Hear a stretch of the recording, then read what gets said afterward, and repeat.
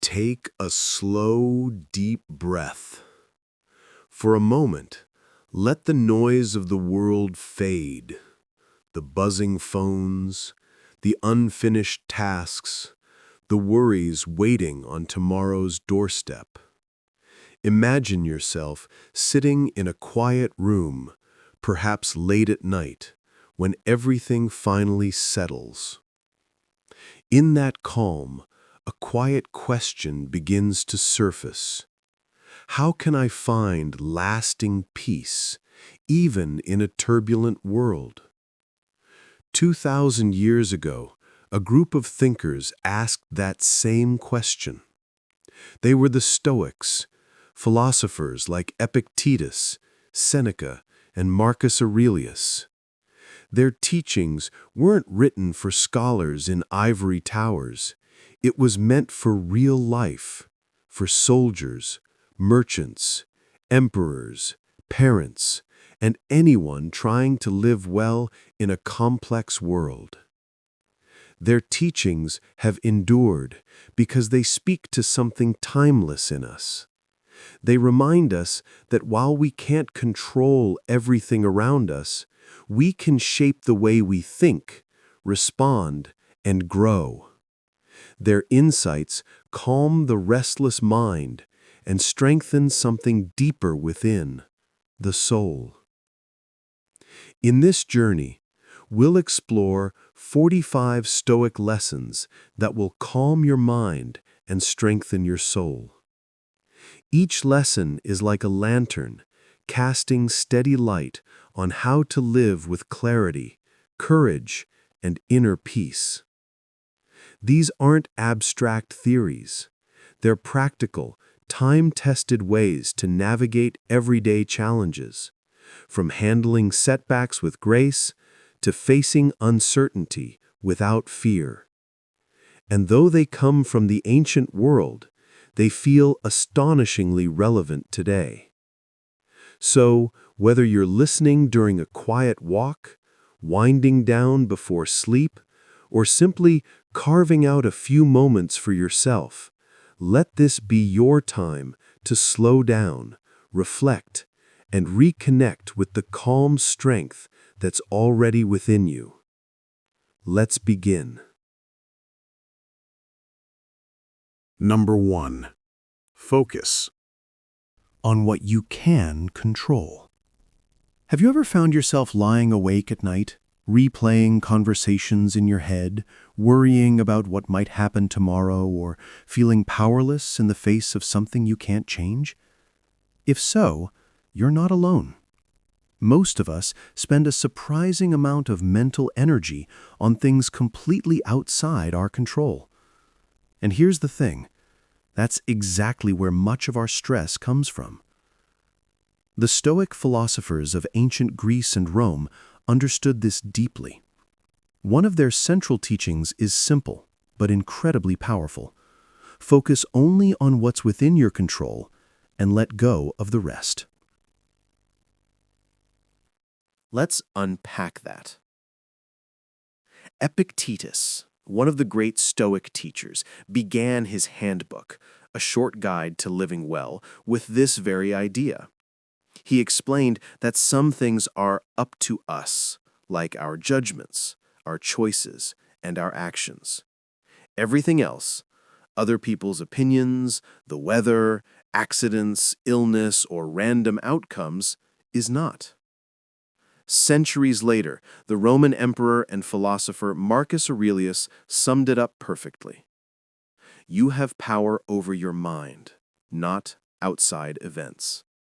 Realize this, and you will find strength. This isn't just poetic wisdom, it's practical. Think about the last time you were stuck in traffic. You couldn't control the line of cars in front of you or the driver who suddenly cut you off. But you could control your reaction. You could sit there, fuming, gripping the steering wheel, honking in frustration. Or you could accept that the traffic is simply not in your hands. You could put on some calming music, call a friend, safely, of course, Or simply breathe and enjoy a few quiet moments. The external situation doesn't change, but your internal state does. And that's the heart of the Stoic insight. By shifting your attention from the external world to your own responses, you regain a sense of agency. You stop being a passive victim of circumstances and start becoming an active participant in how you experience life. Modern psychology actually backs this up. There's a concept called the internal locus of control. People with a strong internal locus believe that their actions, choices, and attitudes shape their lives more than luck or external forces do. Research has shown that these people tend to experience less stress, greater emotional stability, and even better health outcomes. It's not magic, it's a mindset shift. When your energy is focused on what you can actually influence, worry turns into action. Instead of agonizing over whether your boss will like your presentation, you focus on preparing it well. Instead of stressing about whether it will rain on your wedding day, you plan for a backup venue. That's real power. So, how can you actually practice this mindset? One simple exercise is what I like to call the control checklist. When you're feeling anxious, pause for a moment. Write down what's on your mind. Then, next to each item, mark it as either influenceable or out of my hands. Once you've sorted the list, direct your energy only toward the influenceable items. You'll be surprised how much lighter you feel when you stop wrestling with what you can't change. Another technique is the worry audit. At the end of each day, jot down one thing you worried about. Ask yourself honestly, was this within my control? If the answer is no, remind yourself gently to let it go. Over time, this builds awareness and trains your mind to stop giving free rent to uncontrollable worries. And here's a reflective practice borrowed straight from the Stoics, the response journal.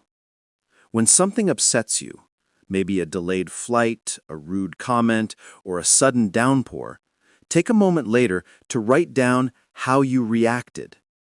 Then, imagine how a wise Stoic might have responded. This isn't about judging yourself harshly. It's about recognizing where your power actually lies. Now, a quick but important clarification. Focusing on what you can control doesn't mean becoming passive or indifferent. It's not about shrugging and saying, "Oh well, nothing matters." Quite the opposite. It's about bringing your best effort to the things you can change, your behavior, your preparation, your mindset, while accepting gracefully what you can't. You don't control the storm, but you can adjust your sails. Before we wrap up, take a moment for a micro-reflection. Think of one thing that's been nagging at you lately. Maybe a decision someone else made, or an outcome you're waiting for. Is it truly within your control? If not, how might your day feel different if you redirected your energy towards something you can influence? It's amazing how much mental space clears up when you stop trying to control the uncontrollable. As Epictetus put it simply, some things are up to us, and others are not. Once you fully grasp this, you start living with more peace, resilience, and freedom. Number 2. Master your perceptions. Have you ever had one of those moments where something small happens and before you even realize it, your mind spins an entire story around it? Maybe a coworker walks past you without saying hello, and instantly you feel a pang of hurt. Did I do something wrong? Are they upset with me? In just a few seconds, a simple event turns into a mini emotional storm. This is something the Stoic philosophers understood very well. It's not events themselves that disturb us, but the stories we attach to them. Let's break this down. The Stoic teacher Epictetus once explained that external events are neutral. What actually causes emotional turmoil are our judgments about those events. Marcus Aurelius, the philosopher emperor, went a step further. If you can remove your opinion about something that troubles you, the trouble itself often disappears. It's like pulling the plug on a noisy machine. The moment you cut the power, the sound fades away. This might sound abstract at first, but think of it like wearing tinted glasses. If the lens are scratched or colored, everything you see will be shaped by that tint. The world hasn't changed, your lens has. Similarly, our perceptions act as mental filters. If we interpret things in a negative, personal, or exaggerated way, even neutral events can feel threatening or upsetting. Take the example of a friend who doesn't wave back. One interpretation is, they're ignoring me. Another is, maybe they didn't see me or they're just distracted. The external fact is the same. Someone walked by. But the emotional outcome completely depends on which story you choose to believe. The first leads to hurt feelings. The second, to understanding. This idea isn't just ancient philosophy. Modern psychology agrees. Cognitive behavioral therapy, or CBT, one of the most effective approaches for treating anxiety and depression, is built on this same principle. Psychologists have found that when people learn to identify and reframe their negative thoughts, their emotional well-being improves significantly. Instead of accepting every first impression as the absolute truth, CBT encourages people to pause, question, and reevaluate. Think of your mind as a newsroom. When something happens, the breaking news comes in fast, often dramatic, often incomplete. Mastering your perceptions is like becoming the editor-in-chief. You don't just let the first headline run unchecked. You fact-check, you look for alternative explanations, and then you decide what story goes out. So how can you actually apply this in daily life? One simple but powerful technique is keeping a thought journal. When something upsets you, write down what happened, just the raw facts, without interpretation. Then, write down your immediate thoughts about it. Finally, challenge those thoughts. Is there another way to see this? Am I jumping to conclusions? Over time, this habit trains your mind to separate facts from assumptions. Another practice is what I call the 3-breath rule. When someone says something irritating or you receive bad news, resist the urge to react instantly. Instead, pause and take 3 slow, deep breaths. This tiny gap weakens the emotional grip of your first interpretation and gives your rational mind time to catch up. It's amazing how often those 3 breaths prevent regretful words or unnecessary stress. A third exercise involves neutral rephrasing. Try describing events in factual, emotional, neutral language. Instead of saying, "I had a terrible day," say, "2 of my plans fell through today, and I felt disappointed." Notice how this phrasing is grounded in reality. It acknowledges the setback without exaggerating it into a catastrophic, terrible day. The more you practice this, the more you train your brain to see situations clearly instead of through a fog of drama.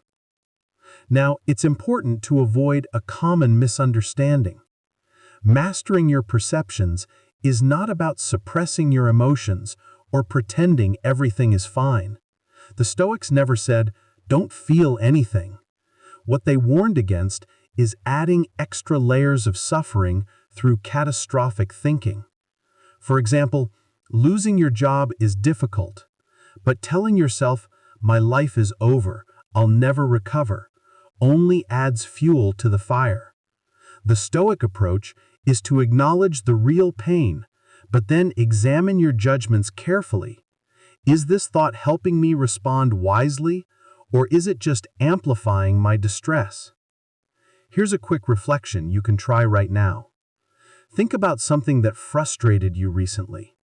Was the situation truly awful on its own, or did your interpretation make it feel that way?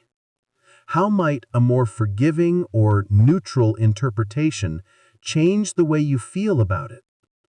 When you learn to master your perceptions, you're not denying reality. You're seeing it more clearly.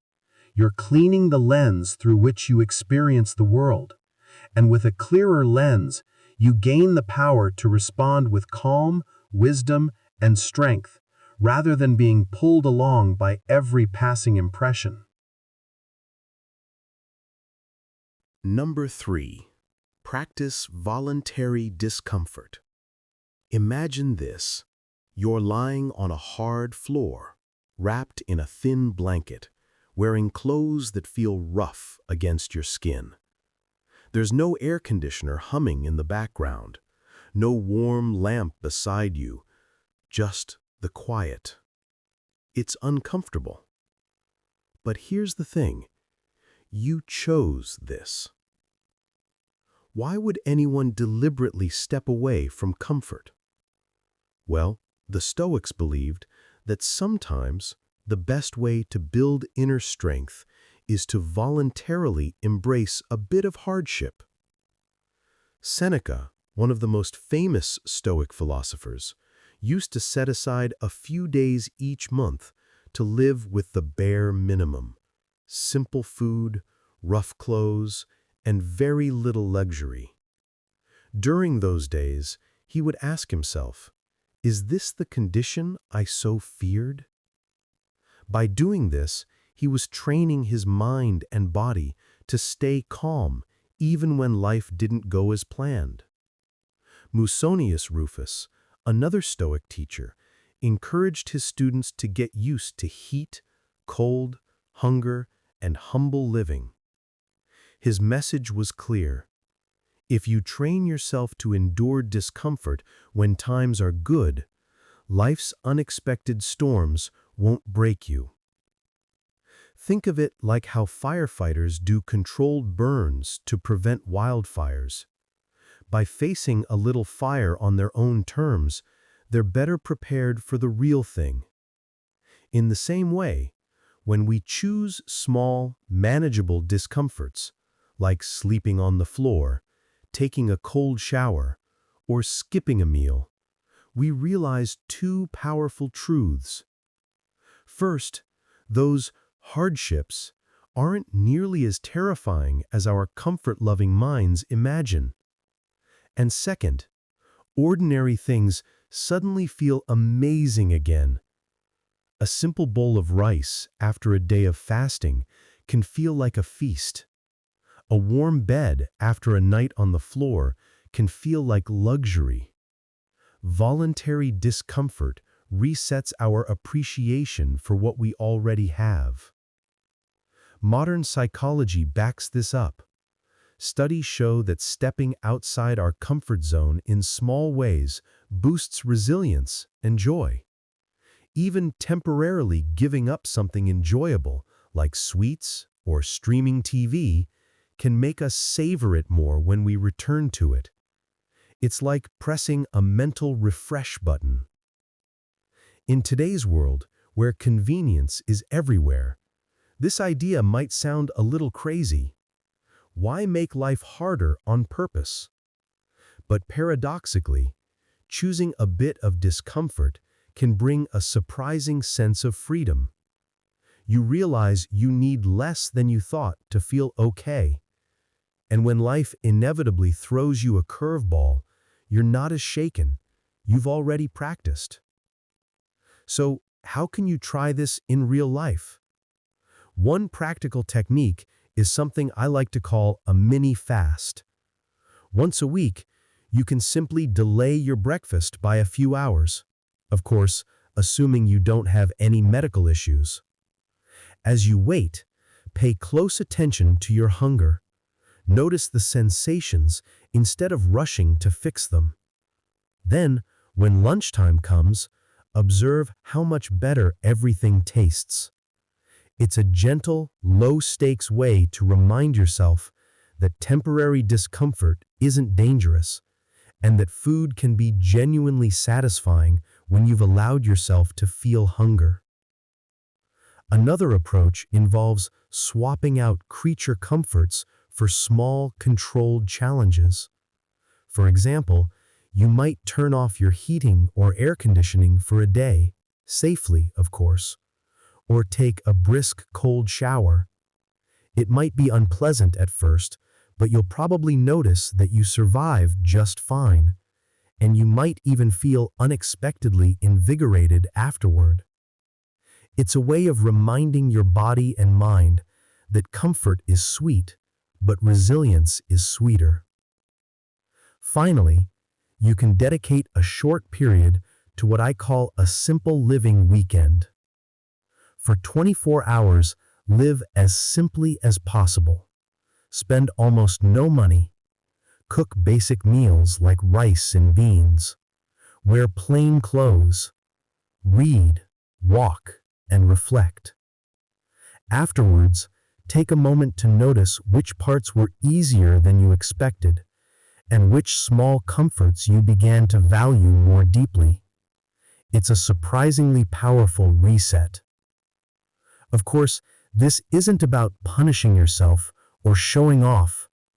Don't push into extremes or brag about your cold shower like it's a medal. The goal is personal growth, not reckless deprivation. Know your limits, especially when it comes to health and responsibilities. Before you try, here is a quick reflection. What's one comfort you rely on every single day? Your hot coffee? The elevator? Maybe that nightly scroll through your phone? How could you safely give it up, even just for a short while? What might you learn from that small experiment?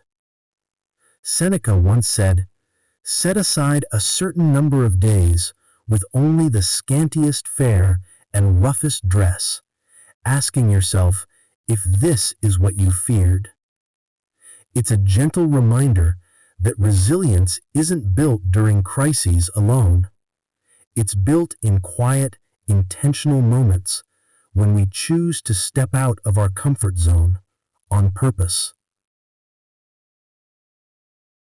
Number 4. Anticipate challenges calmly. Picture this. You're about to give an important presentation. You've practiced your slides, your outfit is ready, and your heart is racing just a little. You walk into the room, set everything up, and bam, the projector dies. Or your laptop freezes. Or someone throws a question at you that you didn't see coming. Now, imagine that before this day, you had already spent a few quiet minutes picturing exactly this kind of moment. You'd imagined the glitch, the awkward silence, the unexpected challenge, and you'd mentally rehearsed how you'd handle it. So instead of panicking, you smile, grab your printed backup slides, and keep going. The audience might even admire how calm you are. This simple mental exercise has deep philosophical roots.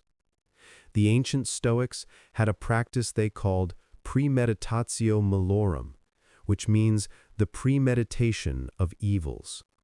The idea was to calmly imagine potential difficulties before they happen, not to dwell in fear, but to build inner resilience.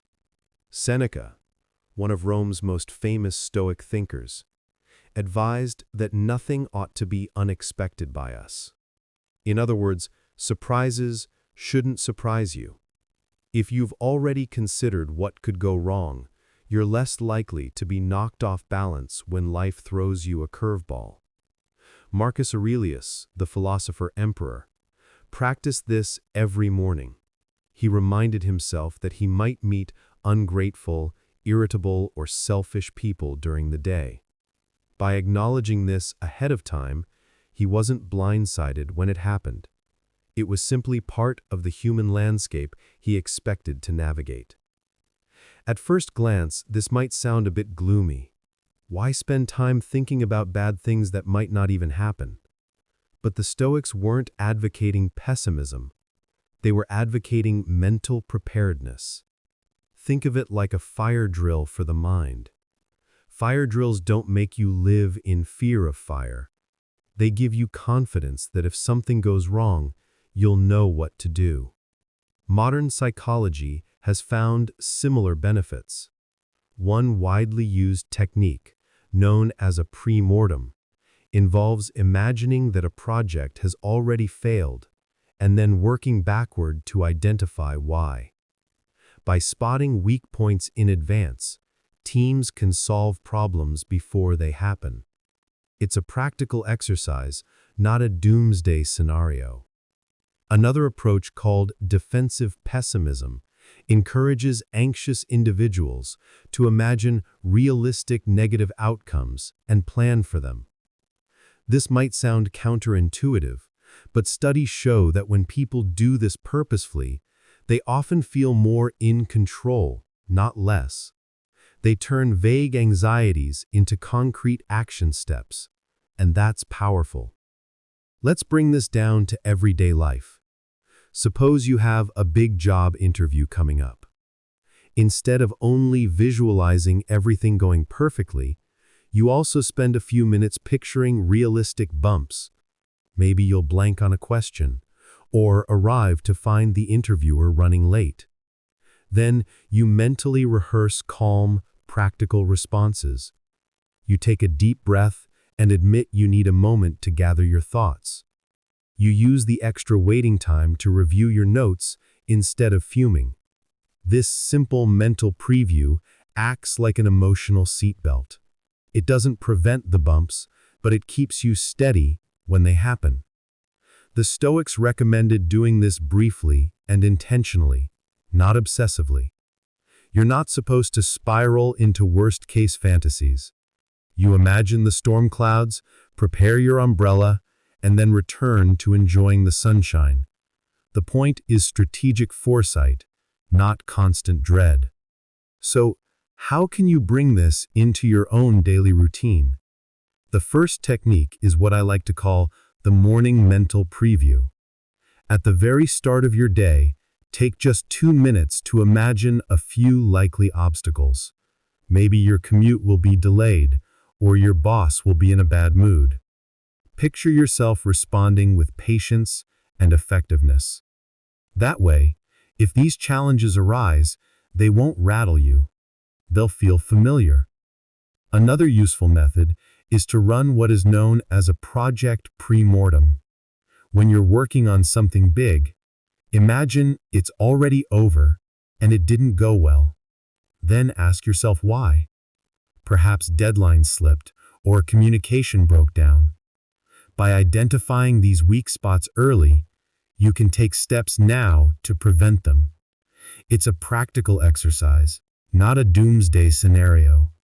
Finally, for major life decisions, like moving to a new city or changing careers, you can try an approach called fear setting. This involves structured reflection. You write down the worst that realistically could happen, how you could prevent those outcomes, and how you'd recover if they did happen. Many people are surprised to find that their worst-case scenarios are actually manageable, and that realization alone reduces fear. Of course, there are pitfalls to avoid. Don't let this technique turn into constant worry or fatalism. If you spend your days imagining endless disasters, you're no longer practicing Stoicism. You're just catastrophizing. Keep it brief, keep it realistic, and let it go afterward. You're giving your mind a quiet, strategic rehearsal, not writing a horror script.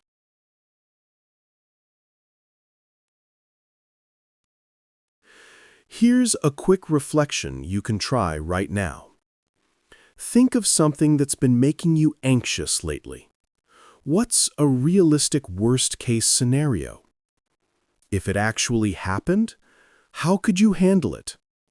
Does having even a rough plan make you feel a little steadier?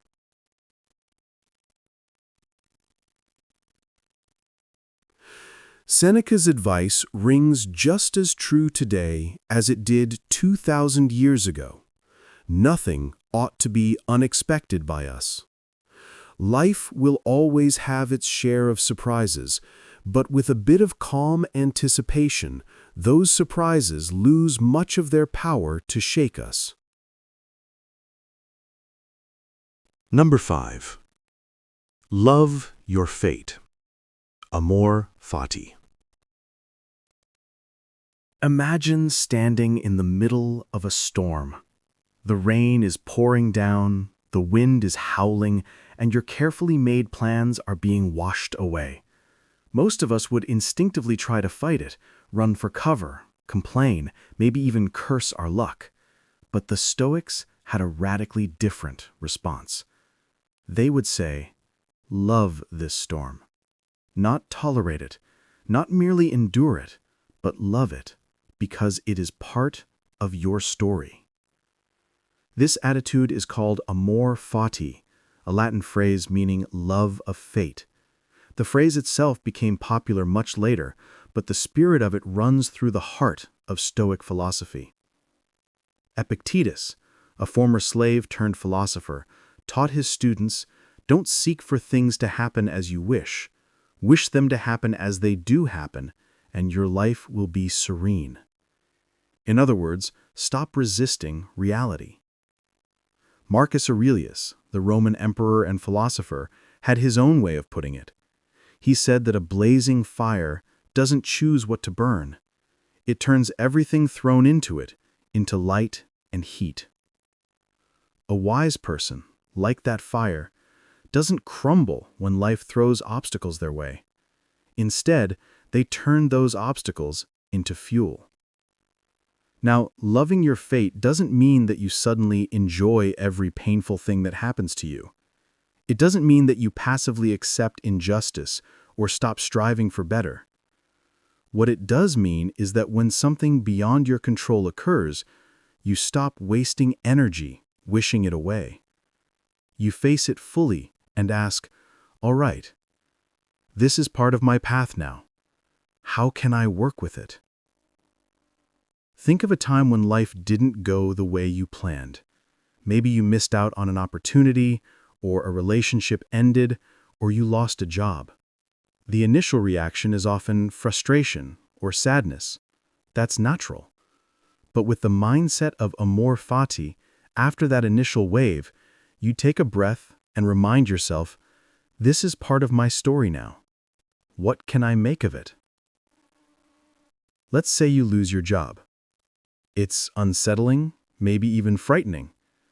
But instead of dwelling on, why me, or this shouldn't have happened, you could see it as a turning point. Maybe it pushes you to learn a new skill, to switch fields, or to finally pursue something you'd been postponing. Years later, you might look back and realize that what felt like a setback was actually the doorway to a better chapter. This happens more often than we realize. Many people, when reflecting on their lives, describe a difficult period as a blessing in disguise. They don't say that because the pain wasn't real. It was. But because through that pain, they grew, adapted, and discovered new strengths. Modern psychology supports this ancient insight. Acceptance, as a psychological practice, has been shown to reduce anxiety and help people cope more effectively with stress. When you stop fighting the reality of what's already happened, your mind is freed to focus on what you can do next. It's the difference between struggling against the current and learning how to swim with it. Let's make this more concrete. Imagine it's your wedding day, and it suddenly starts raining. You could spend the whole day fuming that it wasn't supposed to happen this way.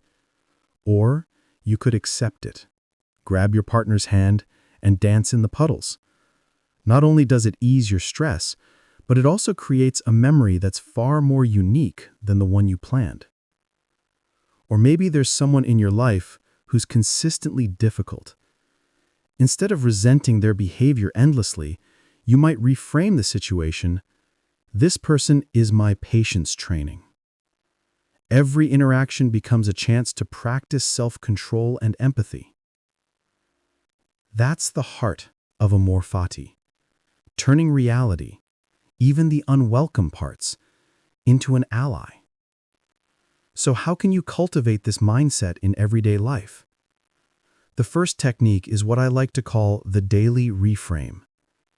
Whenever something goes wrong, challenge yourself to find at least one hidden benefit or lesson. If you miss the train, perhaps it gives you unexpected time to read, reflect, or simply slow down. If you argue with your partner, maybe it opens the door to deeper understanding once things settle. This isn't about slapping on forced positivity. It's about gently shifting your perspective. Another practical approach involves using what can be called an Amor Fati affirmation. It's a simple phrase you whisper to yourself in moments of setback, like, "I welcome this," or "This too is for good." At first, it might feel awkward, but over time, this quiet self-reminder conditions your mind to meet challenges with openness rather than resistance. Finally, there's a powerful exercise centered on gratitude for challenges. During moments of reflection or journaling, make it a point to list the things you're grateful for because of a hardship. Maybe a failure pushed you to grow, or a loss deepened your empathy. By acknowledging the hidden gifts inside difficulties, you strengthen your capacity to love your fate, not merely endure it. Of course, there are misunderstandings to avoid. Amor Fati isn't about being passive in the face of harm or injustice. If something wrong happens, Stoicism doesn't tell you to shrug and walk away. It tells you to first accept that it has happened, so you're not stuck in denial, and then act in accordance with virtue to address it. It's also not about suppressing genuine emotions. Grief, anger, and disappointment are part of being human. Stoicism doesn't ask you to erase them, it asks you not to be ruled by them. Feel the feelings, but don't build your house in them. Here's a simple reflection exercise you can try. Think back to a detour in your life, a setback that at the time felt frustrating or painful. Now ask yourself, did something unexpectedly good come out of it? Did it teach you a lesson or lead you somewhere new? Remembering those moments can help you trust the process the next time life doesn't unfold according to your script. Marcus Aurelius's fiery metaphor captures it beautifully. A blazing fire makes flame and brightness out of everything thrown into it. Amor Fati is about becoming that fire, turning whatever life throws your way into fuel for growth, wisdom, and resilience. When you truly love your fate, not just the easy parts, but the difficult ones too, life loses much of its power to break you. You stop asking, "Why me?" and start saying, "Why not me?" This is part of the adventure. Number 6. See the bigger picture through the view from above. Have you ever had one of those days where a single problem completely takes over your mind? Maybe you sent an embarrassing email at work, got into a tense argument or received disappointing news. In those moments, it can feel like the issue fills your entire mental sky, like a storm that stretches from horizon to horizon. But what if you could rise above those clouds and see that the storm is actually small, just one part of a much bigger sky? The Stoic philosophers had a powerful mental exercise for moments like this. Marcus Aurelius, the Roman emperor and philosopher, often practiced what he called the view from above. He would imagine himself rising higher and higher, first above his own body, then above the city of Rome, then beyond the entire earth, until he was looking down from the perspective of the stars. From that vantage point, his personal worries and the day-to-day struggles of imperial politics shrank into tiny, almost invisible details. He reminded himself that the entire earth is but a point in space. When you picture your problems in the context of something as vast as the cosmos, they start to lose their overwhelming grip on you. Think about how you feel when you look out the window of an airplane. As you ascend, the streets, buildings, and cars below quickly become miniature, almost toy-like. The traffic jam that felt infuriating a moment ago becomes a quiet ribbon of light winding through a sleeping city. This is the kind of shift Marcus Aurelius was practicing, not with physical height, but with mental perspective. When we're caught up in daily problems, it's easy to lose this sense of scale. A mistake at work feels like the end of the world. A misunderstanding with a friend feels like a monumental fracture. But imagine zooming out in your mind. First, see your entire city. Thousands of people living their lives, each with their own concerns. Then zoom out further to your country. Then to the entire planet, spinning silently through space. Your single problem is still real, but it now exists as one small point among billions of stories unfolding at once. Zoom out even further. Picture the Earth floating in the vast darkness of space, surrounded by stars and galaxies that have been shining long before you were born and will continue long after you're gone. Suddenly, that awkward conversation or missed deadline doesn't feel quite so earth-shattering anymore. The Stoics weren't trying to make people cold or detached. This exercise isn't about dismissing emotions or pretending problems don't exist. It's about right-sizing them, seeing them for what they are in their proper proportion. Modern psychology has actually studied a similar effect, known as self-distancing. When people step back and view their situation from a third-person perspective, almost like watching a scene from a movie, their emotional intensity often decreases. They're less likely to ruminate and more likely to reason calmly. What the Stoics intuited through philosophical practice, psychologists today have measured in labs. This kind of mental zooming out can bring a gentle sense of humility, even humor. You might think, in the grand timeline of the universe, this little setback is really nothing. That realization doesn't make you indifferent. It makes you calmer and clearer. You still deal with the problem, but without the sense that it's the center of the universe. So how can you bring this view from above into your daily life? One way is through a simple visualization exercise. Take a quiet moment, close your eyes, and imagine yourself slowly rising upward, as if in an elevator or a drone camera. See your room below, then your neighborhood, then your city. Keep going until you can picture the whole earth beneath you. From this vantage point, individual worries begin to blur into the landscape. If visualization doesn't come easily, you can even look for guided, view-from-above meditations to help you along. Another approach is to use time as your lens. Perspective isn't only about space, it's also about time. Ask yourself, will this problem still matter in 5 days, 5 months, 5 years? Think back to something you worried about 5 years ago.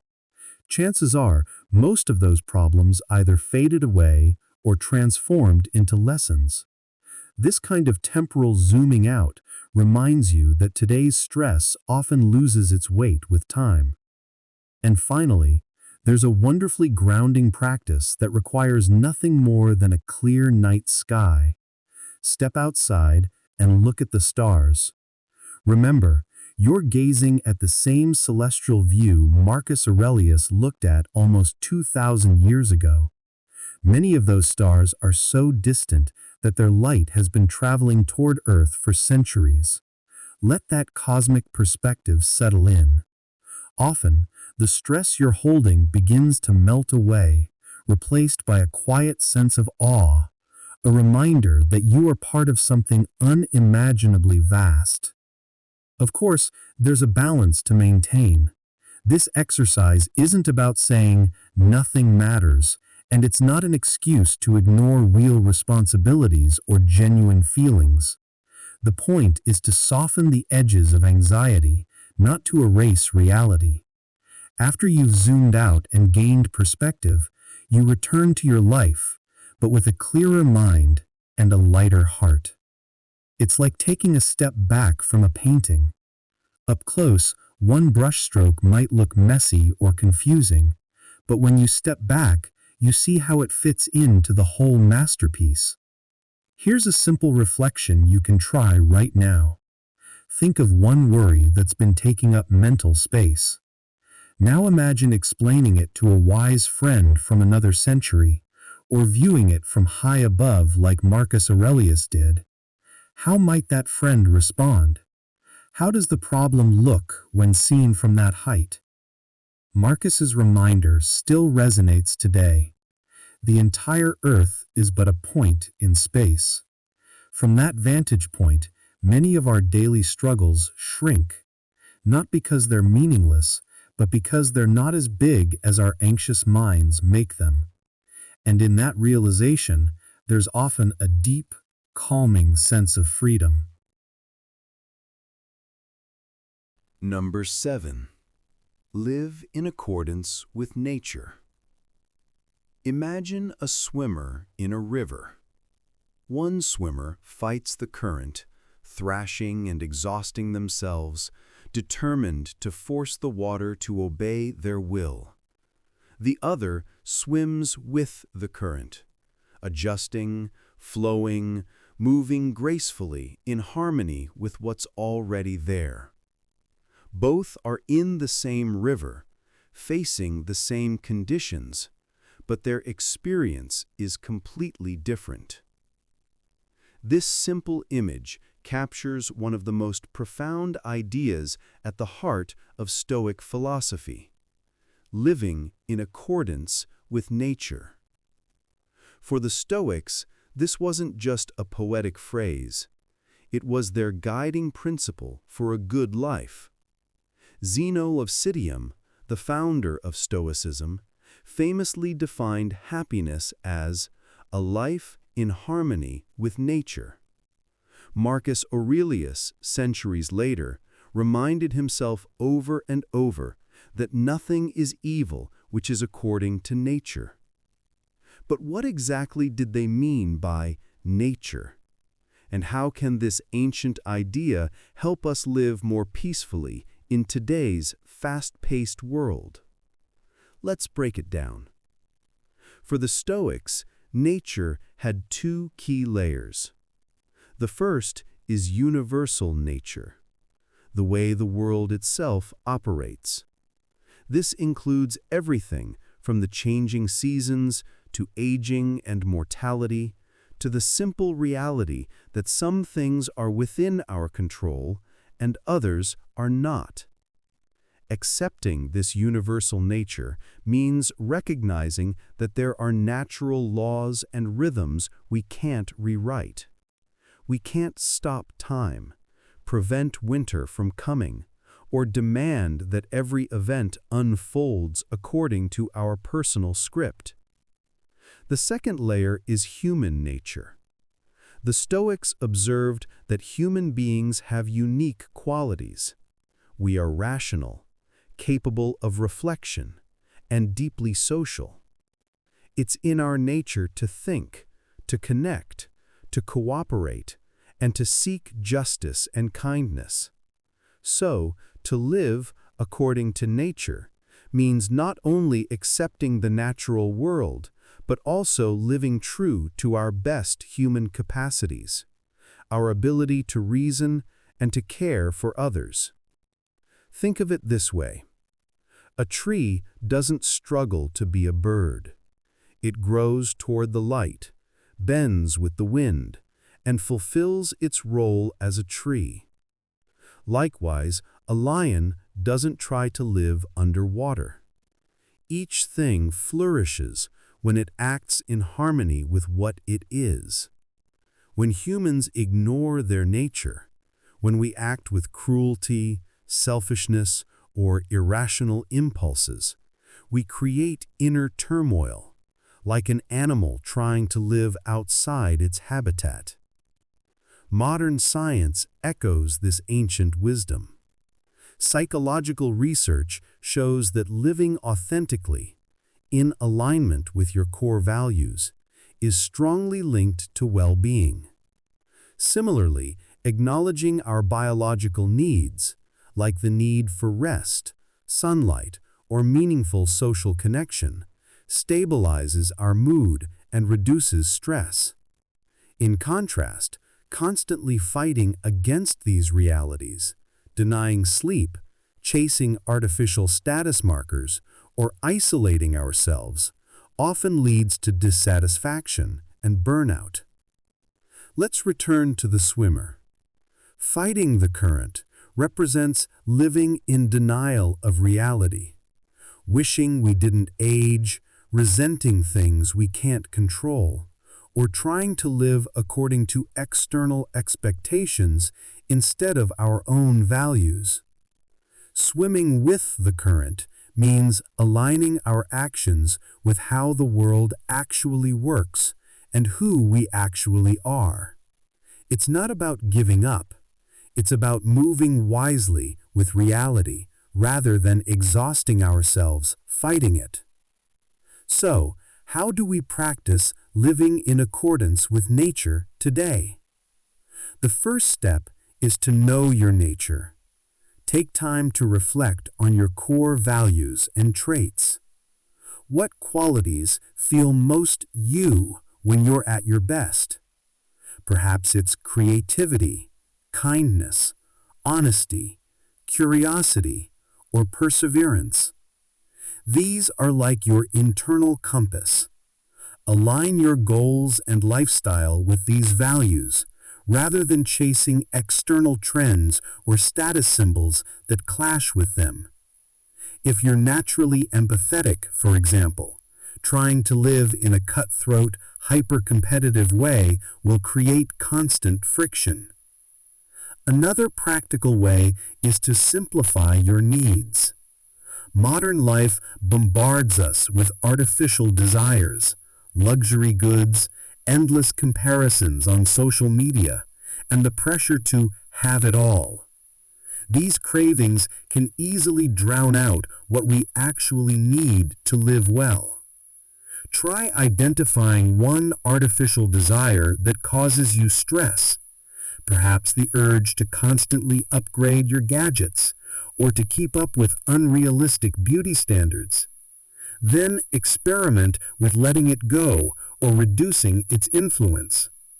In its place, focus on simple natural pleasures, time outdoors, nourishing food, meaningful conversations, learning, and movement. These are timeless sources of human contentment. Finally, it's essential to accept and adapt. The next time you face something inherent and unchangeable, like aging, a traffic delay, or someone's basic personality traits, pause and remind yourself, this is part of the natural order. Then ask, given this reality, what's the wise way forward? Think of it like sailing. You can't control the wind, but you can adjust your sails.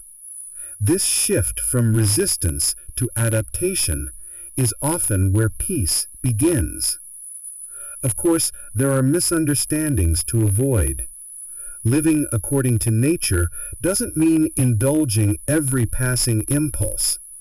Anger, greed, or jealousy might feel natural in the heat of the moment, but for the Stoics, that's not our higher nature. Our true nature is rational and social, capable of reflection and kindness. So, living according to nature means living according to the best part of ourselves, not our fleeting urges. It's also not fatalism. Accepting nature doesn't mean doing nothing in the face of problems. The Stoics were deeply engaged in public life, teaching, and leadership. What they practiced was acting wisely within the boundaries of reality.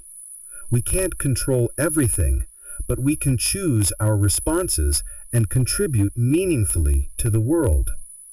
Here's a simple reflection you can try.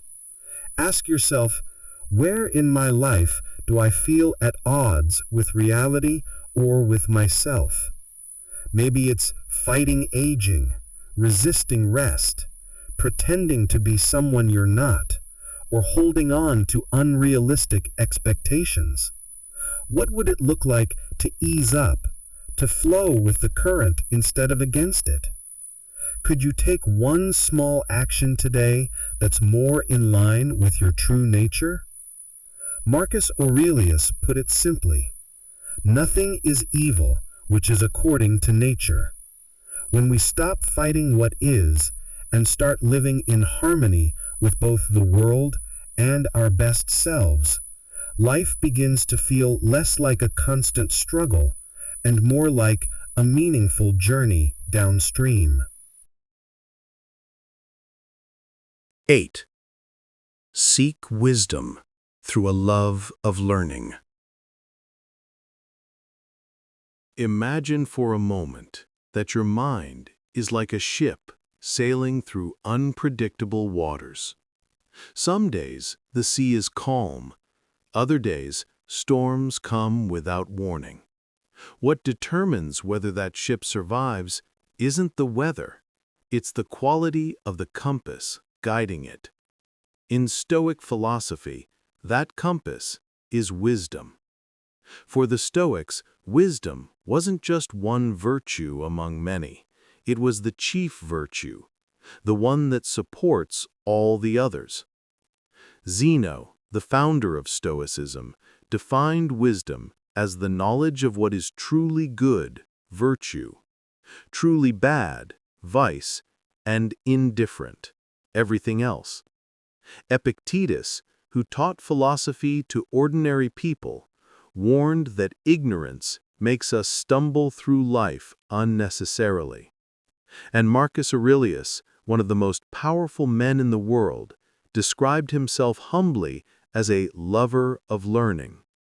Even emperors, in his view, were eternal students. But what does it really mean to seek wisdom? And why does it matter for living a tranquil life? Think of wisdom as a kind of mental calibration. If your inner compass is well calibrated, you can steer through life's storms with steadiness. If it's off, even by a little, you might find yourself heading toward false goals, chasing things that won't bring real fulfillment, reacting to life in ways that only create more suffering. For example, imagine someone convinced that status and luxury are the keys to happiness.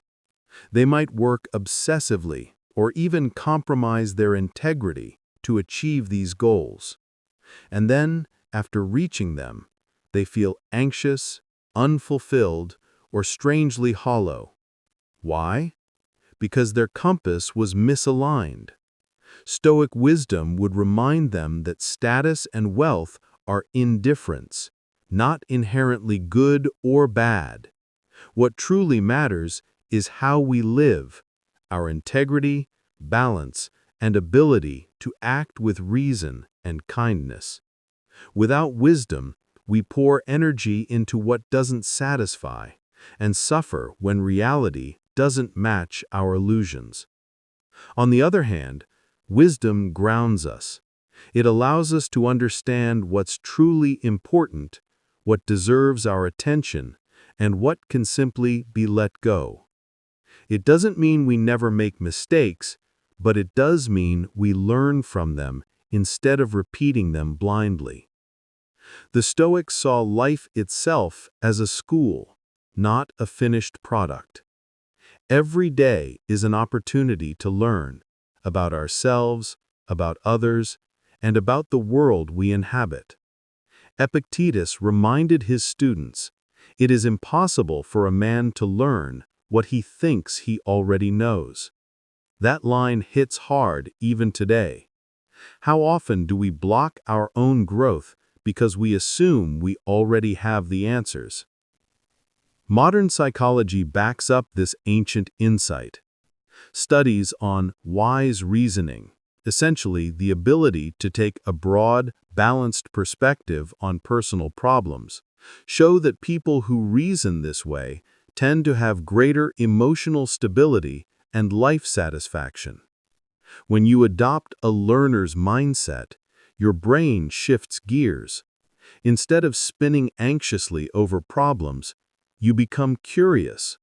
You look for patterns, causes, lessons. This alone can bring a surprising sense of calm. So, how can you cultivate this love of learning in your own life? The first technique is what we might call daily study.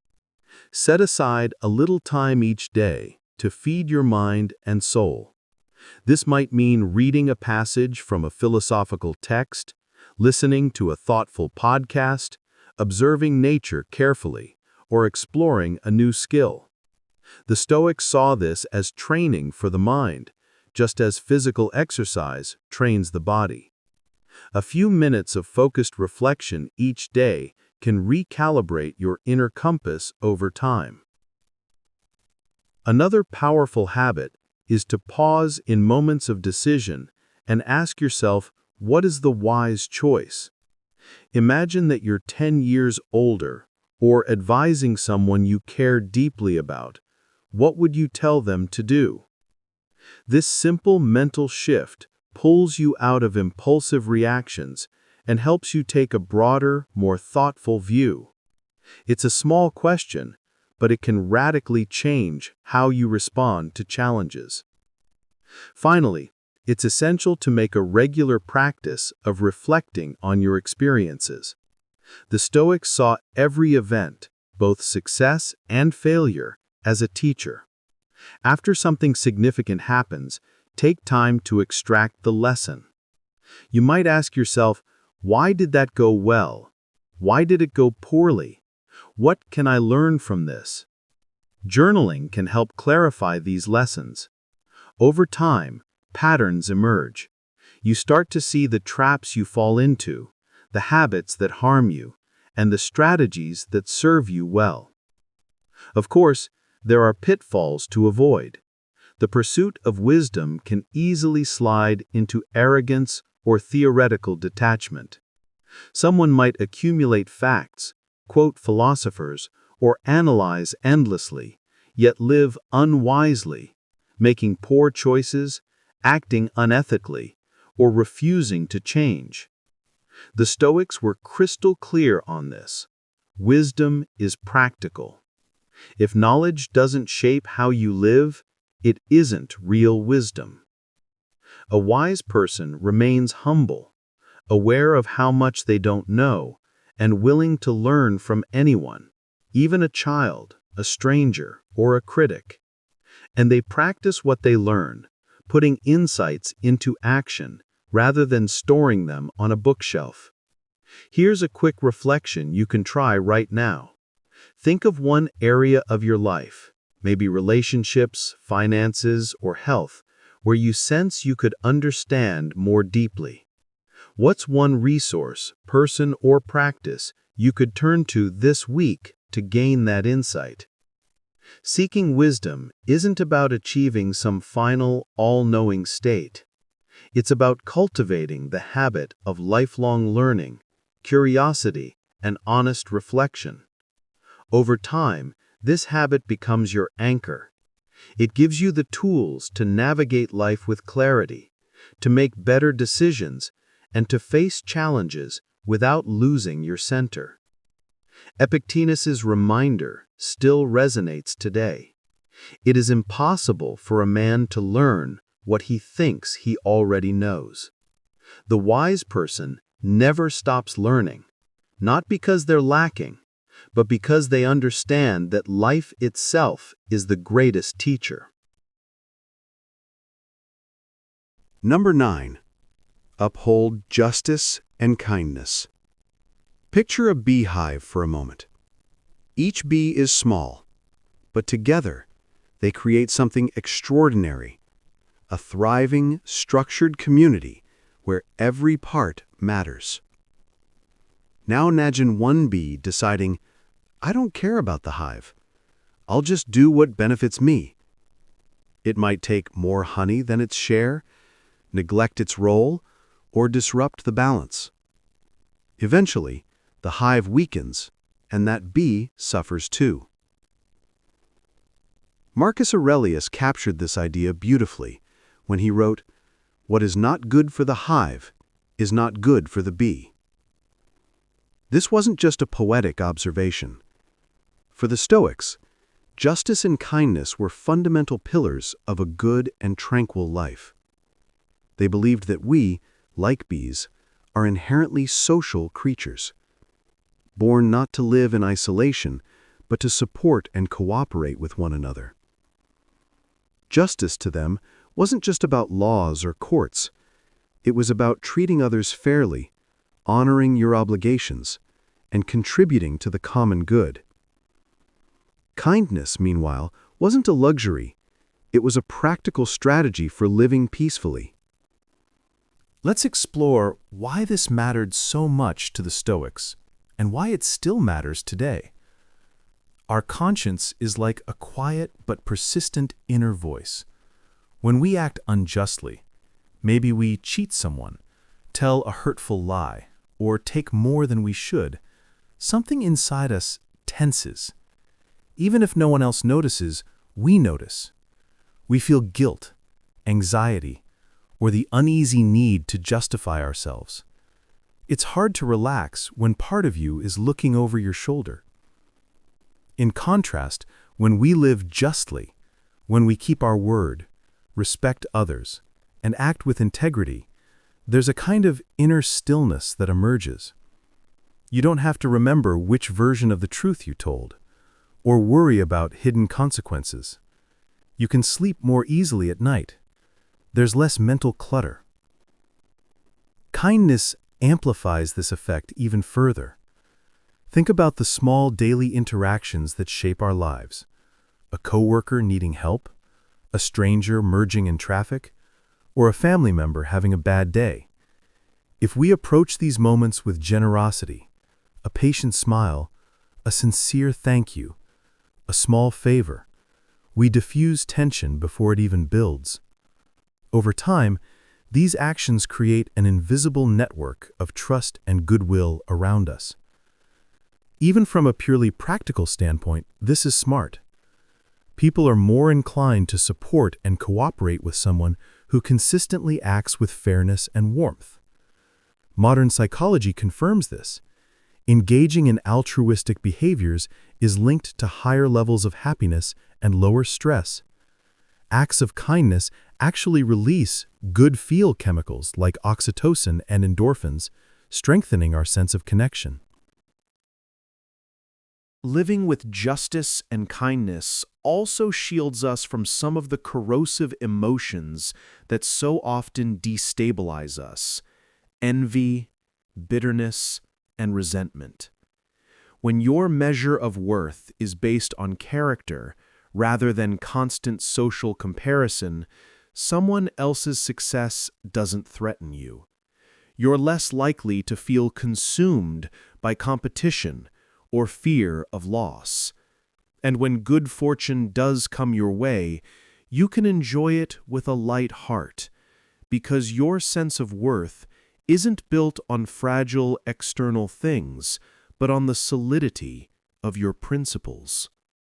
So how can we bring this Stoic commitment to justice and kindness into our everyday lives? One simple way is to use what I like to call the golden rule check. Before taking any action that affects others, pause and imagine being on the receiving end of it. Would it feel fair and kind if someone did this to you? This quick mental exercise can prevent countless missteps, from giving proper credit at work, to speaking honestly but gently, to resisting the temptation to gossip.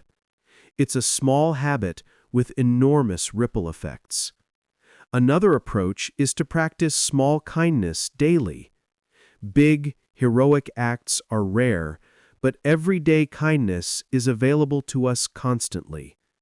Holding the door for someone, thanking a colleague sincerely, letting someone merge in traffic, or checking in on a friend.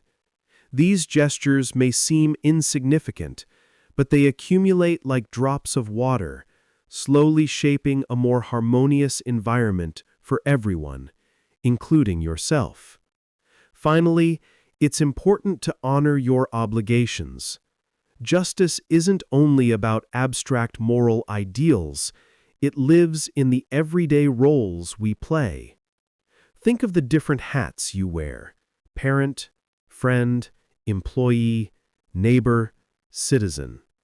Each comes with its own responsibilities: paying debts on time, keeping promises, showing up when you're needed, or speaking up gently when something is wrong. Each time you act justly in these roles, you reinforce your self-respect and create a steadier inner life. Of course, like any Stoic principle, there are pitfalls to avoid. One is self-righteousness, turning justice into a way to feel superior to others.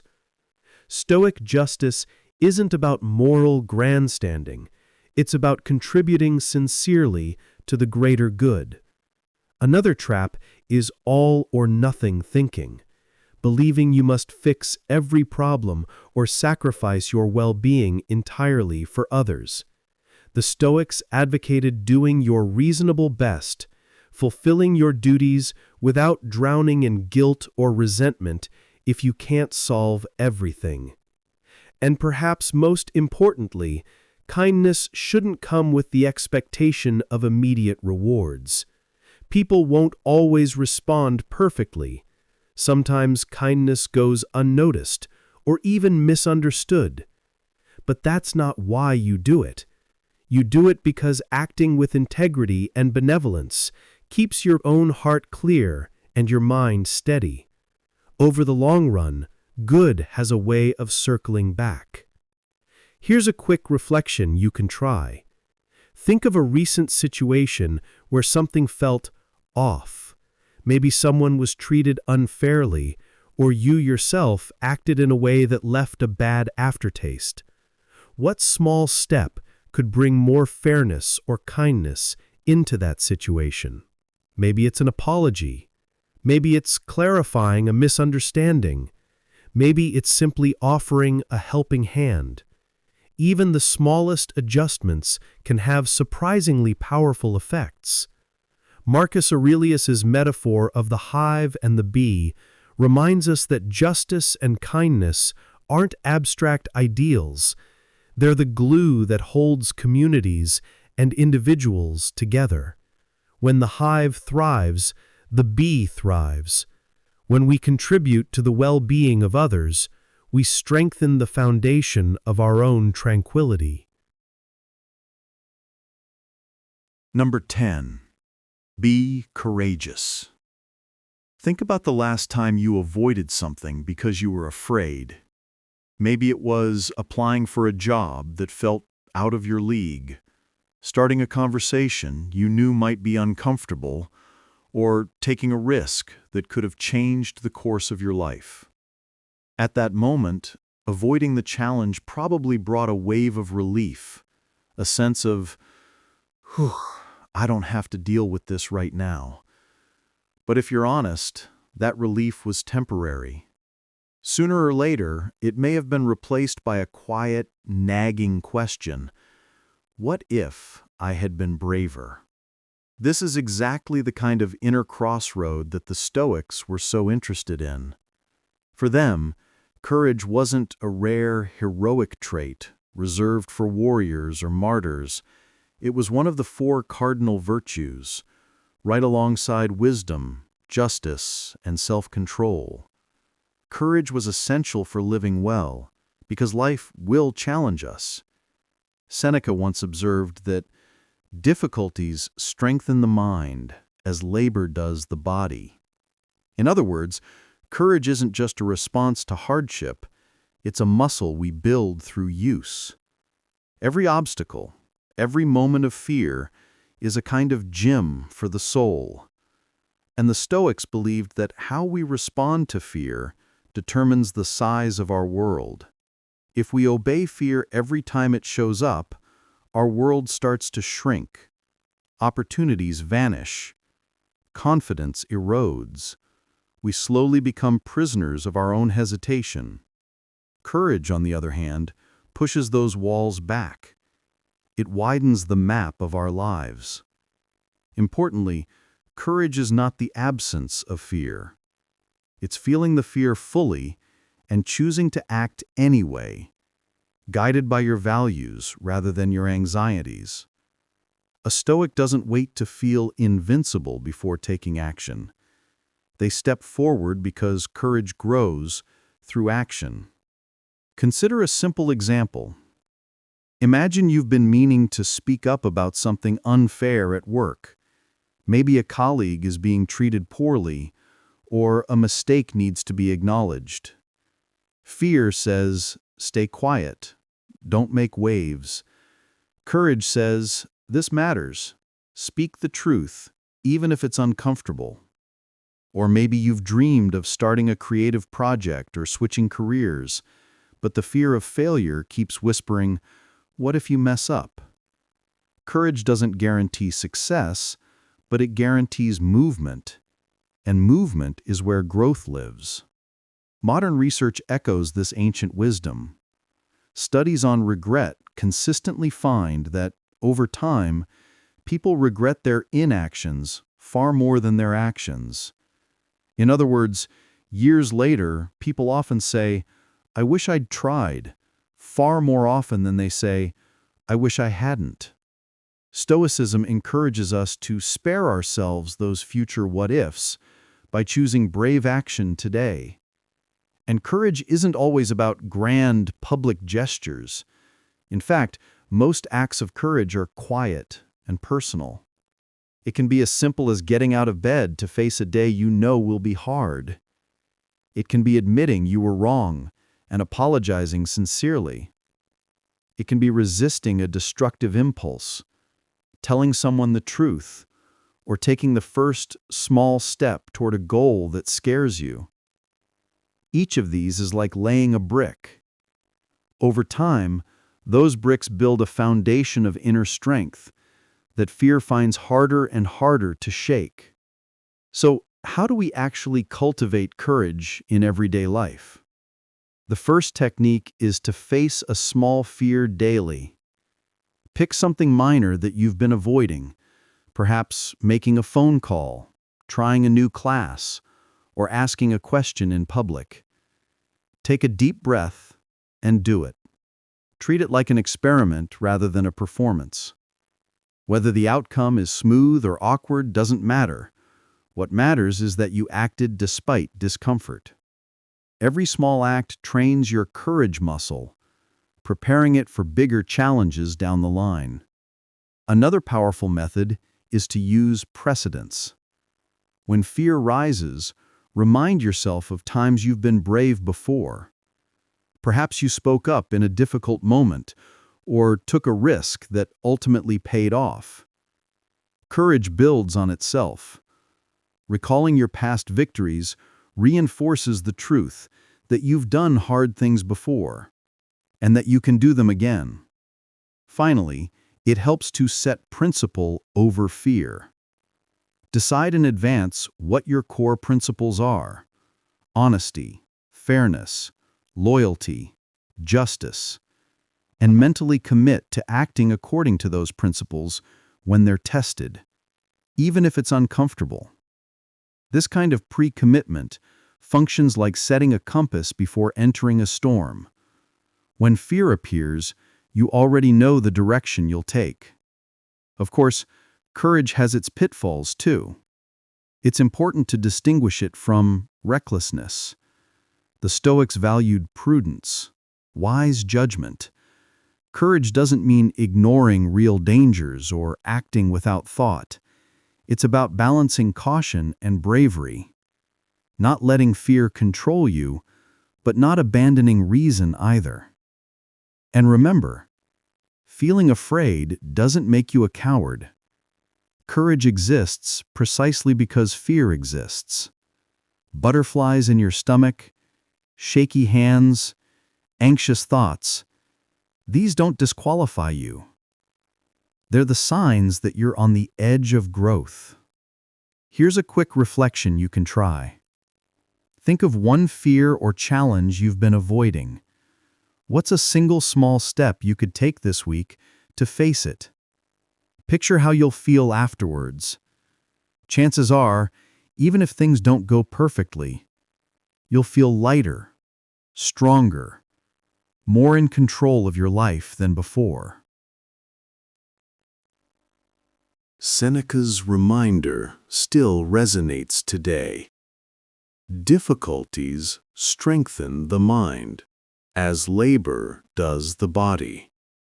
Each time we act with courage, we're not just changing our circumstances, we're training our character.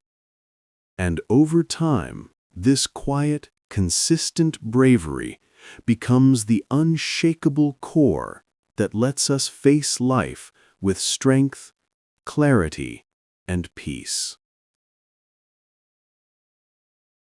Number 11. Exercise temperance and practice moderation.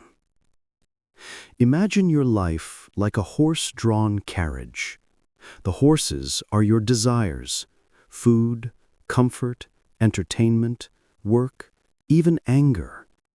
If you hold the reins loosely, they'll bolt in every direction, dragging you along for a chaotic ride. But with a steady hand, you guide them calmly and get where you want to go. That steady hand is temperance, or in simpler terms, moderation.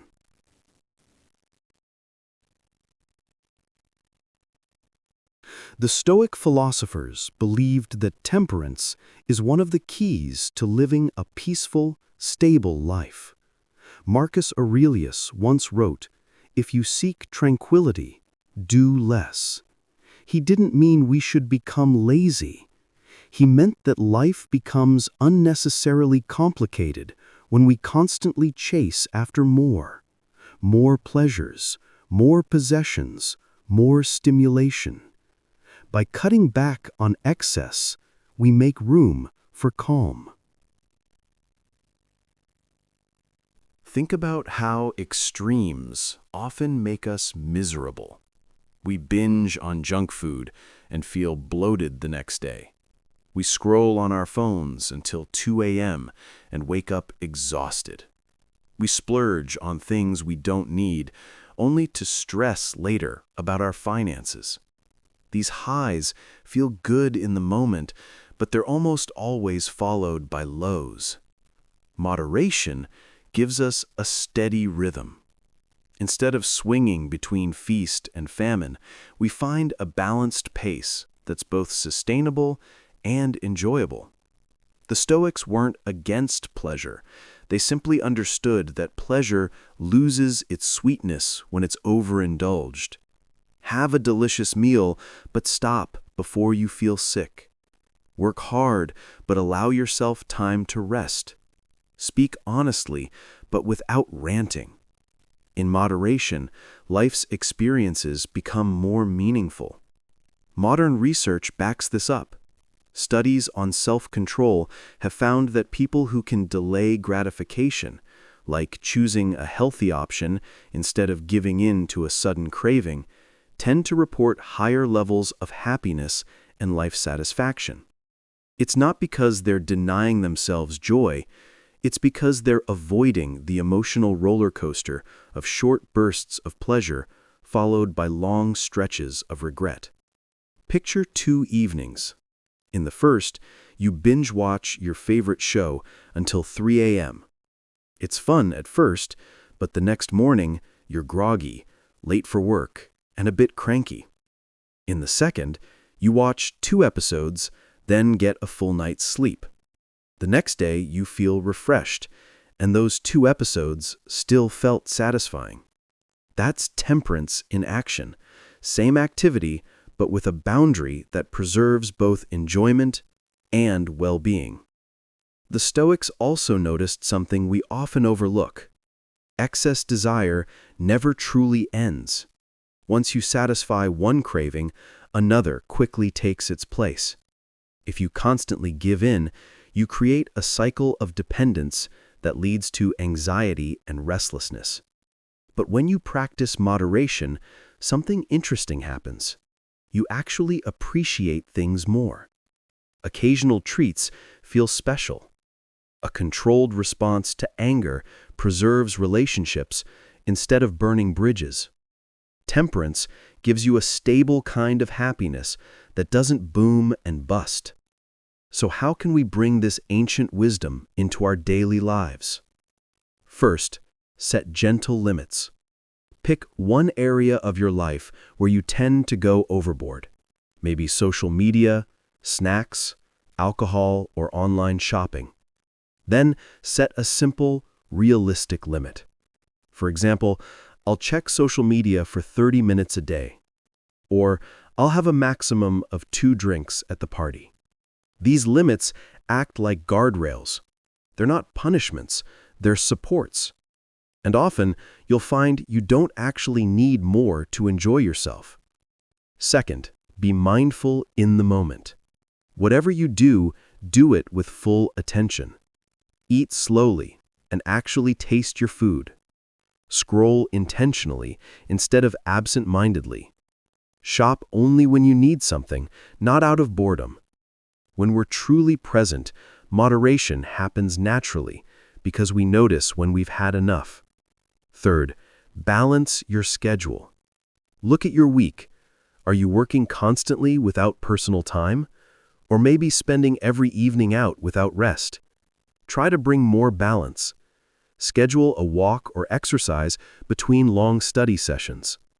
Balance a lively weekend with a quiet evening at home. Moderation in time use is just as important as moderation in consumption. One trap to avoid is the all-or-nothing mindset.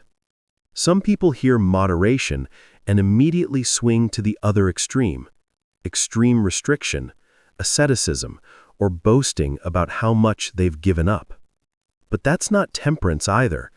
The goal isn't to deprive yourself or to treat moderation as a competition. It's to find the sweet spot where you feel healthy, content, and in control. And yes, you'll slip up sometimes. Everyone does. Maybe you overeat at a party or lose track of time online. Instead of spiraling into guilt or overcorrecting with harsh rules, simply notice it and gently return to balance. Temperance is a practice, not a performance. Take a moment to think. Where in your life do you notice excess or imbalance? Is it in eating, technology, spending, maybe even worrying? Pick just one area and make a modest adjustment this week. Observe how it affects your sense of calm. Often, dialing something back just a little can create a surprising amount of peace. Temperance might not sound glamorous, but it's one of the quiet powers that keep life stable and fulfilling. It's not about living less, it's about living wisely. Marcus Aurelius had it right. If you seek tranquility, do less. Fewer extremes, fewer regrets, more appreciation for what truly matters. Number 12. Fulfill your roles dutifully. Every day, whether we realize it or not, we play many different roles. You might be a parent, a friend, a worker, a student, a neighbor, or even all of these at once. Each role comes with its own responsibilities, expectations, and opportunities. And how well we fulfill these roles has a powerful effect on the structure and meaning of our lives. The Stoic philosophers believed that virtue is found in performing these roles to the best of our ability. Epictetus famously compared life to a play. He said, "Remember, you are an actor in a play assigned the role by the playwright. Your job is to perform it well." Marcus Aurelius often reminded himself that he was a son, a citizen, and an emperor, each identity bringing duties that gave him clarity about how to act. Instead of constantly wondering what to do, the Stoics looked to their roles for guidance. When they asked, "What does my role here call for?" the answer gave them direction and integrity. In our own lives, we wear many hats. You might be a colleague at work during the day, a sibling at home, a volunteer on weekends, and a friend to someone in need. Problems often arise when we neglect these roles or start resenting them.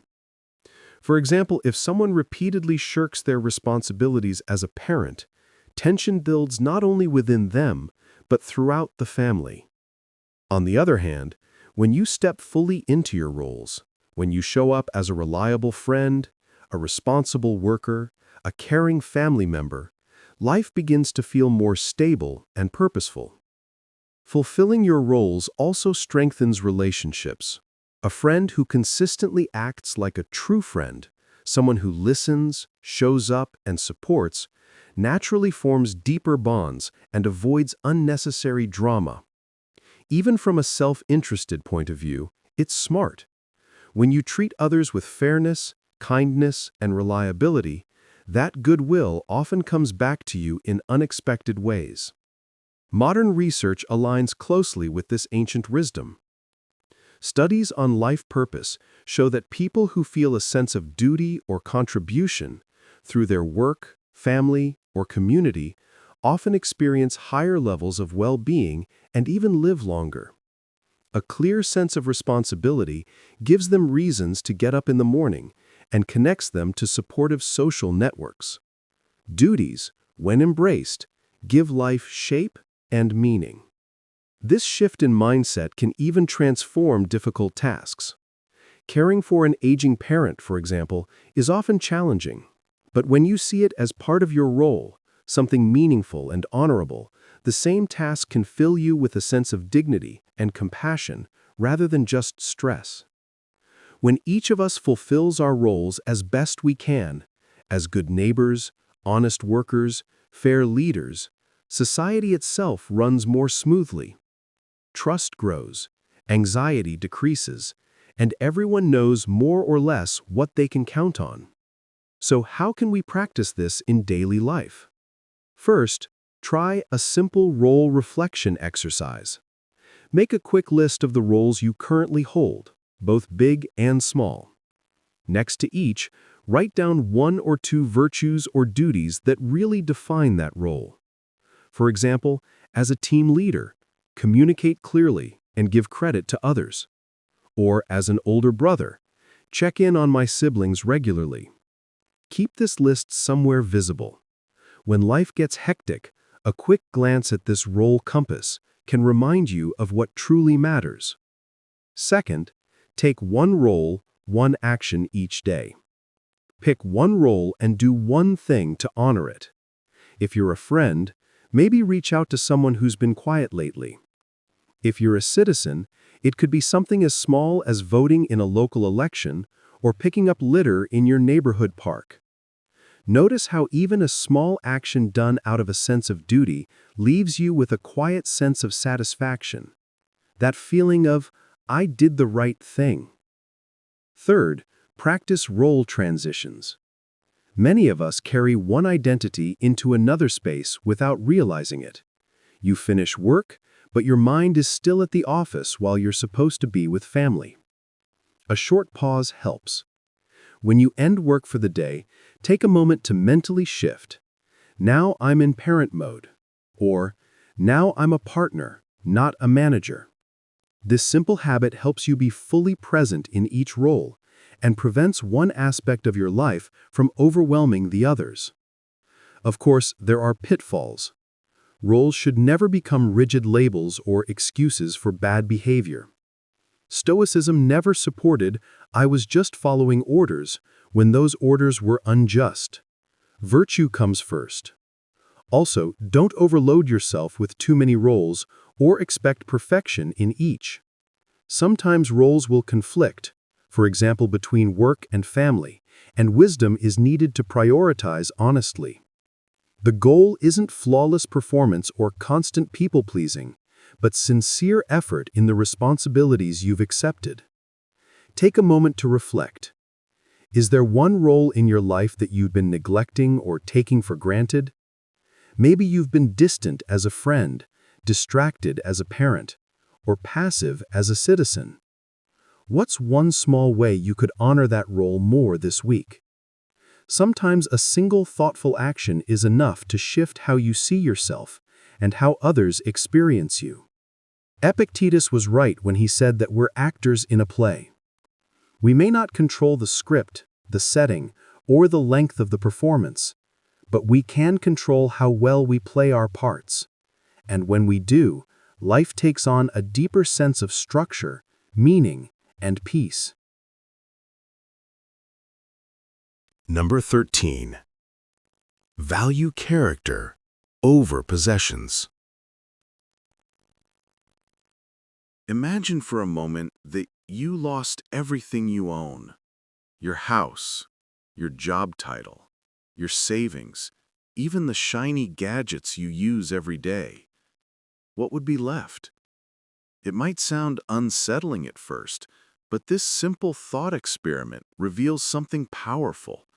When all the external things fall away, what remains is you, your character, your choices, and your virtues. And that, according to the Stoics, is where real wealth lies. The Stoic philosophers drew a sharp line between who you are and what you have. Who you are is made up of your character, your choices, and your virtues. What you have includes your possessions, your reputation, your social status, even your health, all external things that can change in a heartbeat. Epictetus taught that if we tie our happiness to external things, we become slaves to fortune. We're constantly at the mercy of events we can't control. But if we anchor our sense of worth in our character, then no twist of fate can take that away. He famously said, "Wealth consists not in having great possessions, but in having few wants." This idea might sound lofty, but it's actually deeply practical. Many of us measure ourselves by numbers and symbols: the salary on our paycheck, the title on our business card, the size of our house, or even the number of likes on a post. But those things are unstable. They can be lost overnight through layoffs, accidents, economic downturns, or simply the natural ups and downs of life. And even when we do get them, they rarely bring lasting satisfaction. There's always someone richer, more admired, or more successful. It becomes an endless race. When you shift your focus from possessions to character, you give your happiness a firmer foundation. Suppose you don't get that promotion you were aiming for. If your identity is tied to job titles, you might feel crushed, inferior, or resentful. But if you see yourself primarily as a hardworking, honest, and capable person, that setback doesn't define you. You can take pride in your efforts and keep moving forward. Or imagine losing money in the stock market. A person who idolizes wealth might panic and spiral. A Stoic-minded person reminds themselves, I can rebuild. What matters most, my integrity, my courage, my ability to persevere, is still here. Psychologists today echo these ancient insights. Studies have found that people who prioritize intrinsic values, like personal growth, meaningful relationships, or doing good, tend to experience higher well-being and less anxiety than those who chase extrinsic values, such as wealth, status, or appearance. Strong materialism, by contrast, is often linked with lower happiness.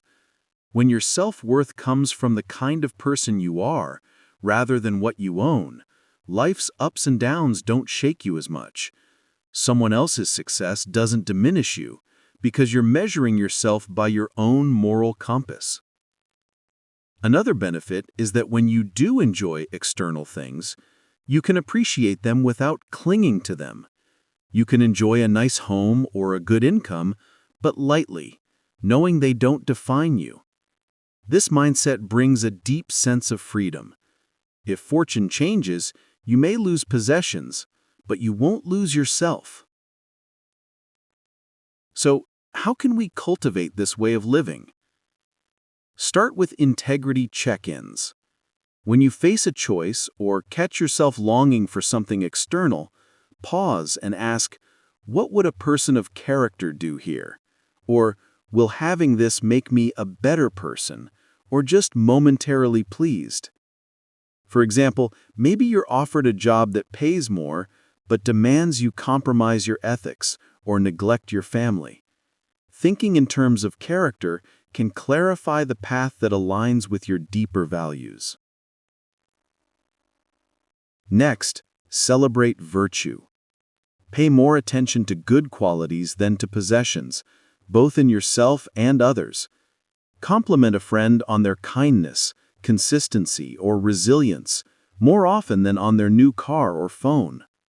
In your own reflections, give yourself credit for moments when you acted courageously or honestly, even if they didn't lead to flashy rewards. This simple shift trains your mind to value what actually matters. You can also downsize mindfully. Try decluttering a small part of your home, donating items you don't truly need, or set a modest budget for a month and see how it feels to live with a little less. Often people discover that simplicity brings more peace than constant accumulation. The energy once spent chasing or managing possessions can be redirected toward building relationships or developing yourself.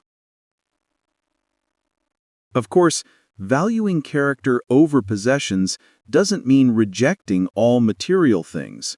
Stoicism isn't about living in poverty for its own sake. It's about perspective. Enjoy what you have, but don't depend on it for your sense of worth. Also, be careful not to swing into a different kind of arrogance, looking down on people who chase material goals. Everyone grows at their own pace. If you notice you still care a lot about external markers, that's fine. Change happens gradually. The key is to keep gently bringing your focus back to what endures.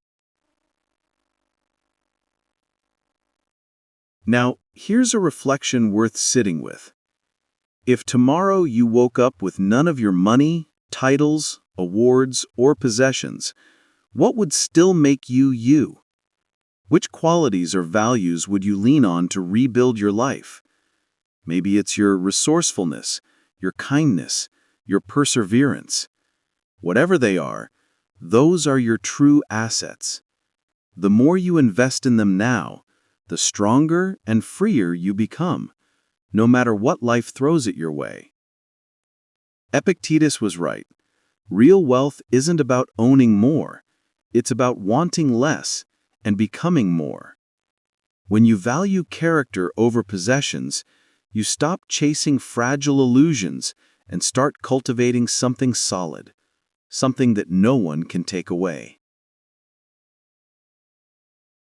Number 14. Remember, you will die. Memento Mori.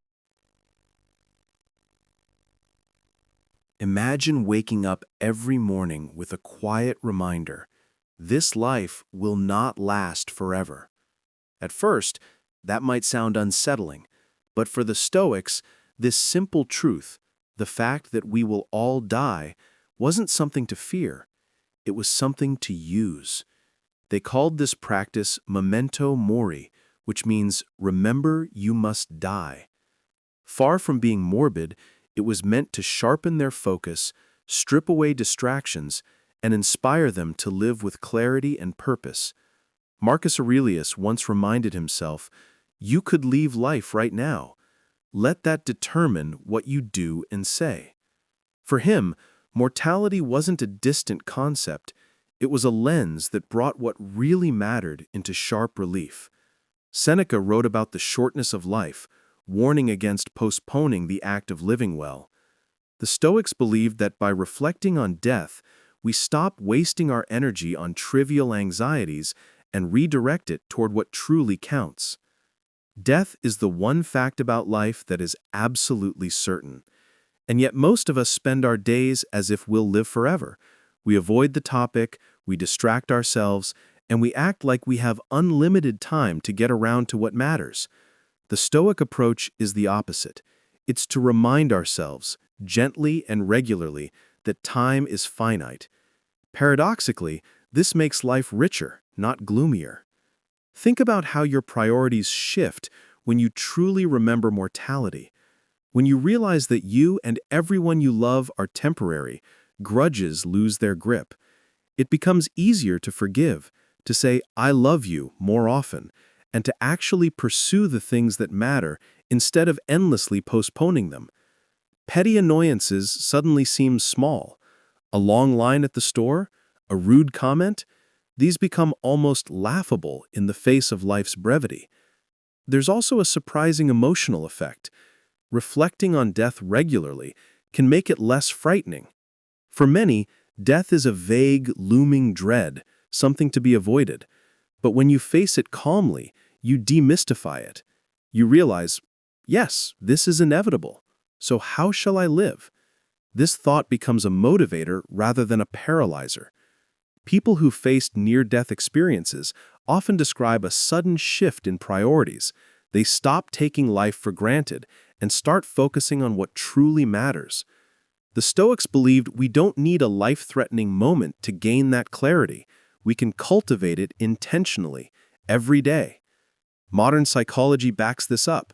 Studies suggest that when people acknowledge their mortality in a healthy, positive framework, they're more likely to make meaningful choices. They strengthen their relationships, clarify their values, and take better care of themselves. It's like cleaning the smudges off the lens of your life.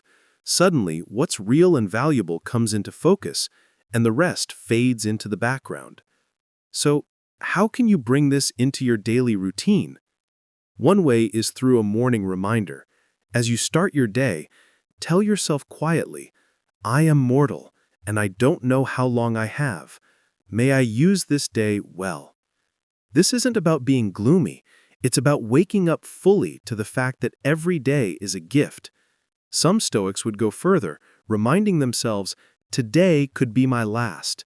This helped them avoid wasting the day on anger, procrastination, or meaningless distractions. You can also use a physical reminder. It could be a small object, a stone, a ring, or even a simple image of a skull placed somewhere you'll see it often. Whenever your eyes land on it, let it prompt you to ask, "Am I living in line with my values right now?" It can be surprisingly effective in pulling you out of unimportant worries. Imagine being in the middle of a heated, pointless argument and glancing at this reminder. Suddenly, you remember that your time is limited, and your peace of mind is more valuable than winning that argument. Finally, try an evening reflection. At night, think briefly about mortality, not with fear but with gratitude. Seneca once wrote that life is long if you know how to use it. Ask yourself, if I didn't wake up tomorrow, would I be content with how I spent today? And if not, what might you want to change if you're lucky enough to see another morning? This isn't to induce regret, but to gently keep your daily actions aligned with your deeper priorities. Of course, there are pitfalls to avoid. Remember you will die is not an excuse to think nothing matters or to live recklessly. In fact, it means the opposite. Because life is short, everything meaningful matters more. It's also not about obsessing over death to the point of anxiety. The goal is a balanced awareness, enough to shake off complacency, not so much that it casts a shadow over living. If the thought feels overwhelming at first, take it slowly. Over time, it can become a quiet source of strength. Here's a simple reflection. If you had 1 year left to live in good health, what would you make sure to prioritize? And what small piece of that could you start bringing into your life right now instead of waiting for someday? Memento Mori isn't about dwelling on the end. It's about living more vividly now. It's about making sure that when your time does come, you can say, with honesty, that you didn't waste the days you were given. Marcus Aurelius captured it perfectly. You could leave life right now. Let that determine what you do and say. Number 15. Tame your desires and aversions. Think for a moment about how much energy we spend chasing things we can't fully control. Promotions, approval from others, perfect health. Or on the flip side, how much energy we spend fearing things we can't stop, like aging, change, or loss. A huge amount of human anxiety comes from this gap between what we want and what reality guarantees. The Stoics had a simple but powerful solution. Tame your desires and aversions. In other words, learn to want only what truly lies within your control, and accept the rest with grace. Epictetus gave a radical piece of advice. Restrict your desire to things within your power. Transfer your aversion to things contrary to nature that are within your power. What does that mean in plain language? It means we should focus our deepest hopes and fears on what we can influence, our actions, our judgments, our character, and stop staking our happiness on things we can never fully control, like wealth, status, or the opinions of others. Likewise, we shouldn't waste emotional energy fearing inevitable facts of life, like death or the passage of time. Instead, we should fear, or more accurately, take seriously only moral failure, because that's actually within our control. This approach might sound lofty, but it applies to daily life in very practical ways. Let's say you're competing for a promotion. Most people set their hearts on winning the position. If they get it, they're happy. If they don't, they feel crushed, as if their worth has been diminished. A Stoic-minded person would shift the goal slightly. Instead of, I must get that promotion, they focus on, I want to do my best work, behave with integrity, and grow in my abilities. The promotion would be nice, a preferred indifferent, as the Stoics called it, but it's not the foundation of their happiness. Their real goal is effort and virtue, both of which are fully under their control. The same applies to fear. Consider someone terrified of losing their job. That fear can dominate their thoughts, leading to sleepless nights and constant stress. A Stoic would acknowledge the fear, but then reframe it. I will focus on doing my job well, keep learning, and prepare myself so that if change comes, I can handle it. Instead of obsessing over the outcome, they redirect attention to their response. And with that shift, a surprising peace emerges. They're not passive, they still act, but their emotional well-being isn't held hostage by the unpredictable. Modern psychology echoes this wisdom. Studies show that people who set process-oriented goals, goals focused on personal growth or effort, tend to be less stressed and more satisfied than those who fixate on external outcomes. External goals often depend on other people's decisions or on luck, but internal goals depend on you. That's why recalibrating your desires and fears can make life steadier. You still enjoy successes and prefer good outcomes, but you're no longer controlled by them. So how can we practice this? The first step is to reframe your goals. Whenever you set a goal, add an internal dimension to it. For example, instead of just saying, "I want a raise," also commit to, "I will improve my skills, communicate effectively, and bring real value."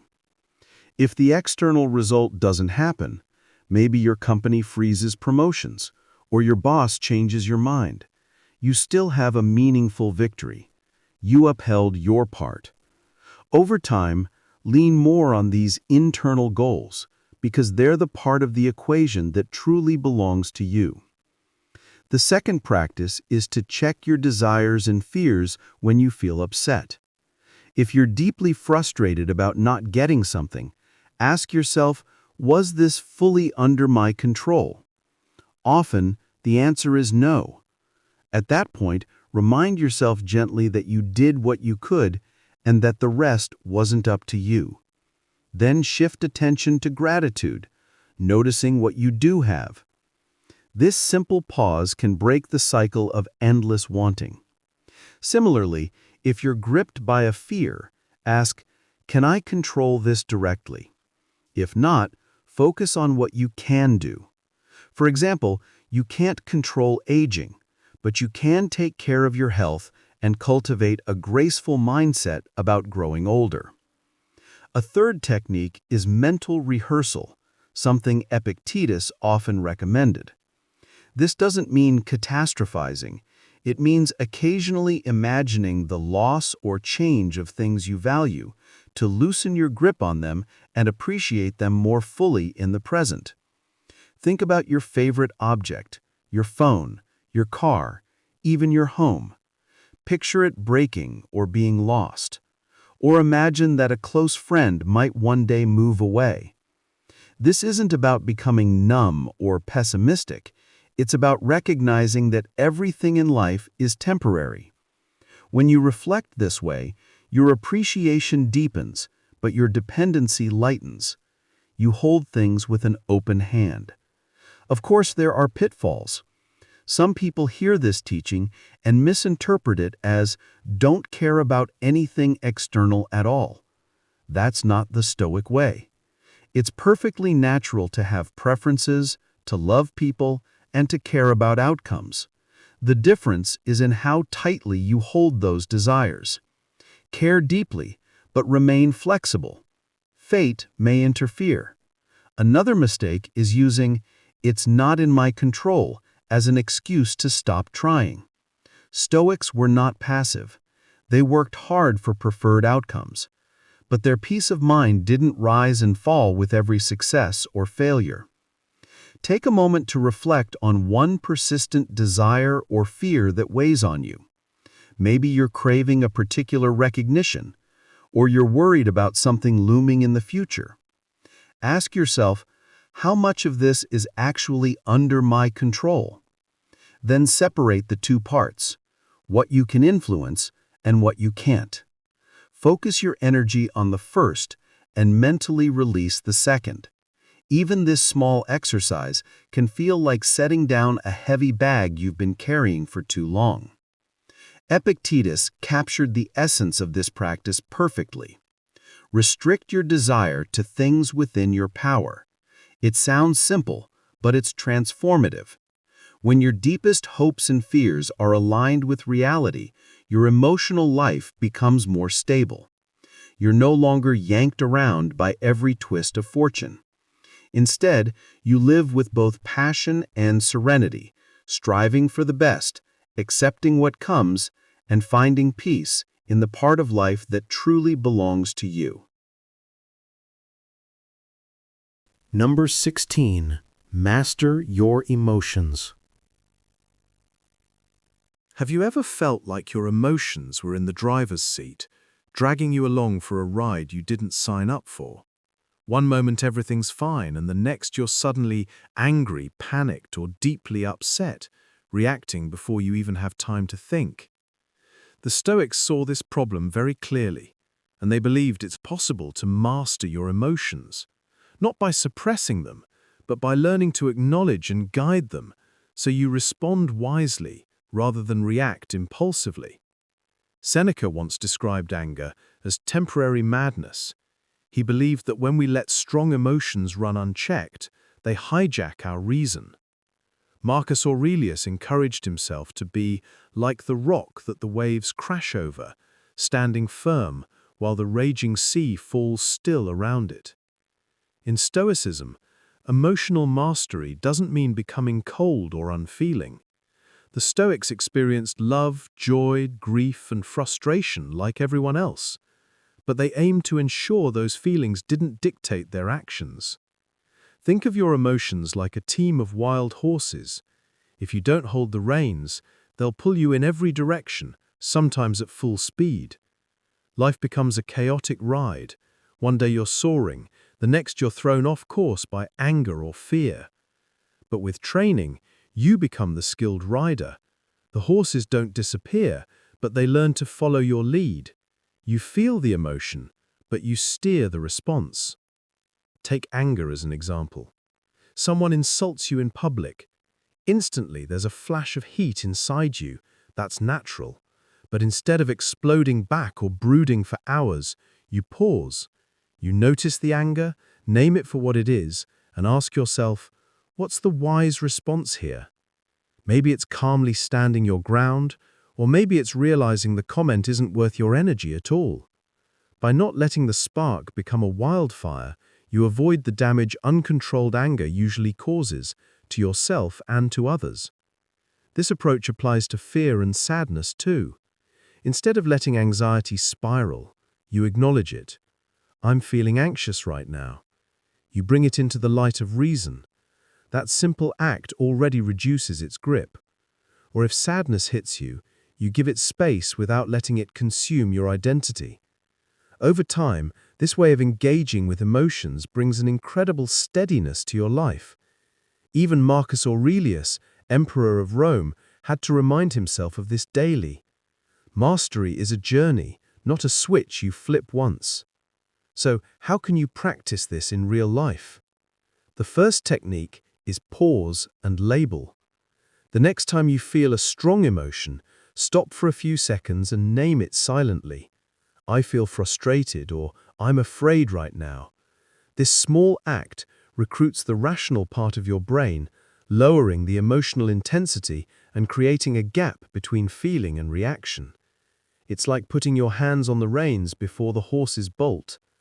Second, use breathing or grounding. The Stoics didn't use the term mindfulness, but they practiced similar techniques. When emotions surge, your body reacts, your heart races, your breathing shortens. By taking slow, deep breaths, for example, inhaling for 4 seconds and exhaling for 6, you signal to your nervous system that it's safe to calm down. You can also ground yourself by focusing on your senses, noticing what you can see, hear, or touch in the moment. This brings you back to the present, where your rational mind can take over again. Third, try a perspective shift. Ask yourself, will this matter a week from now, a year from now? Often the answer shrinks the emotion's power. A traffic jam, a rude comment, a delayed flight, most of these won't matter in the long run. And if it will matter, responding with a calm mind is always more effective than reacting in panic or rage. You can also remind yourself of Stoic principles like focusing on what's in your control. You can't control the traffic, but you can control your response to it. It's also important to address a common misunderstanding. Mastering emotions is not the same as suppressing them. The Stoics didn't advise bottling up feelings or pretending they don't exist. That kind of pressure tends to build up and explode later. Instead, they taught awareness without indulgence, feeling emotions fully but not letting them control you. And they emphasized patience with yourself. You will slip up sometimes. You'll lose your temper or feel overwhelmed. That's normal. What matters is noticing the improvement over time. Maybe this time you paused for 2 seconds before snapping, or you calmed yourself more quickly than last time. That's real progress. Here's a useful reflection.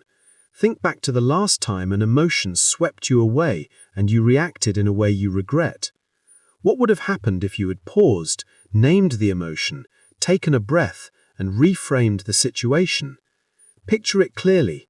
The event happens, the feeling arises, but this time you steady yourself and respond thoughtfully. How much different would the outcome be? How much more in control would you feel? Marcus Aurelius's advice remains timeless.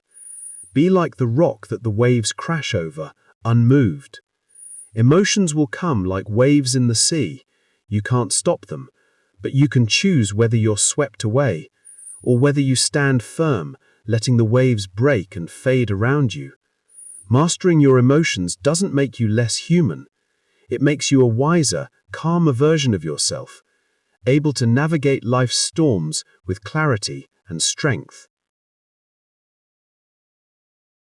Number 17. Forgive others' faults with compassion over anger. Imagine this. You're driving to work and someone suddenly cuts you off in traffic. Your heart races, your hands clench the steering wheel, and you feel that all too familiar surge of anger rising. What's your instinct? Maybe to honk, curse, or stew over the disrespect. But what if you didn't? What if instead you chose to feel something completely different? Like understanding. That's exactly what the Stoic philosopher Marcus Aurelius invites us to consider. In his personal writings, he reflected on human behavior not with judgment, but with empathy. He said, when someone wrongs you, try to uncover the false belief or misunderstanding that led them to act that way. Because once you recognize that people often act out of ignorance, not malice, something shifts. Instead of getting angry, you feel a kind of compassion. You don't condone the behavior, but you understand it. You let it go. Now, to our modern ears, this might sound idealistic. But let's look closer. The Stoics believed that very few people do wrong knowingly. Think about it. When someone lies, cheats, or lashes out, it's often because they're afraid, insecure, misinformed, or stuck in their own emotional chaos. That doesn't make their actions right, but it does make them human. The ancient Stoics, borrowing from the wisdom of Socrates, saw vice as a kind of blindness. And if someone can't see clearly, wouldn't the more helpful response be guidance or pity, not fury? Seneca, another great Stoic mind, once said that the wise person views someone who harms us the way a doctor sees a sick patient, not with hatred, but with a desire to help, or at the very least, to not be infected by their illness. Now, let's be honest. Forgiving others is hard, really hard, especially when we feel wronged, dismissed, or hurt. But here's the paradox. Holding on to that anger doesn't hurt them, it hurts us. Picture it like carrying around a burning coal, hoping to throw it at someone. who gets burned in the meantime? You do. Science backs this up. Research in modern psychology shows that people who practice forgiveness tend to have lower levels of stress, anxiety, and depression. They sleep better. Their relationships are healthier. In contrast, chronic resentment can keep your stress levels high and your mind stuck in endless mental replays of past pain. Now, don't confuse forgiveness with forgetting or excusing bad behavior. That's not what we're talking about here. Forgiveness, in the Stoic sense, is about freeing yourself from the mental storm that comes with carrying anger. You can still hold someone accountable. You can set clear boundaries. You can even choose to walk away from a toxic relationship, but you do it without the weight of hatred. Let's go back to our traffic example. You get cut off. Instead of assuming the other driver is a jerk, maybe you imagine they're rushing to a hospital. Maybe they're having the worst day of their life. That small shift in perspective doesn't erase the inconvenience, but it dissolves the fury. You breathe, you let go, you move on. It's not just generous, it's wise. And here's something beautiful. You can train this mindset. Think of forgiveness like a muscle. Start with the small stuff. Someone talks over you in a meeting. Instead of stewing all day, take a breath, brush it off, and focus on your next point. A friend cancels plans last minute. Before assuming they don't value your time, consider they might be overwhelmed. This doesn't mean you stop caring about being respected. It means you don't let every offense pull you into an emotional tailspin. Another powerful practice, reflecting on your own past mistakes. Remember a time when you messed up, maybe unintentionally hurt someone, and were met with grace instead of anger. Didn't that moment change you? Didn't it inspire you to do better? That's the power of forgiveness in action, and you can pass it forward. But let's not pretend forgiveness is easy. Sometimes the harm runs deep, and sometimes the person who hurt us isn't sorry or doesn't even realize what they did. In those cases, forgiveness doesn't mean reconciliation. It doesn't mean you trust them again. It simply means you refuse to let their actions dictate your inner peace. You release the emotional grip for your own sake, not theirs. Of course, there's a danger of forgiving too quickly or superficially, of saying, "I forgive," while secretly holding on to bitterness. That's not real forgiveness. That's just emotional avoidance. True forgiveness comes when you fully acknowledge the hurt and then choose, when you're ready, to stop carrying it. It's not denial. It's release. So here's something to try. Think of a small grudge you've been holding. Maybe something petty but persistent. Ask yourself, what has this resentment actually done for me? Is it protecting me? Or just poisoning me? Then try flipping the script. What if the other person acted that way because they were stressed, scared, or simply unaware? Doesn't mean it was okay.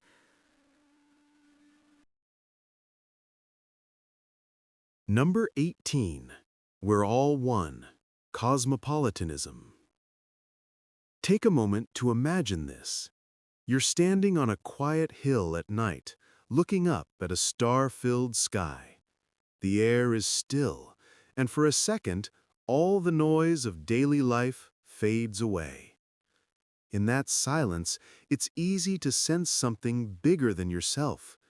You realize you're part of a vast, interconnected world, one shared home with billions of others. This idea isn't new. Over 2,000 years ago, the Stoic philosophers embraced a vision they called Cosmopolitanism. The word comes from the Greek kosmos, meaning world, and polites, meaning citizen. They were among the first thinkers in the West to say, I'm not just a citizen of Athens or Rome, I'm a citizen of the world. Epictetus, inspired by Socrates, put it plainly. Never say, I am an Athenian or a Corinthian, but say, I am a citizen of the universe. For the Stoics, this wasn't poetic talk. It was a guiding principle for daily life. Marcus Aurelius often reminded himself that all human beings share the same essence and purpose. He described us as cells in the same body, each with a role to play, working together for the good of the whole. Later, the philosopher Hierocles offered a vivid image.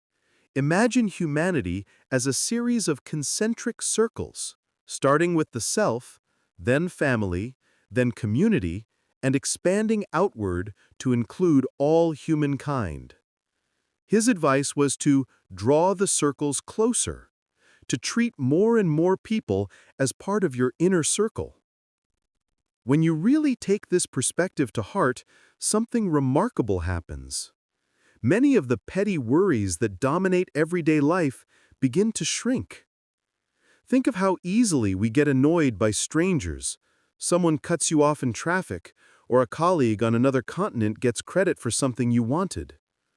But if you view everyone as fellow citizens of one shared city, these slights lose their sting. They're not the other. In a sense, they're teammates. You may not know them personally, but you're all playing on the same field, part of the same human story. Here's a simple example. Imagine standing in a long line at a grocery store. You're tired, hungry, and your patience is wearing thin. It's easy to see the people ahead of you as obstacles, people slowing you down. But cosmopolitanism invites a different view. Each of them has struggles and hopes, just like you. They're not in your way, they're walking alongside you through life. When you remember that, frustration can soften into empathy. Instead of feeling trapped in an individual bubble of irritation, you tap into a sense of shared humanity. On a larger scale, this mindset has powerful effects. Modern social psychology has found that people who see themselves as global citizens tend to show lower levels of prejudice and greater empathy toward people outside their own groups. They're less likely to react defensively to differences and more likely to cooperate across cultural lines. In a world that often thrives on division and us versus them thinking, this broader identity is quietly radical. It builds bridges where others might build walls. And practically speaking, adopting this global perspective can make you more resilient. News about distant conflicts or disasters no longer feels like meaningless chaos. It becomes part of a shared human concern. Instead of feeling helpless or angry, you might choose to help. Donating to disaster relief in another country, sharing useful knowledge online, or simply greeting a neighbor from a different background with genuine warmth. These small gestures are a way of saying, we're in this together. The Stoics believed that widening our circle of concern isn't just morally right, it's mentally freeing. The more you anchor your identity in the vastness of humanity, the less petty differences can disturb you. Tensions rooted in envy, prejudice, or tribalism begin to loosen their grip. You start to experience what the Stoics called oikeiosis, a sense of belonging, not just to your family or town, but to the entire human family. Of course, cosmopolitanism doesn't mean ignoring your specific duties or identity. The Stoics valued love of family and loyalty to one's country. They saw these as expressions and not exceptions to our shared humanity. Loving the world doesn't mean loving your neighbor less. It means seeing that both loves are connected. Nor does it mean being naive. Stoics were clear-eyed about human flaws. Recognizing a shared bond with others doesn't mean ignoring injustice or tolerating harm. It means you set boundaries when needed, but without hatred. You address problems as part of a shared human project, not as if you're fighting aliens. So, how can we put this principle into practice? The first technique is something the Stoics themselves loved: the view from above. Close your eyes and picture Earth from far above, perhaps from the window of a spaceship. From that height, borders vanish. You see continents, oceans, and billions of people living out their lives. This visualization was a favorite because it shrinks personal annoyances to their proper scale and nurtures a sense of unity. Another approach is to deliberately hunt for common ground. The next time you meet someone with a different background, culture, or political view, make it a conscious mission to find something you share. It could be your love for your children, a shared passion for music, or simply the universal need for respect and security. Discovering that shared thread dissolves barriers and humanizes the other. Finally, there's the practice of global kindness acts. Every so often, do something kind for someone you'll never meet. Support an international charity. Contribute your knowledge to a global online community. These acts remind you that your influence extends far beyond your immediate circle, and that you're part of a much wider network of care. Here's a quick reflection exercise to bring this home. Think of a time when you felt resentment, envy, or prejudice toward a group or a stranger. Now, imagine that person as another version of you, living a different chapter of the same human story. What changes in how you see them? What happens to your emotional response? The Stoic vision of cosmopolitanism isn't about lofty idealism. It's about grounding yourself in reality. We truly are part of one human family, sharing a fragile planet under the same sky. When you adopt that perspective, life's daily irritations feel smaller, and your sense of connection grows deeper. Or, as Epictetus reminded his students, I am a citizen of the world. It's a simple statement, but living by it can transform the way you move through life. 19. Turn obstacles into fuel and build resilience. Imagine you're walking down a road on a bright morning with a clear destination in mind. Suddenly, you come across a giant boulder blocking your way. Now, you have a choice. You can sit down and curse the obstacle. You can turn back and abandon the journey. Or, you can figure out a way to use that boulder to your advantage. Maybe you climb it to get a better view of the road ahead.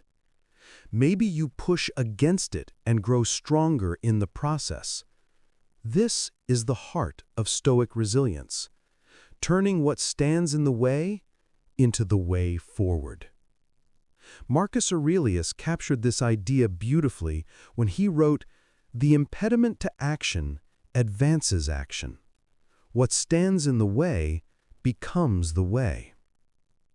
The Stoics didn't just tolerate hardship, they used it.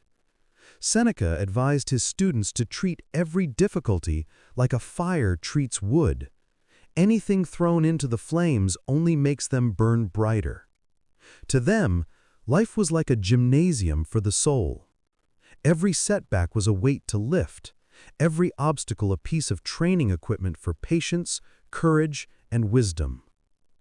This wasn't about blind optimism. It was a conscious mental discipline.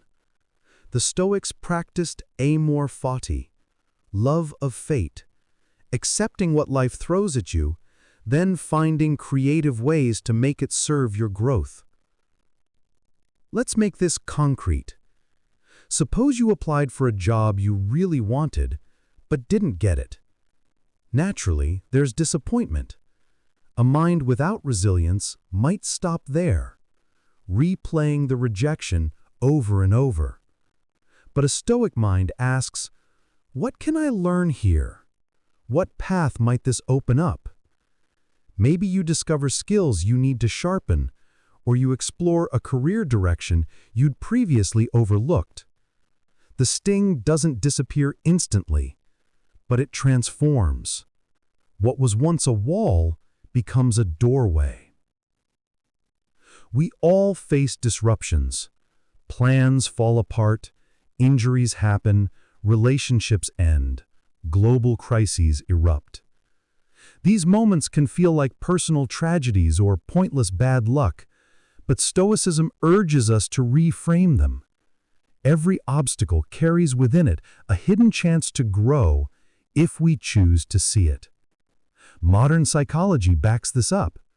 Researchers talk about stress-related growth.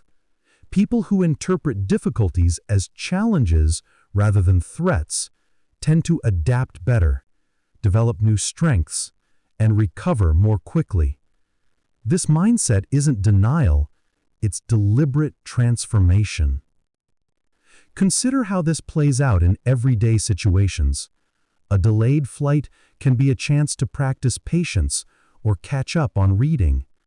A heated argument can sharpen your communication skills or deepen your understanding of someone's perspective. Even serious hardships, illness, loss, exile, can become teachers. Epictetus, born into slavery and later crippled by an injury, turned his adversity into the foundation of his philosophy. His disability didn't crush him, it refined him. He became one of the most influential Stoic teachers in history.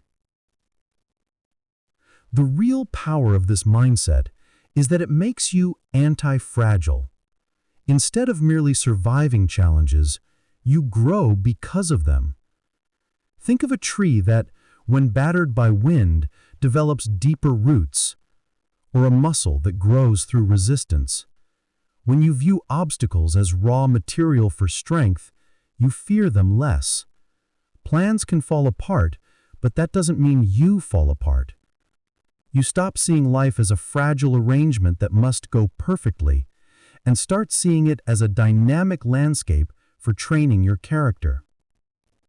Of course, resilience isn't about pretending pain doesn't exist. Stoicism never asks you to plaster on a fake smile. If you lose someone, you grieve. If you're frustrated, you acknowledge it. Emotions are part of being human. But the key is what happens after. Once the initial wave passes, the Stoic asks, what virtue can I exercise here? Courage? Self-control? Wisdom? Justice? This question shifts your focus from helpless rumination to purposeful action. Instead of being stuck in, why me, you move toward, what can I do with this? This way of thinking has practical benefits too. When you know you can use whatever happens, life becomes less frightening. Uncertainty stops being a threat. Setbacks stop being final verdicts. They become puzzles, workouts, or opportunities waiting to be uncovered. This quiet confidence gives rise to a steady, brave kind of tranquility, the kind that doesn't depend on perfect conditions to stay standing. Here are some ways to practice this principle in daily life. The first technique is to keep what you might call an obstacle journal. Give challenges a dedicated corner of your notebook, and for each one, deliberately write at least a single potential benefit or lesson. For example, broken leg turns into time to read, reflect, and learn patience. Spending a few reflective lines on every setback trains your mind to look, almost automatically, for the seed of opportunity inside difficulty. Over time, your reflex becomes, where is the use in this? Another approach is to adopt the catalyst question in real time. When something goes wrong, pause long enough to ask, how can this serve me or others? Missed a flight might become rare, guilt-free rest. A mistake at work might point to a specific skill that needs sharpening. Treat the question as a pivot. It turns the energy of the setback into forward motion, transforming raw frustration into a clear next step. Finally, practice visualize triumph to anchor your mindset in a constructive future. Picture a wiser future version of yourself looking back and saying, that obstacle was the best thing that happened. It forced me to grow. Imagine telling a friend how losing that job led you to start a business, or how a tough breakup taught you self-respect. By rehearsing that future narrative, you shift attention from present pain to eventual strength, and you prime yourself to act in ways that make that story real. And a quick caution, resilience isn't about going it alone. Even the Stoics leaned on their communities. Seneca sought comfort in his friends during hard times. You can embrace challenges while still asking for help. And resilience isn't rosy denial. You still acknowledge hardship, you just refuse to let it go to waste. Take a moment to reflect. Think back to a difficulty in your past that ultimately made you stronger. Maybe it taught you patience, gave you perspective, or opened unexpected doors. How might remembering that experience reshape the way you see a current obstacle in your life? What step could you take today to start turning that challenge into fuel? In the end, life will throw punches. It's inevitable. But Stoicism teaches us to take those hits and grow stronger, not weaker. The obstacles on your path don't have to block you. They can become the very stones you use to build your way forward. Number 20. Live in the present through attention training. Picture this. You're driving home from work, the same route you've taken 100 times. Your mind drifts to an argument you had last week, or maybe to a big presentation coming up next month. And then, almost like waking from a dream, you suddenly realize you don't actually remember most of the drive. You were on autopilot. Your body was moving through the world, but your mind was somewhere else entirely. The Stoics saw this wandering of the mind as one of the great sources of unnecessary suffering. Marcus Aurelius, the Roman emperor and Stoic philosopher, gave himself a simple instruction: confine yourself to the present. He, like other Stoics, practiced something called prosoche, mindful attention to the present moment. They noticed that much of our distress comes not from what's happening now, but from our minds dragging us into the past or hurling us into the future.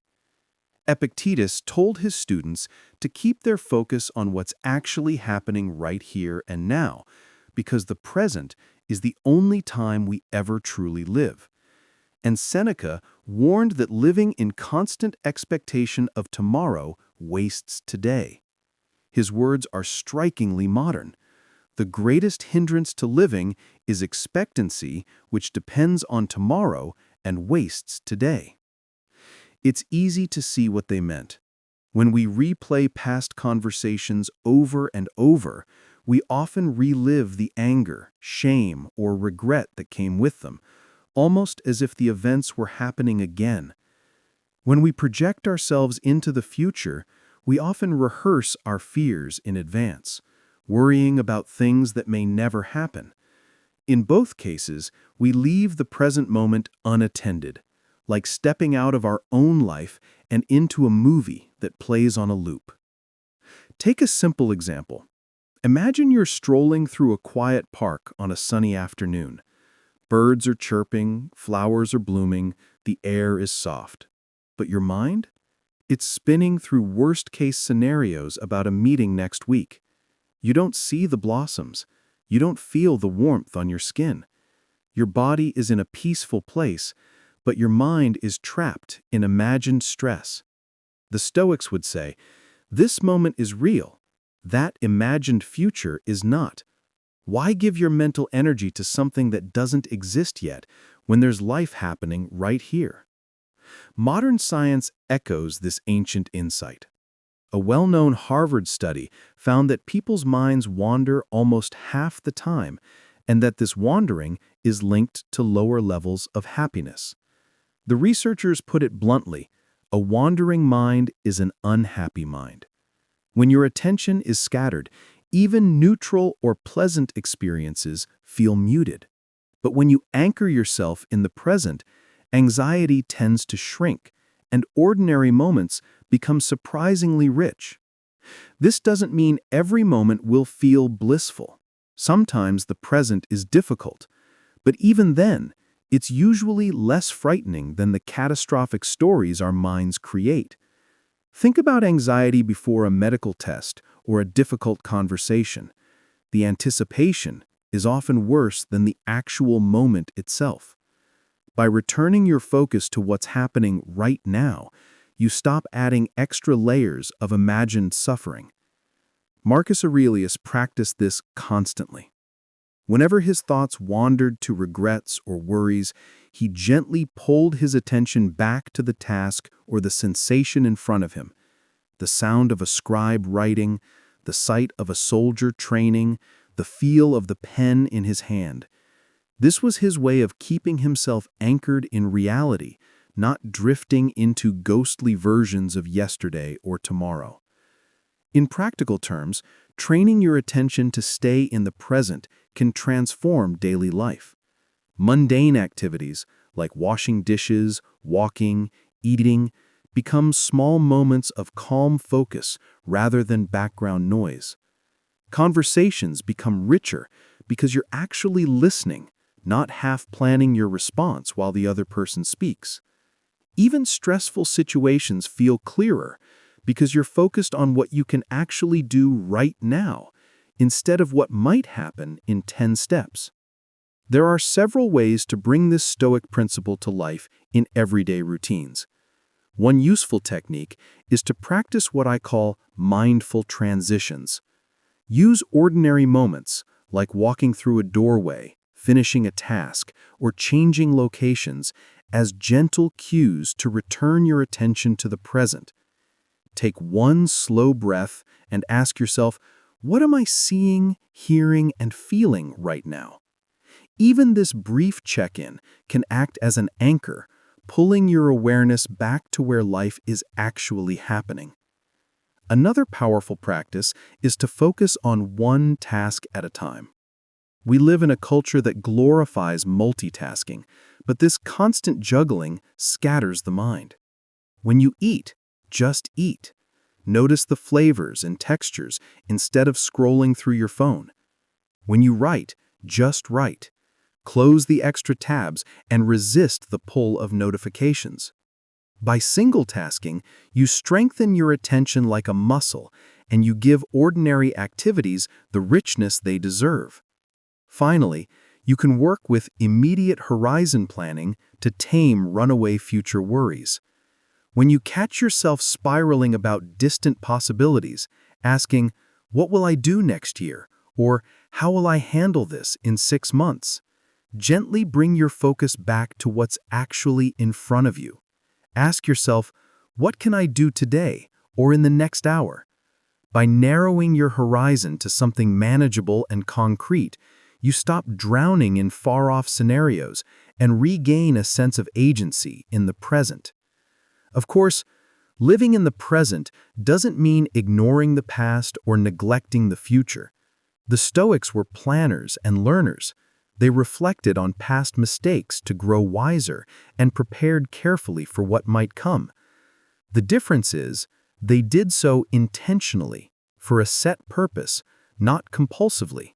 They didn't live in the past or future, they visited those times strategically, then returned to the only place life actually happens, now. So here's something to reflect on.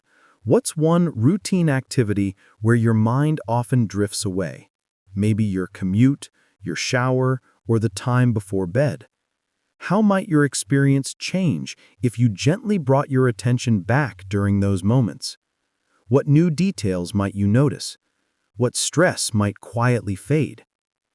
The Stoics understood something profound. The present moment isn't just where life happens, it's where our power lies. By continually returning our attention to the here and now, we strip away layers of unnecessary anxiety and distraction. We meet life directly, calmly, as it unfolds, and in doing so, we often discover a kind of quiet clarity that's been waiting for us all along. Number 21. Make daily reflection a habit through journaling.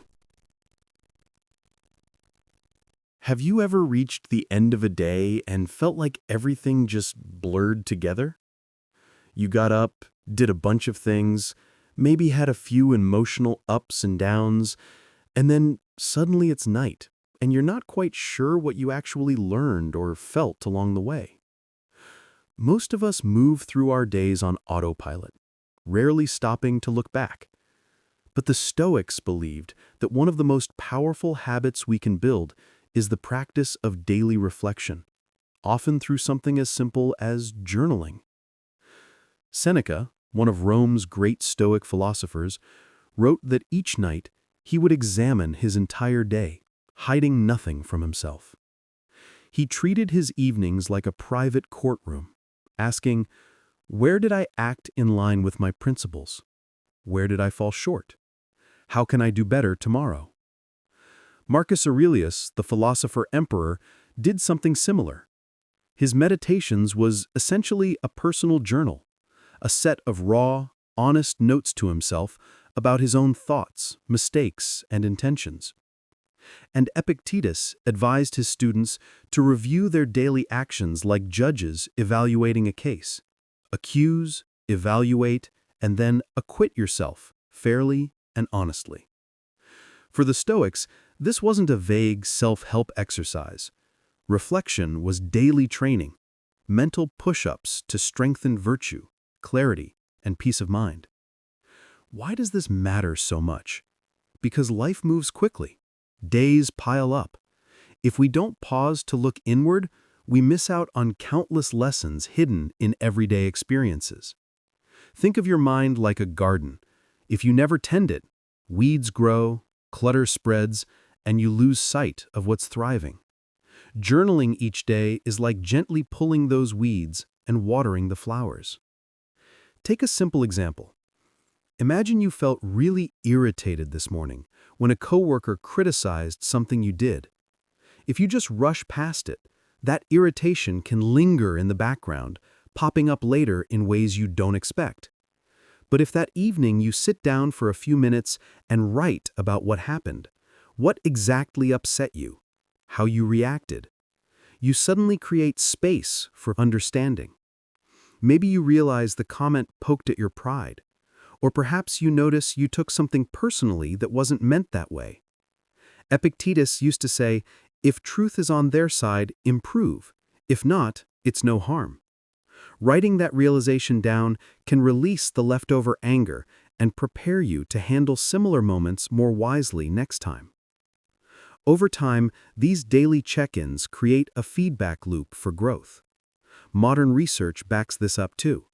Studies on expressive writing have shown that regularly putting your thoughts and emotions into words can reduce stress, boost mental clarity, and even improve physical health, including immune function.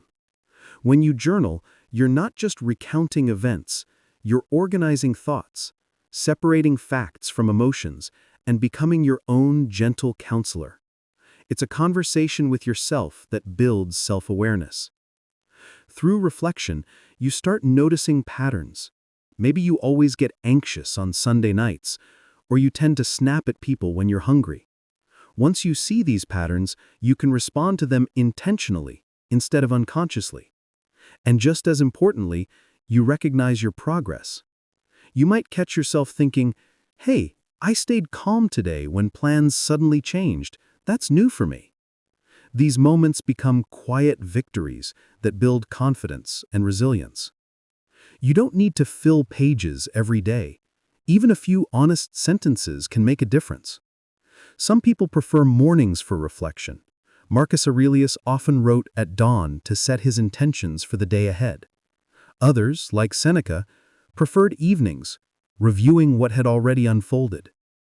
There's no strict rule. What matters is consistency.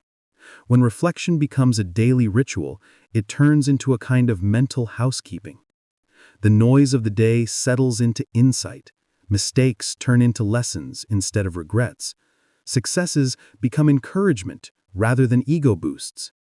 By clearing your mind a little each day, you prevent emotional clutter from building up, just like cleaning a room regularly instead of letting the mess take over. So, how can you start? One simple way is to spend 5 to 10 minutes before bed writing about your day. You might follow Seneca's simple structure: what went well, what didn't, and what can I do better tomorrow? Be honest but kind. This is for your eyes only. You might be surprised at how much lighter and wiser you feel afterward. Another option is to begin the day with intention setting. Just jot down a few lines about how you want to carry yourself. Maybe it's a reminder to listen more, or a quote that inspires you. Think of it as setting your internal compass before you step out into the world. And if structured journaling feels daunting, you can practice micro-reflections throughout the day. After a tough meeting, a conversation, or a moment of emotion, quickly note down what happened and what you noticed about yourself. These small, consistent acts build a powerful habit over time. The key is to avoid turning reflection into rumination or self-punishment. The Stoics didn't sit around beating themselves up. They examined their actions to improve, not to spiral. If your writing starts to loop endlessly around the same worry, or if you're being harsh with yourself, pause. Take a breath. End with a note of forgiveness or a constructive plan for tomorrow. And don't worry if you skip a day here or there. This practice is a tool for you, not a chore. Here's a simple challenge. Tonight, write a single sentence reflecting on your day. It doesn't have to be profound, just honest. Do that for a week and see what happens. What patterns emerge? What little victories or challenges stand out? You might find that this quiet nightly ritual slowly brings more clarity, steadiness, and peace to your daily life. Seneca once wrote, "I make use of this opportunity, daily pleading my case at my own court. I examine my entire day." It's a timeless reminder. Your mind, like your character, grows best when it's examined with honesty and care. Number 22. Speak honestly and kindly with moderation of speech. Have you ever noticed how a single careless comment can ruin not only someone else's mood, but also your own? Maybe you snapped at a friend in frustration, or joined in some harmless gossip at work, and afterward there was this uncomfortable feeling that lingered. Words might seem light and fleeting, but they can ripple through our minds and relationships in powerful ways. The Stoics understood this deeply. To them, controlling how we speak was just as important as controlling how we think or act. Honest, kind, and measured speech wasn't merely a moral ideal. It was a practical way to maintain inner peace and create harmony with those around us. Epictetus, one of the great Stoic teachers, offered a simple piece of advice. Let silence be your default, and when you do speak, keep it necessary and brief. He warned that words, once spoken, can't be taken back, so it's better to choose them with care. Marcus Aurelius echoed this idea in his Meditations, recalling an old proverb: "It's better to trip with your feet than with your tongue." A stumble on the road might embarrass you for a moment, but a harsh or untruthful word can wound for much longer. And Seneca, in his letters, often urged sincerity. Say what you mean, without pretense, and avoid unnecessary complaints. To the Stoics, speech was a mirror of the mind. An orderly, virtuous inner life would naturally express itself through truthful, restrained, and compassionate words. Why does speech affect our tranquility so much?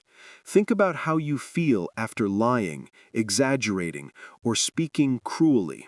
There's usually a kind of residue, a small knot of guilt, a trace of anxiety about being found out, or just the mental clutter of having contributed to negativity. Words don't just float away, they lodge themselves in memory, shaping how others see us and how we see ourselves. On the other hand, when you speak truthfully and kindly, something inside you settles. Admitting a mistake openly, expressing a concern calmly to the right person instead of gossiping to a third party, or giving honest but gentle feedback, all of these leave you feeling lighter and more in alignment with your values. The Stoics intuited what modern research now supports. One study found that people who deliberately told fewer lies over a 10-week period experienced noticeable improvements in their mental and physical health. Their stress levels dropped, and their relationships improved. Other studies show that constant complaining or negative talk can actually raise stress hormones and reinforce pessimistic thinking. In short, how we use our tongues shapes not just the world around us, but our internal landscape as well. So, what does it mean to speak honestly and kindly in daily life? It involves three overlapping practices: truthfulness, kindness, and restraint. First, there's truthfulness, saying what you really mean and not saying what isn't true. This doesn't mean blurting out every thought that crosses your mind, or using "I'm just being honest" as an excuse to be hurtful. It means aligning your words with reality as you know it. When your speech matches the truth, your mind doesn't need to keep track of fabrications or play roles. There's a quiet sense of integrity. Imagine the difference between concocting a wild excuse for being late versus calmly admitting, "I lost track of time, and I'm sorry." The second may feel awkward for a moment, but it frees you from the burden of maintaining a lie. Second, kindness. Stoicism wasn't about being cold or detached. In fact, the Stoics valued our shared humanity and saw kindness as a virtue. Speaking kindly means resisting the pull of gossip, sarcasm, or verbal attacks. If a coworker makes a mistake, you can address it firmly but respectfully, instead of ridiculing them behind their back. If you're frustrated with someone, you can speak to them directly instead of venting to others. Each time you choose kindness in speech, you reinforce your own self-respect and strengthen trust in your relationships. People come to see you as someone who is both honest and safe to be around. Finally, there's restraint, the ability to embrace silence or pause before speaking. Epictetus observed that people who babble endlessly are often uneasy inside.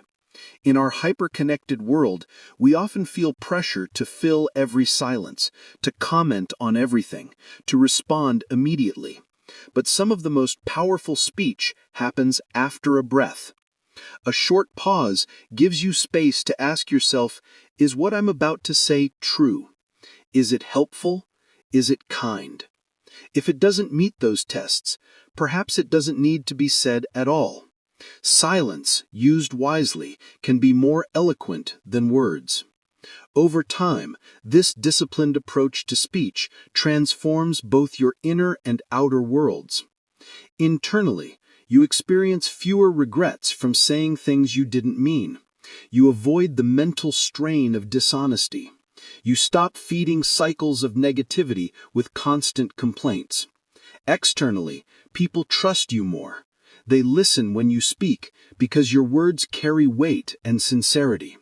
Conversations become less reactive and more meaningful. And slowly, your mind becomes calmer, not because the world has changed, but because the way you engage with it has. Of course, this is a skill that takes practice.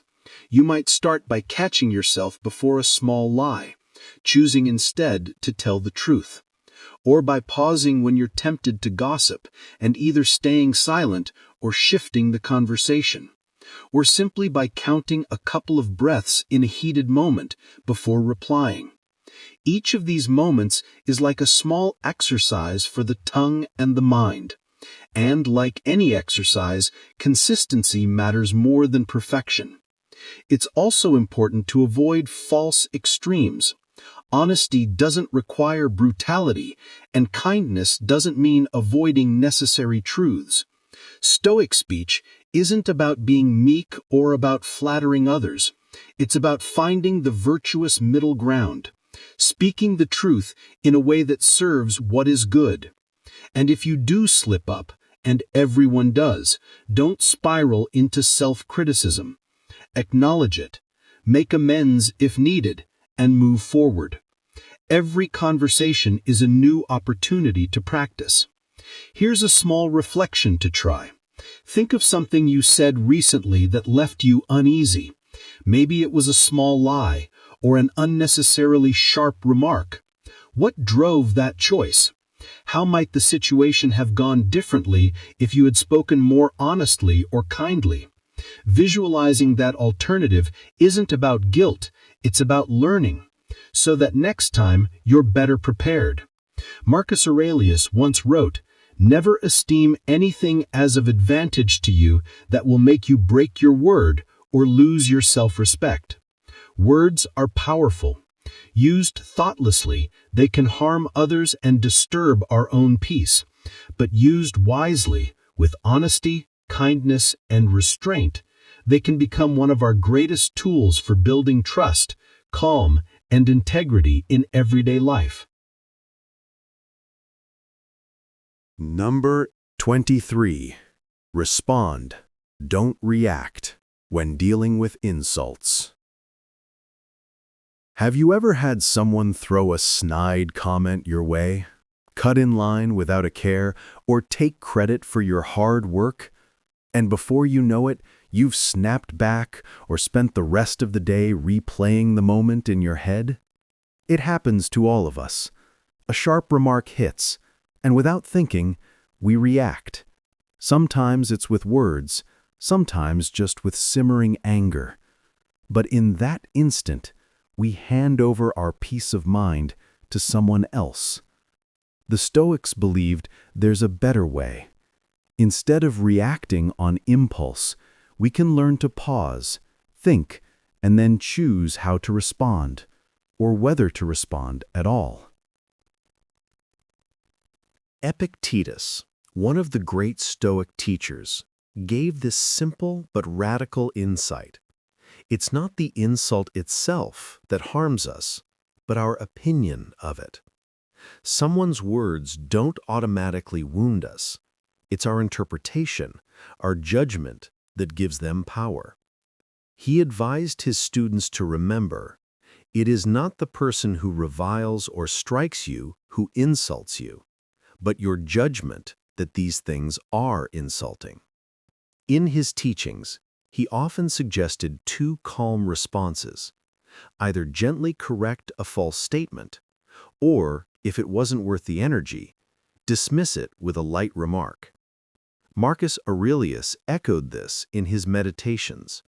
When someone irritated him, he tried to understand their perspective and reminded himself of his own flaws, cultivating patience rather than outrage. Both men agreed, you can't control other people's words, but you can control whether you let those words disturb your inner balance. Picture this. You're standing in line, and someone suddenly cuts in front of you. Or at work, a colleague casually claims credit for a project you led. In those moments, the natural human reaction might be to flare up, maybe with a sharp retort, maybe with visible irritation, or maybe by bottling it up and replaying the slight again and again later that night. But each of those reactions has something in common. They give the other person the steering wheel of your emotions. The Stoic approach, by contrast, inserts a crucial pause. It asks you to check your first impressions before you act on them. Take the coworker example. They claim credit in a meeting for something you did. A reactive response might be an immediate outburst. "That was my work," which could escalate into conflict and days of tension. A Stoic response starts internally. Is my immediate interpretation accurate? Could they have simply misspoken? Is this the right time to clarify, or can it wait? Epictetus would remind himself that if the truth is on his side, there's no reason to lose composure. If the colleague truly believes they did the work, that's a misunderstanding, not necessarily an attack. By not taking it personally, you keep your calm. You might decide to politely clarify later, or let it go entirely this time. Either way, you're the one choosing the response, not your emotions. Modern psychology backs this up. Emotional regulation, the ability to pause before reacting, has been shown to improve relationships and reduce stress. Even something as simple as counting to 10 before speaking can lower anger. Other studies show that when people view provocations from a third-person perspective, as if they were a fly on the wall, their emotional intensity drops significantly. Physiologically, their bodies calm down. Essentially, stepping back mentally cools the flame before it becomes a fire. Stoics practiced this centuries ago, long before brain scans proved its effectiveness. Marcus Aurelius had his own method. He often reminded himself that the best revenge against someone who wrongs you is not to become like them. That might mean meeting hostility with kindness, or sometimes not reacting at all. Silence, when chosen deliberately, can be incredibly powerful. It's not weakness, it's mastery. Over time, this habit of responding rather than reacting changes how you move through the world. You start realizing that no one makes you angry. You choose whether to get angry. This doesn't mean suppressing emotions or pretending everything's fine when it's not. It means directing your emotions rather than letting them direct you. Sometimes the best response to an insult is dignified silence. Other times it might be a calm, factual clarification. You could even diffuse the situation with humor. What matters is that the choice is yours. The person who insulted you doesn't get to hijack your mood or dictate your behavior. And interestingly, calm responses often de-escalate situations on their own. When someone tries to provoke and you don't take the bait, they lose their momentum. Many conflicts fizzle out simply because one party refuses to fuel them. Of course, there are pitfalls to avoid. Responding calmly doesn't mean becoming passive-aggressive, silently stewing while pretending to be above it all. Nor does it mean tolerating real abuse. Stoicism isn't about being a doormat, it's about self-control. If someone continually disrespects you, a calm but firm boundary may be the right response. Saying, "I won't accept being spoken to this way," with steady composure, can be far more powerful than shouting back. Likewise, using Stoicism as a way to show someone how composed you are while seething inside is just pride in disguise. True Stoic composure means actually letting go, not fuming under the surface. Here's something you can try. Recall a moment when someone's words instantly made your blood boil. Imagine hitting pause. Instead of reacting immediately, picture yourself taking a slow breath and mentally stepping back, like observing the situation from the outside. What might you have said differently? Or perhaps said nothing at all?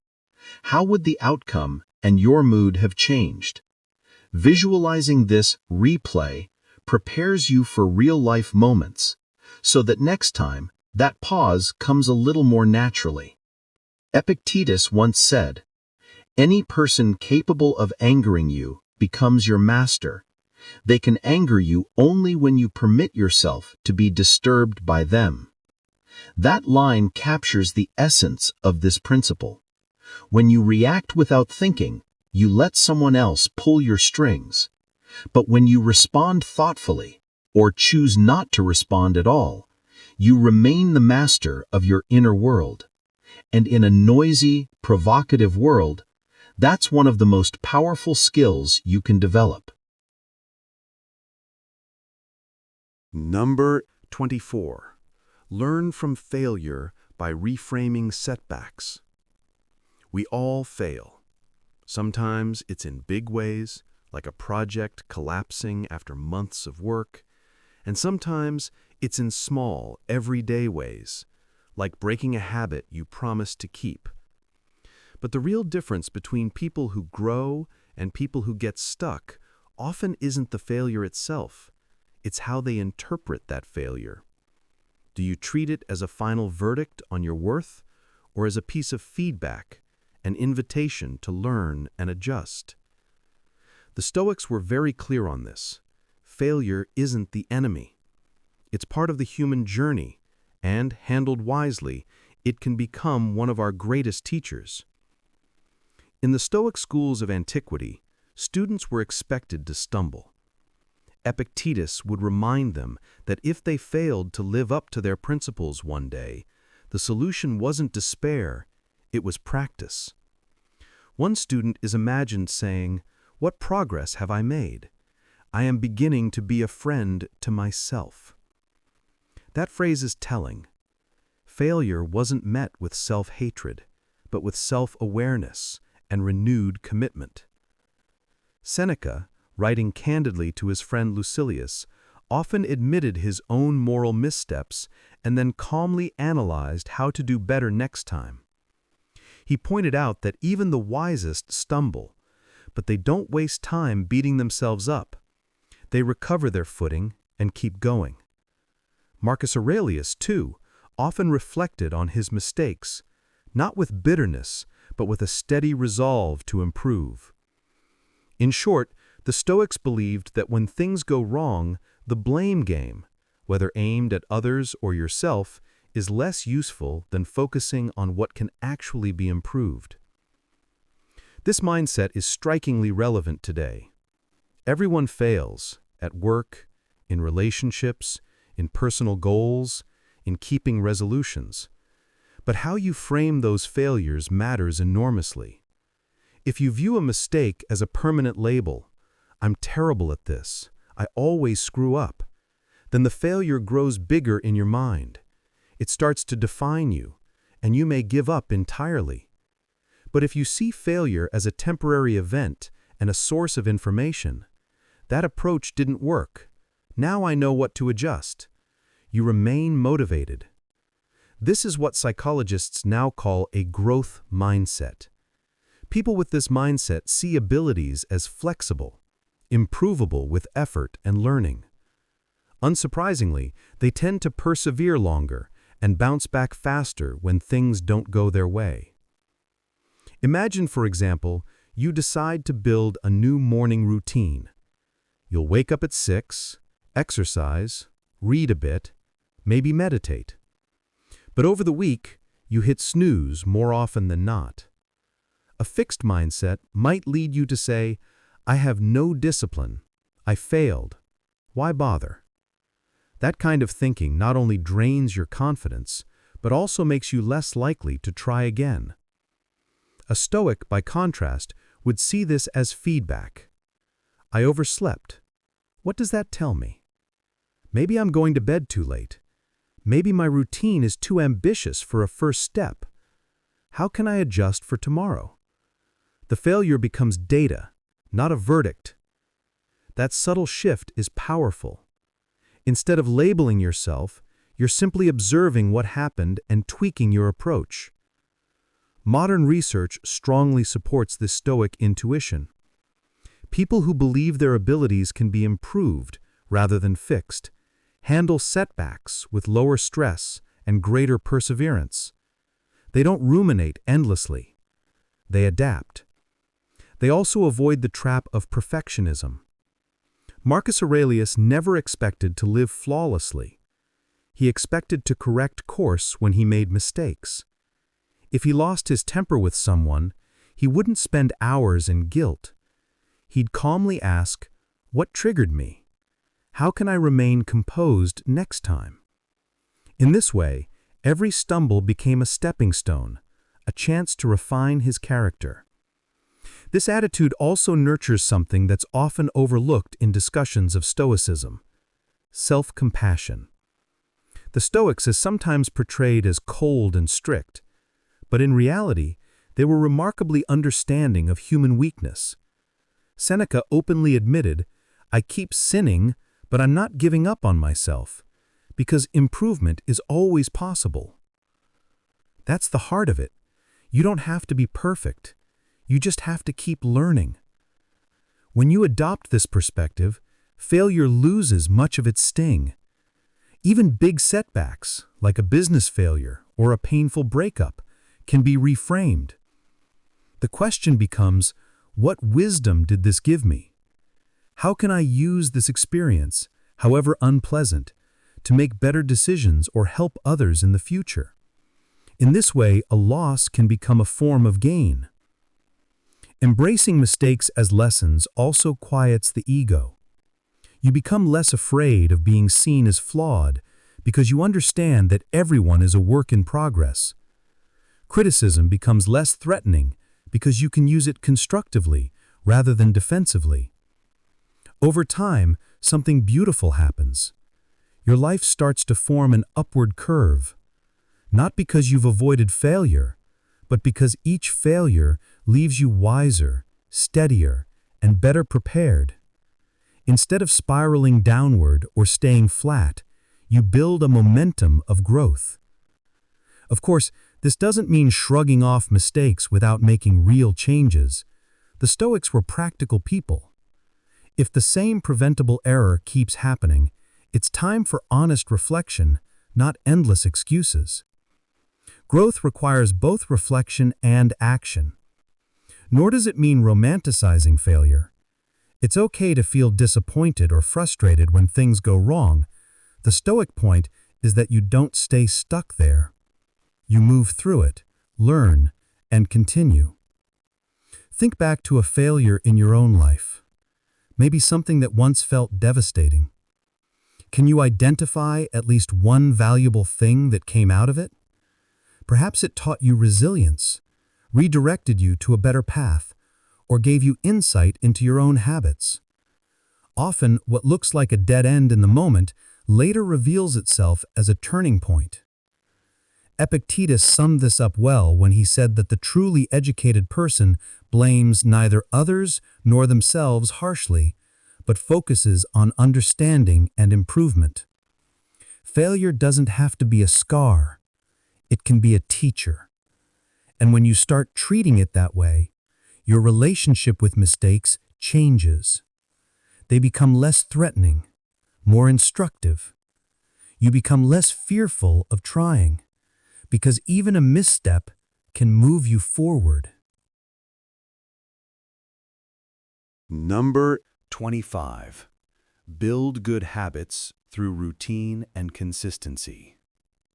If you really think about it, most of what shapes our lives isn't made up of dramatic, once-in-a-lifetime moments. It's built, quietly, out of the small things we do every single day. Our routines, our habits, the little actions we repeat almost without thinking. These are what gradually sculpt our character, our mood, and the quality of our days. The Stoics understood this better than most.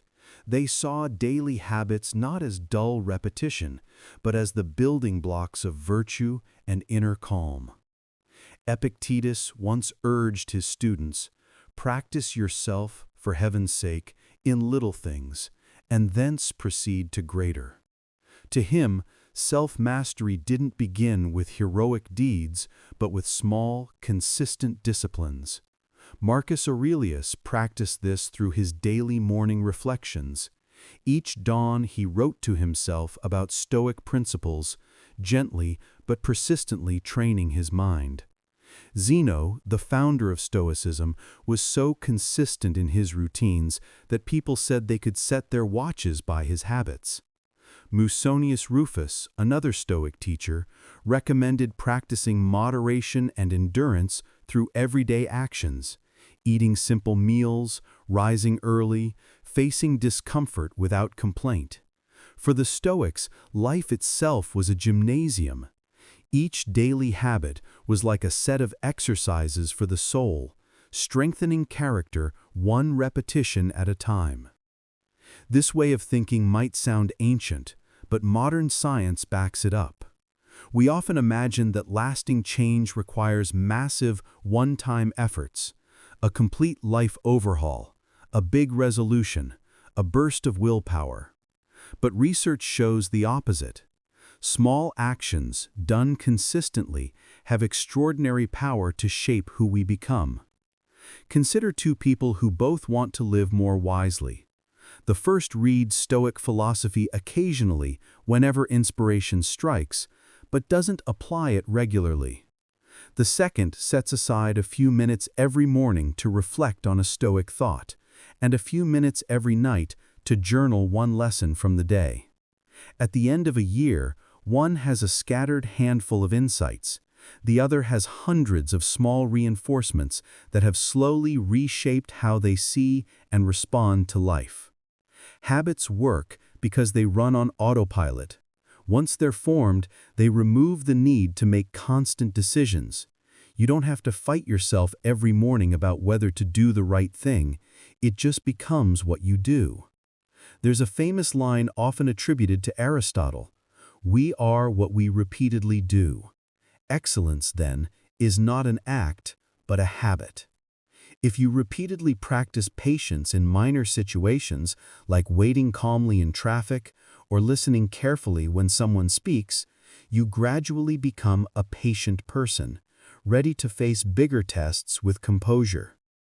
The same principle applies to almost any virtue. Courage is built in daily moments of honesty. Gratitude grows from regular reflection. Self-control develops from countless small choices made consistently. Modern psychology has even quantified this. On average, it takes about 2 months for a new behavior to become automatic, and people with strong positive habits, whether it's regular exercise, good sleep, or daily mindfulness, generally experience lower stress and more stable moods. Imagine you decide to add a simple habit: a short walk every evening without your phone. At first you have to push yourself out the door, but after a month, something shifts. It feels odd not to walk. You begin to look forward to that quiet time. Over time, this habit gives you gentle exercise, improves your sleep, calms your mind, and offers space to think or just unwind. One small action becomes a daily anchor. Multiply this by a few meaningful habits, and your daily routine starts to support your tranquility rather than working against it. Maybe you stretch in the morning, or read a page of philosophy with your coffee, or take a moment at lunch to reflect on what's going well. Each habit doesn't need to be grand. What matters is their consistency. Together they form a kind of rhythm that carries you forward even on difficult days. The Stoics also saw routines as a way to protect time and reduce chaos. Seneca wrote that when you structure your day intentionally, you prevent it from being hijacked by trivialities. A person who habitually focuses on their most important task first thing in the morning will have a calmer, more purposeful day than someone who wakes up and immediately gets pulled in 100 directions. Routine is like a gentle current that guides your energy where it matters, especially when motivation is low. Because let's face it, motivation comes and goes, but habits, once built, keep going even when your mood doesn't cooperate. Of course, building good habits takes patience. You'll miss a day here and there, you'll slip up. The Stoic approach is to accept that imperfection, then get back on track. They didn't believe in beating themselves up over a stumble. They believed in resilience. The power of habits comes not from perfection, but from persistence. Over time, as good habits take root and unhelpful ones are pruned away, you start to notice something subtle but profound.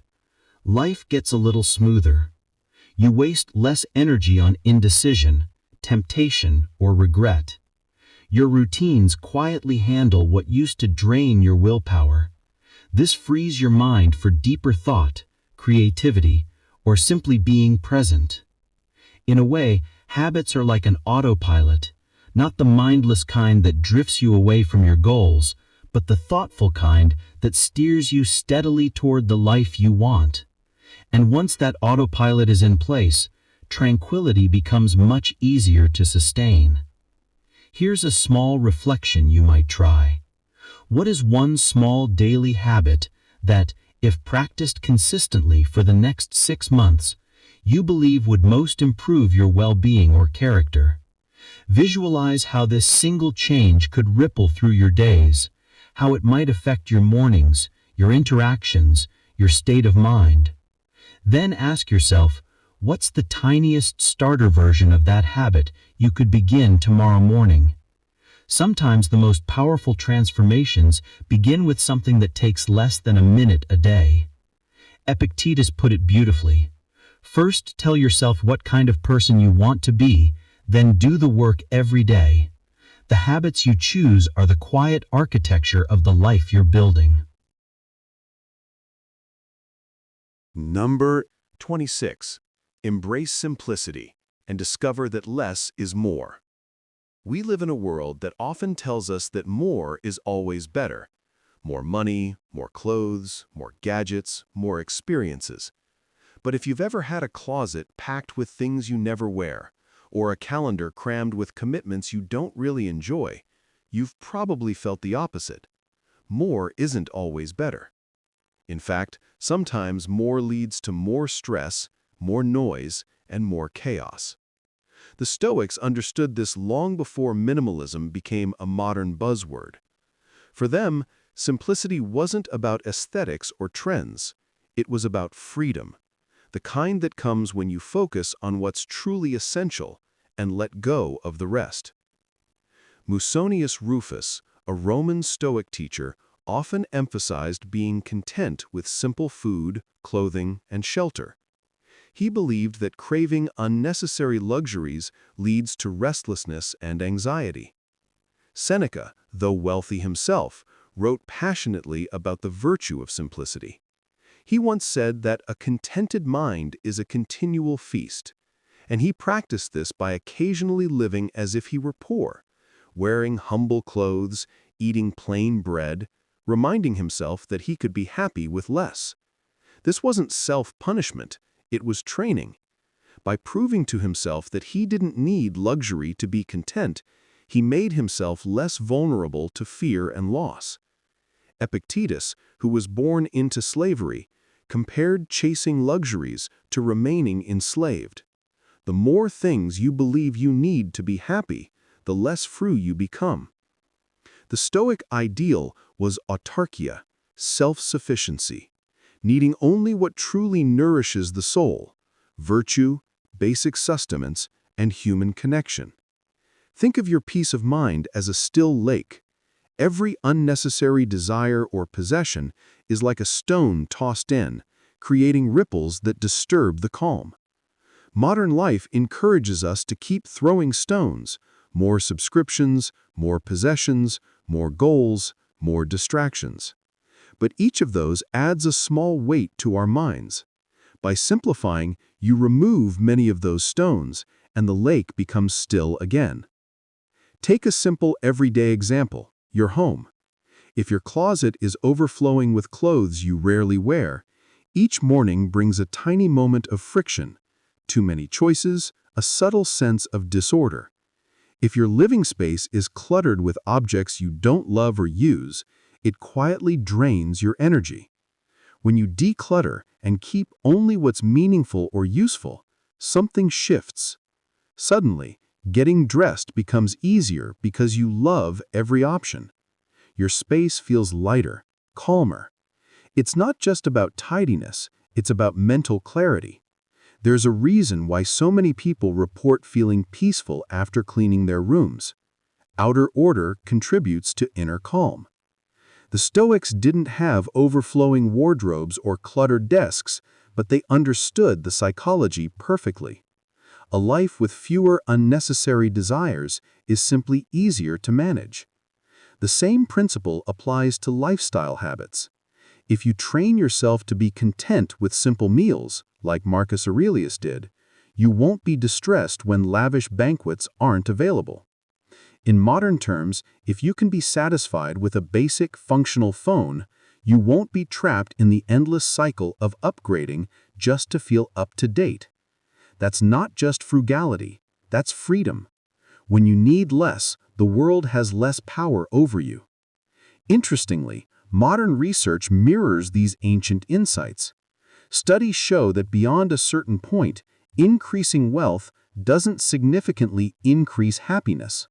In fact, the constant pursuit of more status, more possessions, more comparison, can actually make people less satisfied.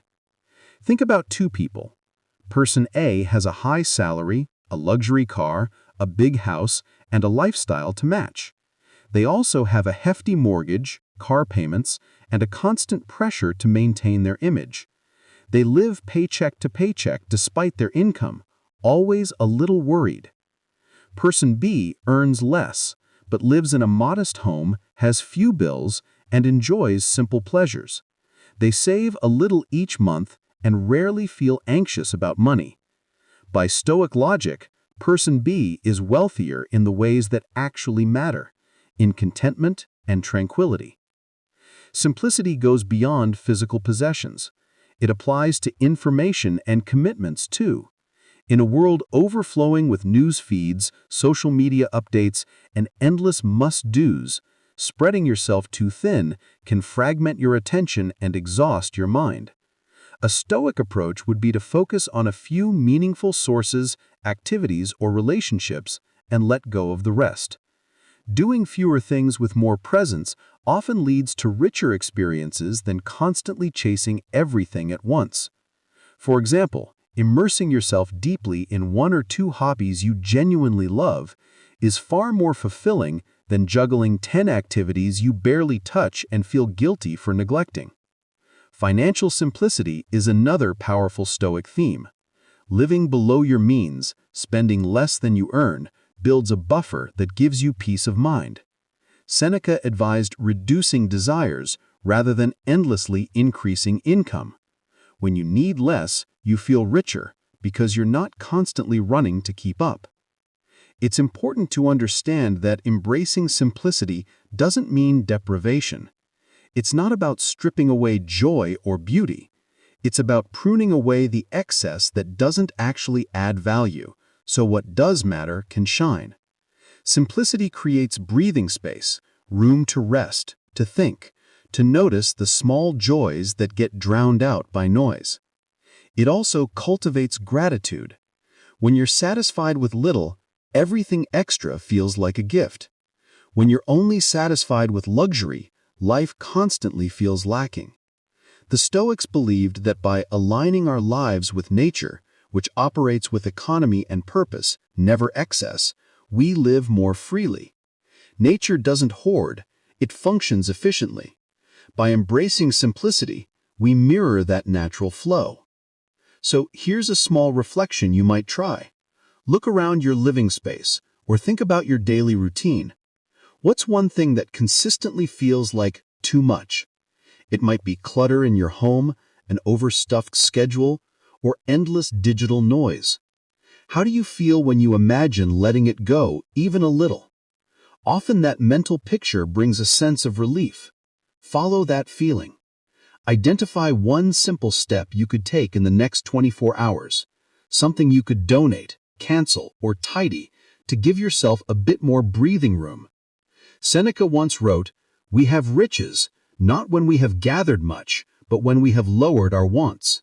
That single shift in perspective can turn a crowded, anxious life into one that feels spacious and calm. Simplicity isn't about having less for its own sake. It's about making space for what truly matters. Number 27. Practice gratitude. It's surprisingly easy to get caught up in what's missing. Maybe it's the promotion you didn't get, the vacation you haven't taken, or the way someone treated you today. Our minds are wired to notice problems, gaps, and potential threats. It's part of how humans survived. But if we spend too much time tuned in to that mental channel, life starts to feel like one long list of frustrations and unmet desires.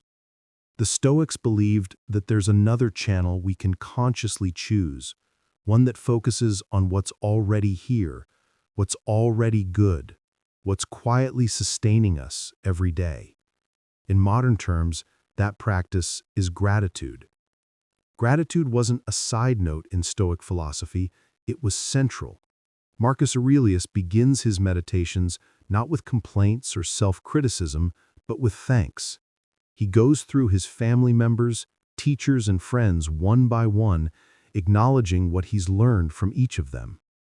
His private journal, the same one he wrote while leading armies and governing an empire, opens like a gratitude inventory. Seneca, in his writings on the nature of benefits, describes gratitude not just as good manners, but as a key to a contented life. He argued that nothing is more honorable than a grateful heart, and that ingratitude is a kind of blindness to the abundance already present. Epictetus even advised his students to be grateful for challenges because they give us opportunities to practice virtue. Gratitude for the Stoics wasn't about ignoring pain. It was about seeing the full picture of life, including its gifts. Think of your mind as having two radio stations. One station plays a constant loop of what's wrong, worries, comparisons, annoyances. The other broadcasts everything that's right, the blessings, the small joys, the things that quietly support you. Whichever one you tune into most becomes the soundtrack of your life. Gratitude is the act of deliberately changing the station. And when you do this regularly, it changes your entire emotional landscape. Take something as ordinary as being stuck in traffic. On the complaint channel, the mind says, "This is awful. I'm wasting time. These drivers are idiots." Stress builds, irritation grows. But on the gratitude channel, you might notice, "I'm thankful I have a car. I have somewhere meaningful to be.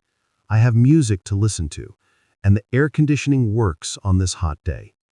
The traffic hasn't changed, but your relationship to it has. Gratitude doesn't deny reality, it reframes it. It's like stepping back from a painting to see the whole canvas rather than staring at one dark brushstroke. Modern psychology has caught up with what the Stoics intuited. Decades of research show that regularly practicing gratitude can boost happiness, reduce anxiety, improve sleep, and even enhance physical health. One famous study found that people who kept a weekly gratitude journal exercised more, felt more optimistic, and were happier overall than those who simply recorded hassles. Gratitude, in a sense, resets the mind to a baseline of enough. Instead of chasing happiness somewhere out there, you start to see that much of it is already here. Marcus Aurelius likely experienced this effect when he began his meditations with gratitude.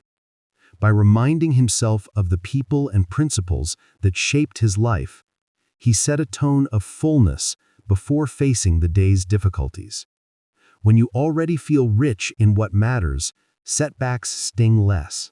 Challenges are still hard, but they don't feel like the whole story. Gratitude also strengthens human bonds. When you express sincere thanks to someone, not as a formality, but genuinely, something changes in the relationship. Trust deepens, warmth grows. You remind each other of your shared humanity. The Stoics valued community, and gratitude was one way of weaving that community closer together. For the Stoics, gratitude extended even to existence itself. Each morning was an opportunity to thank nature, providence, or simply reason itself for the gift of another day.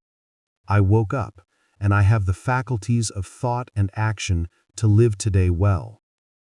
Even amid pain or misfortune, they practiced saying, I am grateful that I have the strength to endure this, or that previous hardships have given me the wisdom I need now. This wasn't sugarcoating suffering. It was finding the thread of meaning and appreciation that coexists with hardship. Importantly, practicing gratitude doesn't mean becoming complacent. You can be grateful for what you have and work for improvement. In fact, gratitude often gives you a steadier emotional base to pursue goals. Instead of chasing out of desperation, you build from a place of sufficiency. It's like the difference between trying to fill a bottomless pit and adding beautiful stones to an already solid foundation. In everyday life, a grateful mindset makes everything feel a little lighter. Small pleasures stand out more vividly. The warmth of a cup of tea, the sound of laughter, a quiet walk. Big joys are deeply felt rather than quickly taken for granted.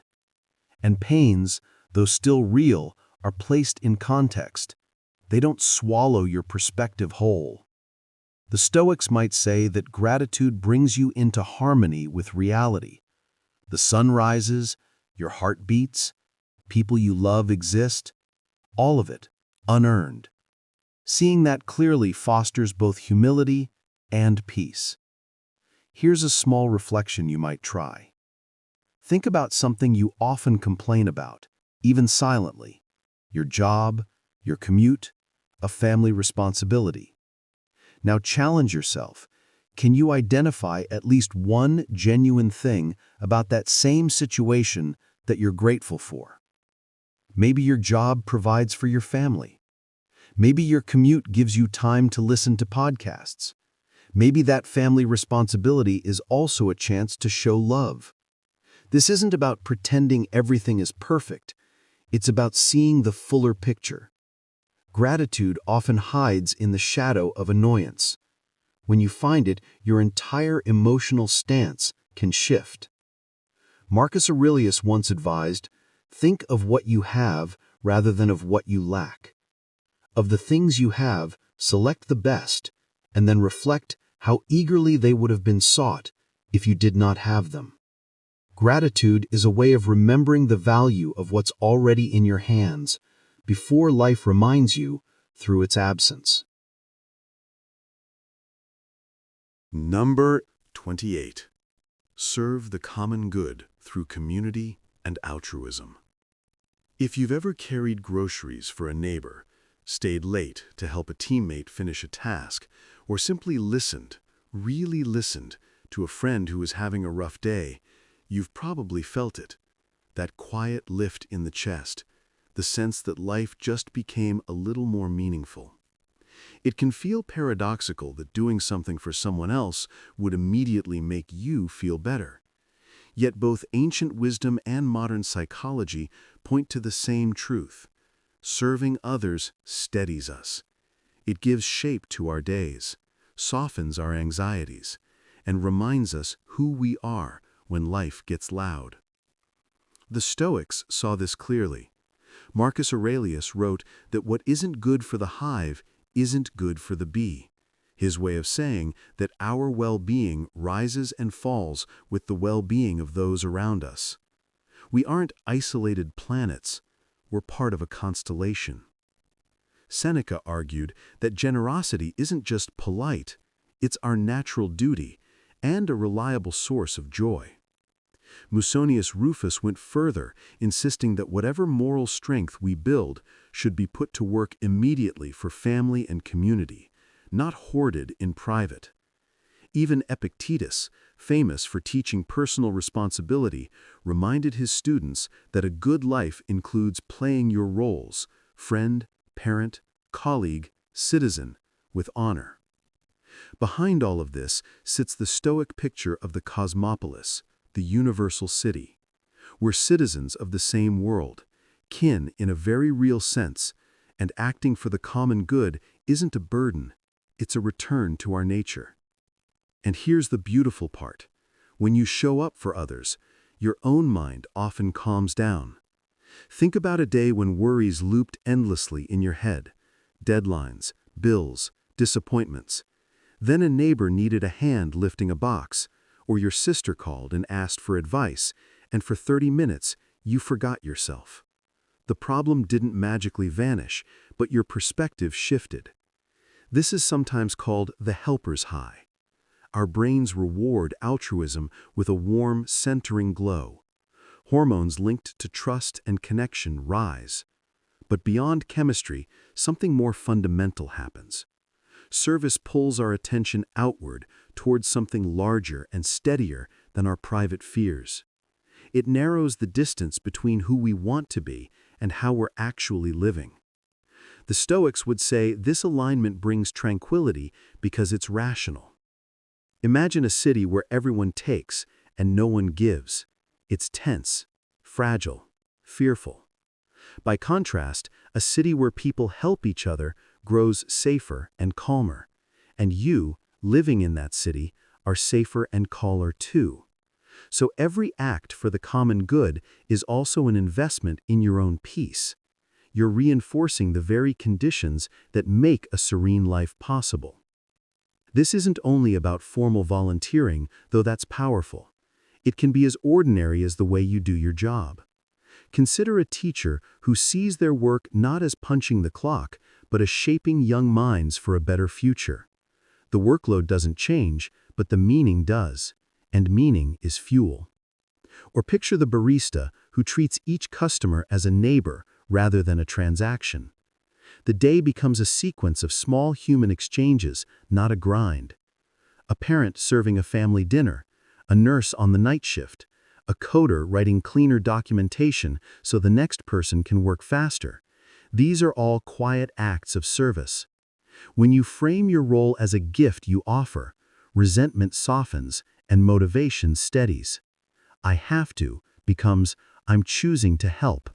And that subtle shift can carry you through difficult hours with more patience and less bitterness. There's another effect that's easy to miss. Altruism deflates the ego in the healthiest way. Much of our distress comes from the constant inward tally. Am I being noticed? Am I getting my due? Am I far enough ahead? Service turns that tally outward. You still matter, but you matter as a giver, not a scorekeeper. Ironically, you often receive more warmth and respect in return, though a Stoic wouldn't make this the goal. The real payoff is reputational capital you can't buy. People trust you. When storms arrive, and they always do, those relationships become a safety net. If service is so stabilizing, why don't we do more of it? Often because we imagine it has to be grand or dramatic, and life rarely offers spare afternoons for heroics.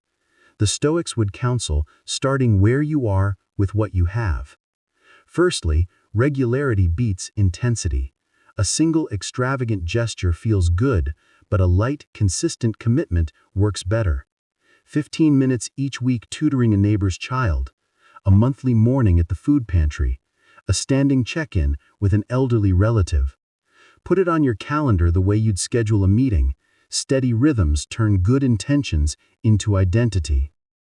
Another technique is to weave micro-kindness into your normal day. Let someone merge in traffic without the silent commentary. Thank a service worker with a moment of eye contact. Pick up the litter you didn't drop. Hold the elevator. A day dotted with small courtesies becomes a day punctuated by purpose. Finally, aim your help through your strengths. If you're a good listener, offer presence, not just advice. If you're handy, fix the wobbly chair instead of sending a text. If you love cooking, drop off extra soup to the new parents down the hall. Help travels farthest when it's the kind you can give sustainably. Still, there are pitfalls worth avoiding. Altruism isn't martyrdom. If you give until you're bitter or broken, you're not serving the common good, you're setting up tomorrow's resentment. Stoicism teaches balance. You are part of the communities whose welfare matters. Rest and boundaries aren't selfish, they're maintenance for your ability to keep showing up. It also helps to watch the ego's disguises. Doing good loudly, keeping score, or using generosity as a bid for moral superiority twists the act into a performance. The Stoic ideal is quieter. Do the right thing because it's right, and let the results speak for themselves. And of course, good intentions should be guided by judgment. Not every kind of help actually helps. Sometimes cash isn't as useful as groceries. Sometimes advice is less helpful than simple companionship. Ask, observe, and aim for what truly benefits the other person, and by extension, the hive. Service has a way of joining our principles to our pulse. You believe in kindness, you practice it. You admire courage, you lend your voice when someone is silenced. You talk about community, you help sweep the shared staircase. That fusion of belief and action is calming. It clears the conscience and gives you a sturdier answer to the late-night question, what am I doing with my life? You're contributing. You're building the kind of world you'd like to live in, one small deed at a time. If you want to test this today, start simply. Think about the circles you move in. Family, workplace, neighborhood, online groups. Is there one need you've noticed but stepped around because you were busy or unsure? Maybe the park is always a little trash strewn after weekends. Maybe a colleague on a new visa seems isolated. Maybe there's a parent in your building who's juggling too much. Picture yourself taking the smallest possible step, a text to organize a 30-minute cleanup, an invitation to lunch, an offer to babysit for a single hour. Notice how that image feels in your body. For most of us, there's a lift, a sense of rightness. That feeling is your compass. The Stoics would simply nod and say, this is how we were meant to live. Together, shoulder to shoulder, bees in the same hive. When we work for the whole, we recalibrate our private lives too. We feel steadier because we are steadier, anchored to something larger than our momentary fears or cravings, and that, in the long run, is one of the surest paths to the calm we keep chasing. Now, a brief reflection to carry with you. Consider the communities you belong to: home, office, street, school, faith group, or even a small online forum. What is one concrete way those communities could be a little kinder, safer, or more connected? And what is the tiniest first step you could take this week to move things in that direction? It doesn't have to be dramatic. In fact, it's better if it isn't. Choose something you can repeat, because repeated service becomes character. Marcus Aurelius captured the essence in a line worth memorizing. What benefits the whole is beneficial for the individual. We were born to work together. When you live that out, even quietly, even imperfectly, you don't just improve the hive, you give the bee a reason to hum. Number 29. Pursue excellence in little things, with mindfulness in action. If you pause for a moment and think about it, most of our lives are made up not of grand cinematic moments, but of countless little actions strung together. Washing dishes, answering emails, tying shoelaces, tidying a room, brushing your teeth. talking to a colleague, stirring your coffee. These are the quiet building blocks of our days. The question is, how are we showing up for them? Are we treating them as unimportant filler, or as opportunities to express who we are? For the Stoics, there was never really a distinction between big and small when it came to virtue. Marcus Aurelius, the philosopher-emperor, urged himself to pay attention to even the little things, reminding himself that integrity isn't something to be switched on and off depending on the size of the task. He liked to use nature as a metaphor. A bee doesn't say, "This is just a small honeycomb, I won't bother making good honey today." It simply does its work well, no matter the scale. Epictetus taught his students that every moment, however ordinary, is a chance to practice virtue. Even something like setting down a cup gently trains self-control. Speaking kindly to a servant trains justice. And Seneca, ever practical, pointed out that how we handle the small daily frictions, running a household, dealing with annoyances, maintaining order, reflects the true state of our character. In short, Stoics didn't wait for a heroic stage to practice excellence. They trained themselves in the arena of everyday life. It's easy to underestimate how much these small actions matter. After all, they're not what people usually remember or celebrate. But if you look closely, these little things occupy the majority of your waking hours. If you do them carelessly or resentfully, you're essentially spending huge portions of your life in that careless, resentful state. On the other hand, if you bring presence and quality even to the smallest task, you transform ordinary time into something meaningful. Take mornings, for example. Imagine two scenarios. In the first, you roll out of bed, leave the sheets in a chaotic heap, scroll your phone while absent-mindedly eating, and rush out the door feeling scattered. In the second, you spend just a couple of minutes making your bed neatly, you prepare your breakfast and actually taste it, and you wash your cup afterward so the space is clean when you return. The difference is only a few minutes, but the emotional tone is completely different. The second scenario sets a foundation of order, discipline, and calm. You've begun your day with excellence in small things, and that often ripples outward. This idea isn't limited to Stoicism. Admiral William McRaven, a Navy SEAL, gave a famous speech about how making your bed each morning sets the tone for the entire day. In psychology, researchers have found that habits of diligence or sloppiness in one area tend to spill over into others. How you do anything is how you do everything might sound like a slogan, but there's truth in it. Practicing attention and care while washing dishes doesn't just result in cleaner dishes.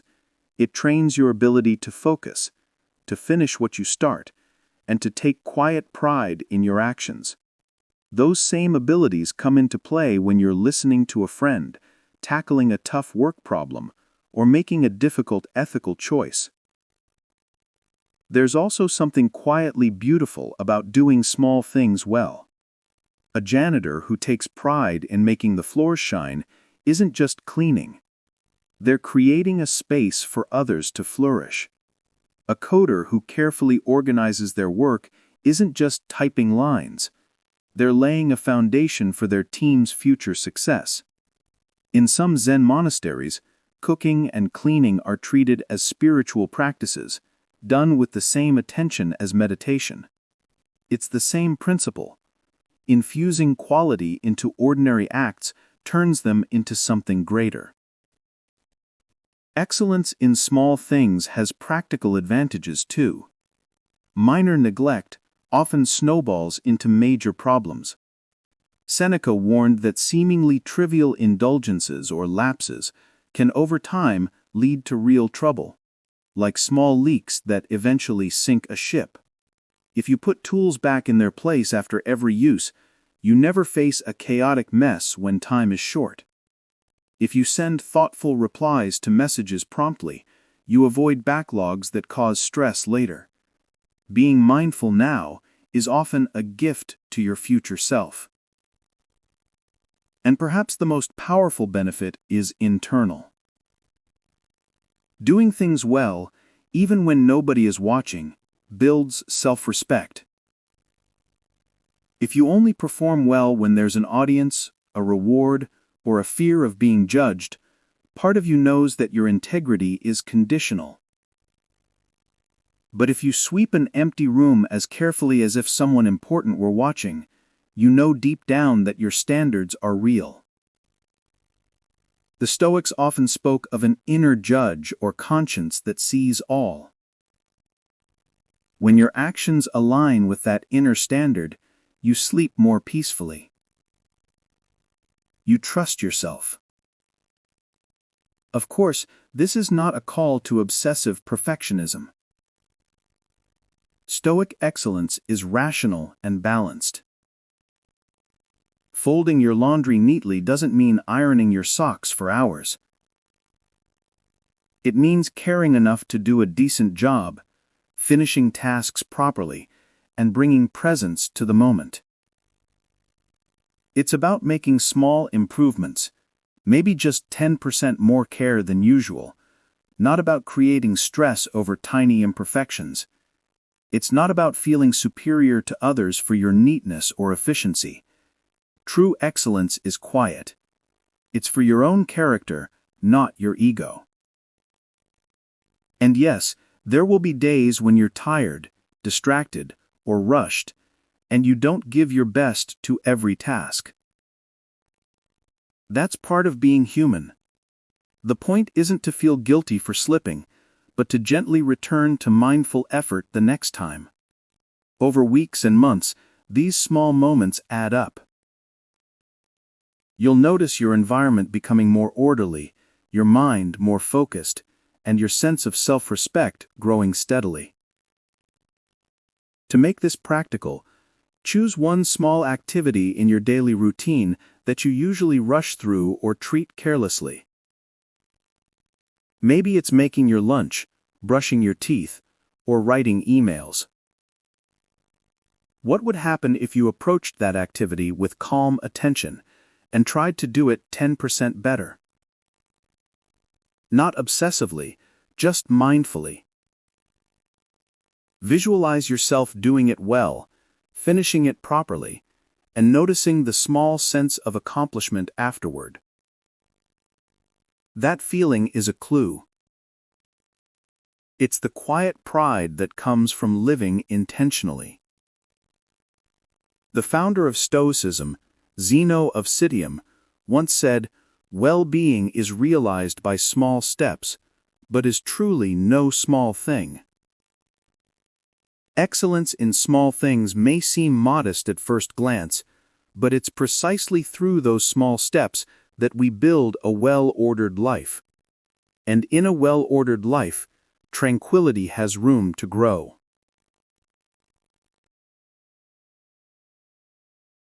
Number 30. Rehearse adversity through negative visualization. When life throws unexpected problems our way, it's usually not just the problem itself that unsettles us, it's the surprise. A sudden delay, an illness, a broken plan, a loss. These things shake us because we didn't expect them. Our minds, whether we realize it or not, often build quiet fantasies of smooth days, trains arriving on time, everyone behaving kindly, health holding steady, plans unfolding exactly as imagined. And when reality doesn't match that fantasy, the gap hits hard. The Stoics saw this clearly 2,000 years ago, and they came up with a surprisingly practical habit to deal with it: negative visualization, or as they called it, premeditatio malorum, the premeditation of evils. Don't let the name scare you. It's not about doom-scrolling ancient Roman tragedies. It's about briefly and calmly imagining things not going according to plan, so that when difficulties actually arrive, your mind is prepared, steady, and, ironically, more appreciative of what's working right now. Seneca, for example, often advised his friends to mentally rehearse losing certain comforts so they would never be too dependent on them. He suggested imagining life without the things you take for granted: a comfortable bed, warm food, the safety of your home. By picturing their absence, even briefly, he believed you could reduce the shock if those comforts were ever taken away, and, just as importantly, learn to cherish them more deeply while you still have them. Epictetus took the idea into the realm of relationships and mortality. He reminded his students that our loved ones are mortal, our plans fragile. This wasn't meant to make them cold or unfeeling. On the contrary, it was meant to help them love more wisely and fully, aware of impermanence. And Marcus Aurelius practiced this daily. In his meditations, he wrote about waking up in the morning and calmly reminding himself, "Today I will likely meet people who are rude, careless, or ignorant." By expecting this, he disarmed their power to frustrate him. Why does this work so well? A big part of anxiety comes from being blindsided. When we expect flawless days, even small hiccups feel like crises. But if in the morning you've already spent a quiet minute imagining a few things going wrong, your train being canceled, your boss criticizing your work, your body waking up sore, you won't be surprised if it happens. You'll have a mental, "Oh yes, I saw this coming" moment. It's a bit like rehearsing a play. You've run the scene once already, so you can perform it with more poise when the curtain goes up. This is not pessimism. It's more like vaccination. A small, controlled dose of imagining difficulty reduces the shock of the real thing. Modern psychology has a name for this too. Prospective coping and defensive pessimism are strategies that involve anticipating setbacks and mentally rehearsing your response. Studies have found that people who do this tend to feel less anxious and actually perform better under pressure. When used wisely, it lowers your baseline fear because you've seen in your mind that you can handle it. There's another subtle effect. Practicing negative visualization heightens gratitude. Imagine, for just a moment, waking up tomorrow and not having hot water for your shower. Or imagine losing your voice for a week, or not being able to see the colors of the sunset. When you open your eyes again to the real world, those ordinary things suddenly glow. You don't need a life-changing event to feel grateful. You just need to briefly imagine their absence. This is exactly what Seneca meant when he said that rehearsing adversity makes us calmer in misfortune and more appreciative in fortune. Epictetus gave a famous piece of advice. When you kiss your child, remind yourself that you are kissing a mortal. To modern ears, that can sound harsh. But think about it. He's not telling you to love less. He's teaching you to love more wisely. If you remember that nothing and no one is guaranteed, your time with them becomes richer, more intentional. You savor the moment instead of assuming it will stretch on forever. Practicing this doesn't have to be dramatic. In fact, it works best when it's quick, gentle, and realistic. One simple way is to do a morning micro-rehearsal. Pick one thing on your agenda that could go wrong, say, a delayed meeting or a miscommunication, and picture how the calm, composed version of you would handle it. Maybe you imagine yourself taking a deep breath, making a phone call, and rearranging plans without spiraling. That tiny mental run-through plants a seed of steadiness for later. Another technique is what I like to call the gratitude flip. Choose one everyday comfort, your eyesight, your internet connection, the fact that the lights turn on when you flip the switch, and imagine, for just a few seconds, what life would feel like if it vanished for a day. When you come back to the present, notice how different that ordinary thing feels. It's like wiping dust off a window and suddenly seeing the view clearly. And if there's a recurring worry that gnaws at you, maybe the fear of losing a job or a project falling through, you can write down a simple contingency line. If X happens, then I will Y. For example, if this deal falls through, then I will immediately call 3 other prospects. This doesn't make the fear disappear, but it gives your mind a solid response plan. That alone can significantly reduce anxiety. Of course, there's a balance to maintain. If you dwell endlessly on worst-case scenarios, you'll just catastrophize and drain yourself. The Stoics weren't encouraging obsessive fear-mongering. The practice should be brief, purposeful, and end either with a practical response plan or a renewed sense of gratitude, not with dread. Think of it as touching the cold water, not living in it. So, here's a small reflection to carry with you. What's one setback, big or small, that, if it happened today, would really annoy or unsettle you? Picture it calmly, just for a moment, and then imagine your best self responding.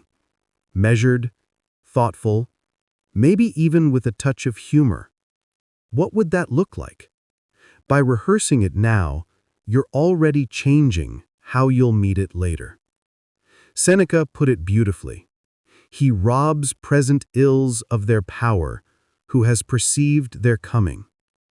In other words, if you've already met adversity in your mind, it can't catch you off guard. And when life can't blindside you so easily, tranquility has a better chance to root. Number 31. Understand value hierarchy through preferred indifference. Imagine standing in a storm while holding on tightly to an umbrella. The umbrella keeps the rain off you, but deep down you know it could flip inside out at any moment.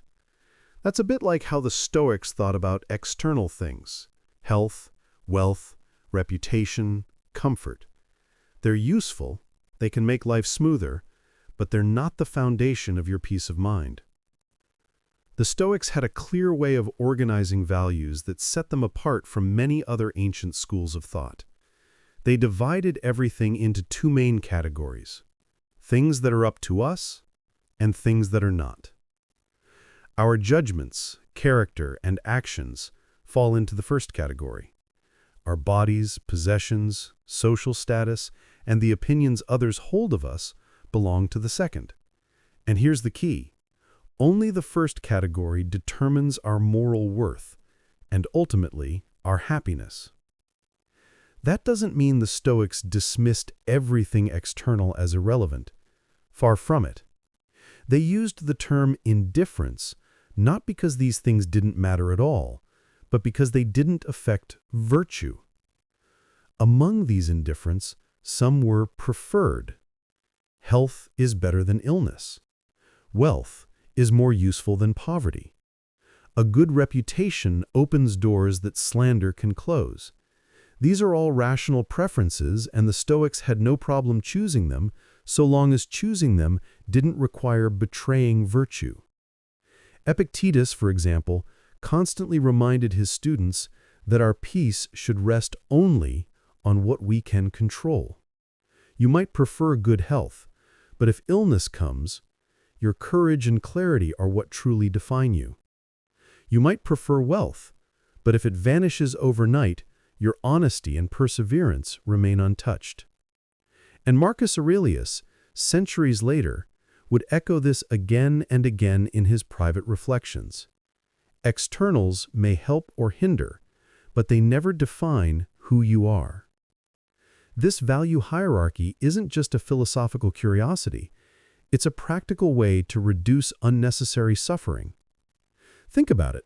If your happiness depends on wealth, praise, or comfort, then the moment you lose those things, your sense of self collapses with them. But if your happiness is anchored in virtue, in your ability to act justly, wisely, and bravely, then even when the externals shift, your inner foundation stays firm. Take reputation, for example. It's perfectly natural to want to be respected. But if someone spreads unfair criticism about you, what happens? If your self-worth depends entirely on other people's approval, you're at their mercy. If, instead, you value acting justly above being praised, then their opinions may sting, but they won't steer the ship. You keep your integrity, and in time, their noise fades into the background. Or imagine facing illness. It's reasonable to seek treatment, to take medicine, to rest. That's a preferred indifferent. But if your peace depends on being perfectly healthy, then any diagnosis threatens your entire sense of stability. The Stoic approach allows you to prefer health while also being ready, if it's taken away, to stand firm in your character. Interestingly, modern psychology offers some unexpected support for this ancient idea. Acceptance and commitment therapy, a well-established approach in behavioral science, encourages people to base their actions on deeply held values rather than chasing fleeting comfort or approval. Studies consistently show that people who live in alignment with their core values, whether that's honesty, kindness, or courage, are more resilient and experience lower levels of distress, even when life gets tough. That's essentially the Stoic hierarchy in action, 20 centuries later. So how can you practice this in daily life? One simple way is to use what you might call a two-column check. When faced with a decision, ask yourself, what's the impact on my character? And what's the impact on external benefits, like money or status? If these conflict, the Stoic answer is clear. Pick the choice that preserves virtue. Another exercise is what we might call if-loss readiness. Pick something you really value externally, say your job title. Then finish the sentence, if I lost it, I would still be, and name the virtues that remain. Perhaps you'd still be honest, or brave, or thoughtful. This simple habit trains your mind to loosen its grip on externals. And finally, try a praise and blame fast for a day. Go about your decisions without trying to win praise or dodge criticism. You'll be surprised by the clarity it brings. Suddenly, choices that once felt complicated become much simpler. Is this the right thing to do? Becomes your compass. Of course, there's a trap to avoid here. Some people misunderstand indifference as neglect. They think Stoicism means ignoring health or abandoning worldly responsibilities. But the Stoics were anything but careless. They advised us to prefer wisely, to care for these externals without clinging to them. You still carry the umbrella when it rains.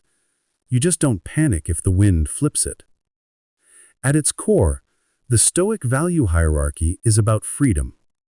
It cuts the invisible strings that let circumstances jerk your emotions around. When externals are put in their proper place, valued, but not worshipped, You become both more effective and more serene. You use what life offers, but you're not owned by it. Or as Epictetus put it in one of his most famous lines, "Seek not that events should happen as you wish, but wish them as they happen." In other words, build your peace on what can never be confiscated: your judgments, your choices, your virtue.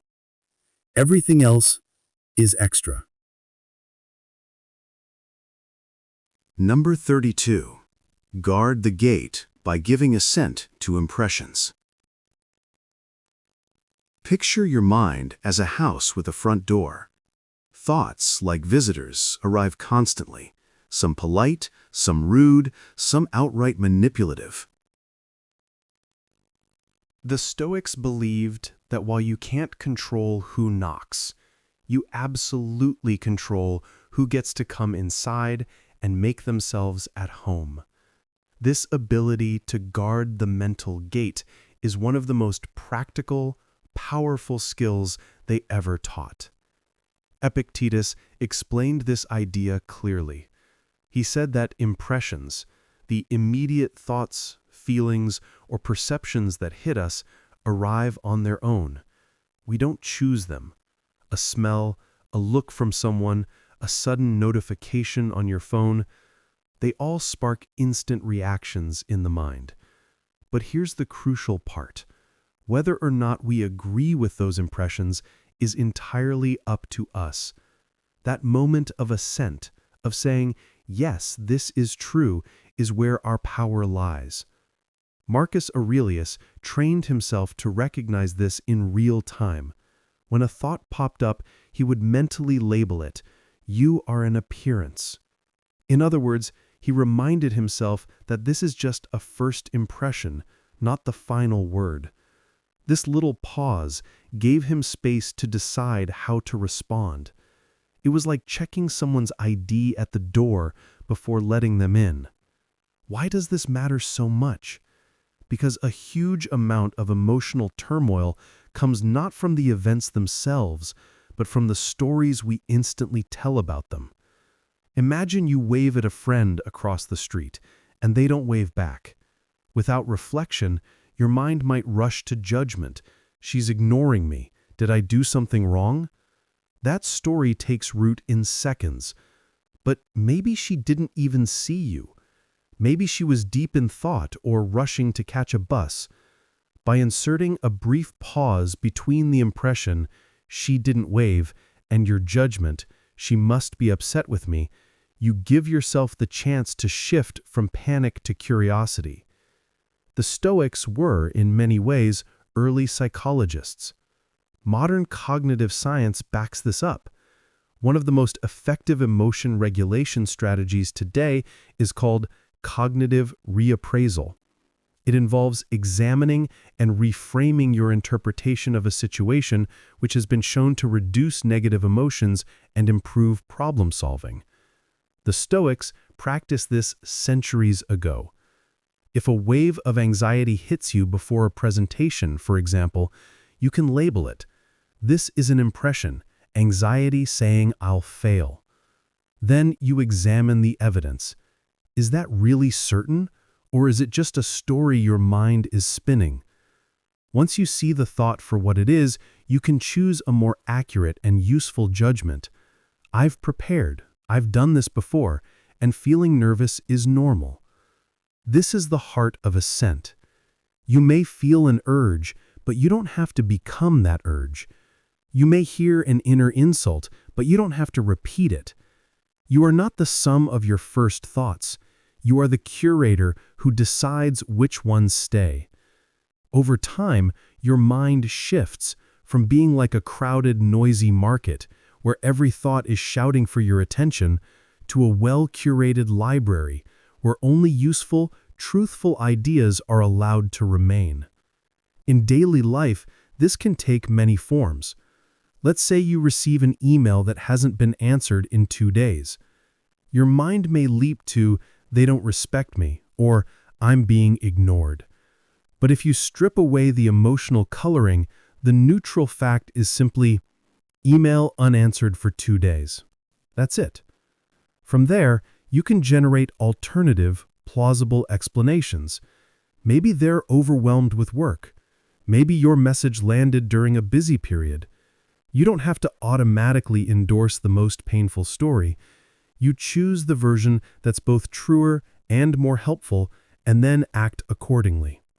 However, it's important not to misunderstand this practice. Guarding the gate doesn't mean pretending everything is fine or gaslighting yourself into forced optimism. Pain, loss, and risk are real. The goal isn't to sugarcoat reality, but to see it accurately and respond wisely. Instead of letting every fearful or angry impression run wild inside your mind, you become deliberate about which ones get your attention. Epictetus summed it up beautifully. Men are disturbed not by things, but by the views they take of things. This short line captures a lifetime of practice. By learning to separate impressions from assent, you take back control of the inner narrative.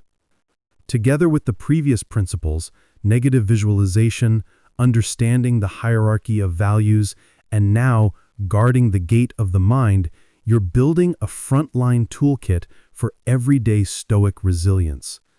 You learn to expect life's bumps, prioritize virtue over externals, and, just as importantly, choose your thoughts carefully. With this foundation, the next step is to refine your desires and aversions, widen your perspective, reorder your relationship with time, and set goals that truly align with your deepest values. Number 33. Tame desire, train aversion. Imagine standing at the center of a tug-of-war. On one side, your desires pull you toward what you want. On the other, your fears yank you away from what you dread. Most of us spend our lives being dragged back and forth by these two forces, often without even noticing. The Stoics believed that real freedom begins the moment we learn to tame desire and train aversion. Epictetus opens his manual of life with this lesson. He explains that we should direct desire only toward what is fully within our control, our choices, our actions, our character. Meanwhile, aversion or avoidance should be reserved for one thing only: moral failure. Everything else, health, reputation, wealth, pleasure, pain, even death, lies outside our control. Wanting those things desperately or fearing their loss makes us slaves to forces we cannot govern. But desiring to act with courage, honesty, or wisdom, that's entirely up to us. When we let our desires attach themselves to external outcomes, we hand over the keys to our emotional state. Think about wanting a promotion at work. If your peace depends on someone else's decision, you may become anxious, manipulative, or bitter. The same happens when we crave praise. If applause becomes your goal, silence feels like failure. But if your desire is focused on doing your part well, working diligently, speaking clearly, acting fairly, then success is immediate. The outcome may or may not arrive, but your dignity remains intact. The same logic applies to aversion. Many of us fear discomfort, crowds, criticism, cold calls, difficult conversations. These fears shape our lives more than we realize, often shrinking our opportunities for growth. The Stoics didn't deny that discomfort exists. They simply refused to fear it more than vice. It's not the cold morning that deserves our aversion, but cowardice in the face of it. It's not failure that should terrify us, but the temptation to cheat or lie to avoid looking bad. By relocating aversion away from external discomforts and toward moral failings, the Stoics made courage and integrity their constant allies. Modern psychology provides an interesting parallel. Research on goal setting distinguishes between outcome goals, what happens to you, and process goals, what you choose to do. People who focus on process goals tend to experience less stress and more consistent progress. It's the difference between saying, "Everyone must love my presentation," and "I will speak clearly and truthfully."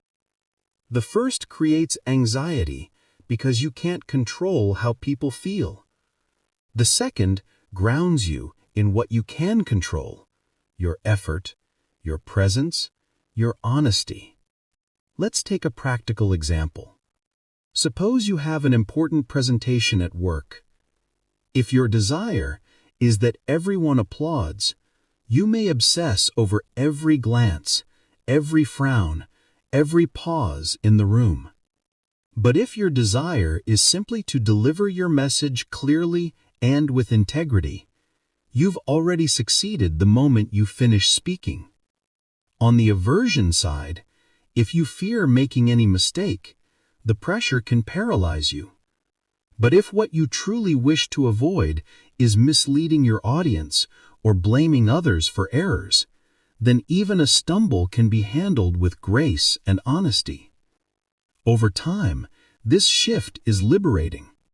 Your cravings cool down because your sense of success no longer depends on unpredictable outcomes. You keep winning the only game that truly matters, the game of your own choices. It's not about lowering standards or becoming indifferent to results. The Stoics cared deeply about doing things well. They simply refused to worship results. They prepared, they acted, and they accepted whatever followed with calm resilience. This isn't about becoming passive or detached. It's about regaining agency. You can work hard, aim high, and still remember that the applause, the weather, the economy, or someone else's opinion are never fully yours to command. What you do, how you speak, how you treat others, how you respond, that's where your true power lies. Marcus Aurelius put it plainly: if you are pained by any external thing, it is not this that disturbs you, but your own judgment. When you shift desire to what you can control and train aversion to focus only on moral failings, you stop being a puppet pulled by craving and fear. You become the one holding the strings. This principle builds naturally on the previous ones. First, you learn to expect life's bumps through negative visualization. Then you learn to prioritize virtue over externals. You practiced guarding the gate of the mind by examining impressions. Now, by taming desire and training aversion, you reclaim your freedom from the cravings and anxieties that once ruled you. Number 34. Accept impermanence and embrace change. Let me ask you something. Have you ever wished you could freeze a perfect moment in time?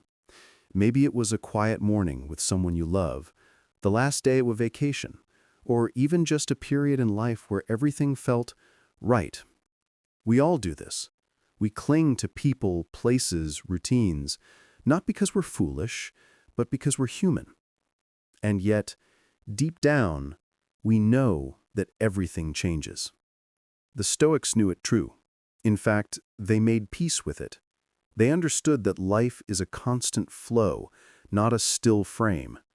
One of the most profound lessons they left us is this: accept impermanence. Embrace the fact that everything, success, relationships, youth, even our very selves, is temporary. Because when you stop fighting the tide of change, something powerful happens. You suffer less. You live more. Marcus Aurelius, the Roman emperor who moonlighted as one of history's greatest philosophers, once reflected on how tiny and fleeting a human life is.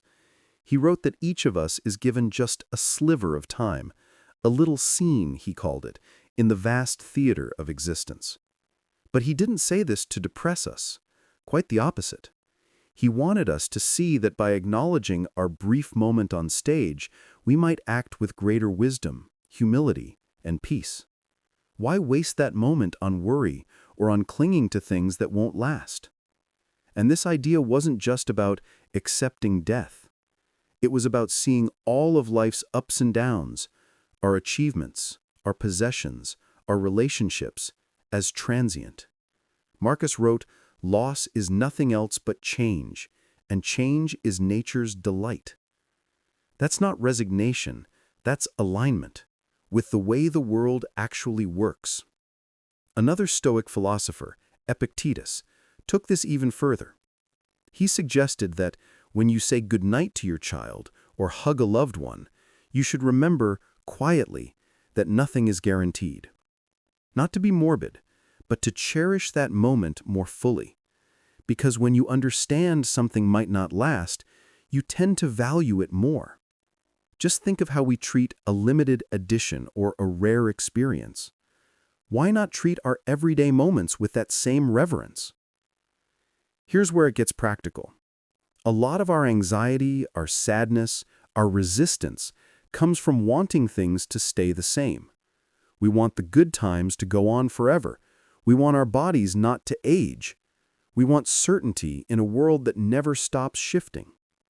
But the Stoics observed that when we cling too tightly, we create our own suffering. Let's say you're having a perfect summer day. Blue skies, your favorite people, the smell of grass or ocean in the air.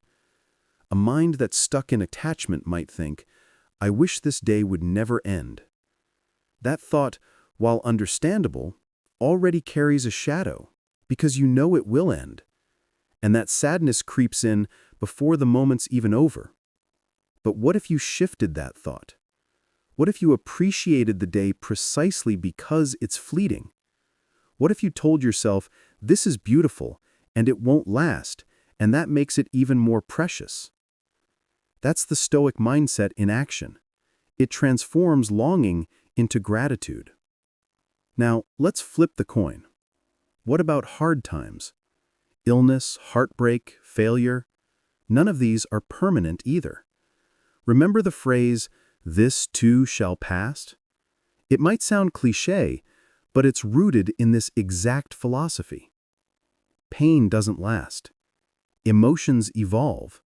Even grief has an arc.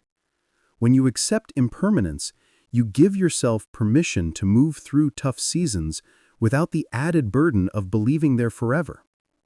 Modern research supports all of this. Studies show that people who reflect on the changing nature of life, who practice what psychologists sometimes call temporal awareness, tend to have lower stress, greater adaptability, and a deeper sense of meaning. They don't get crushed by change. They flow with it. And that's the real power here. Accepting impermanence doesn't mean you care less. In fact, it often means you care more. But you do it without the desperation, without the fear of loss tightening its grip around your happiness. You love more purely. You work more mindfully. You live with the quiet confidence that you can handle what comes because you expect things to change. So, how can you cultivate this mindset? One technique the Stoics used was called Memento Mori, a daily reflection on mortality. Not to be grim, but to light a fire under your life. When you remember that you and everyone you love are temporary, even the small moments take on depth. The next time you're sitting with someone dear, imagine the possibility, however distant, that this moment might not come again. It might just shift how you show up in that space.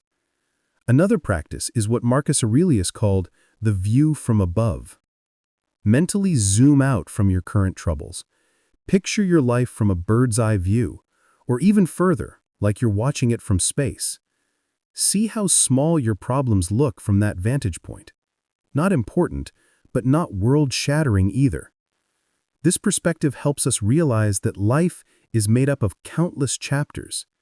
Each one opens and closes, and that's okay. You can even train yourself to welcome little changes. Take a different route to work. Try a new breakfast. Skip your phone for a day. These small acts of flexibility build your resilience for the big stuff, like job changes, relationship shifts, or unexpected health challenges. Now, of course, there are pitfalls. Some people hear everything is impermanent and think, well then, why care about anything? But that's a misread. The Stoics weren't detached robots. They cared deeply, but they also knew that caring doesn't have to mean clinging. Acceptance doesn't mean indifference. It means maturity. It's also worth saying that when real loss happens, like losing someone you love, grief is natural. Seneca, one of the most emotionally insightful Stoics, cried when his loved ones died. The point isn't to suppress sadness.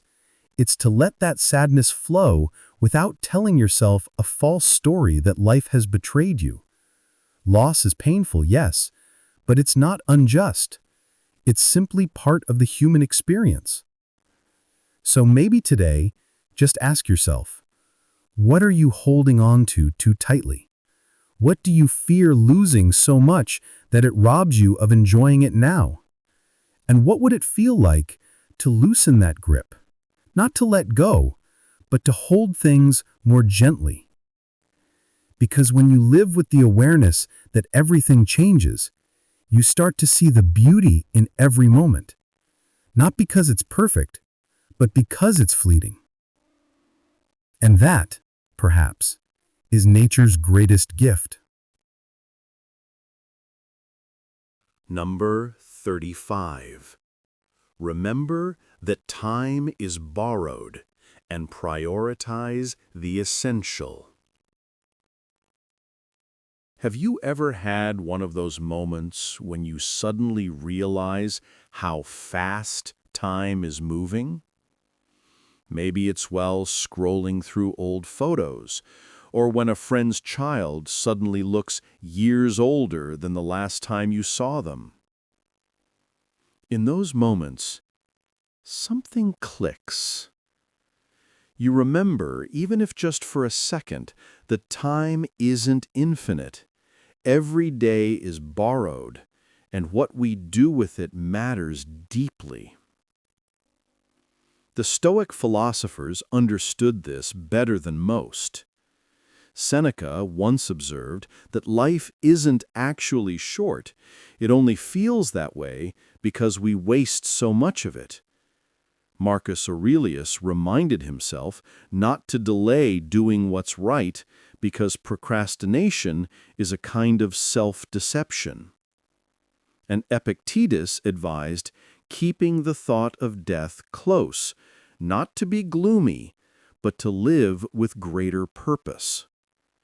To the Stoics, remembering mortality wasn't morbid, it was clarifying.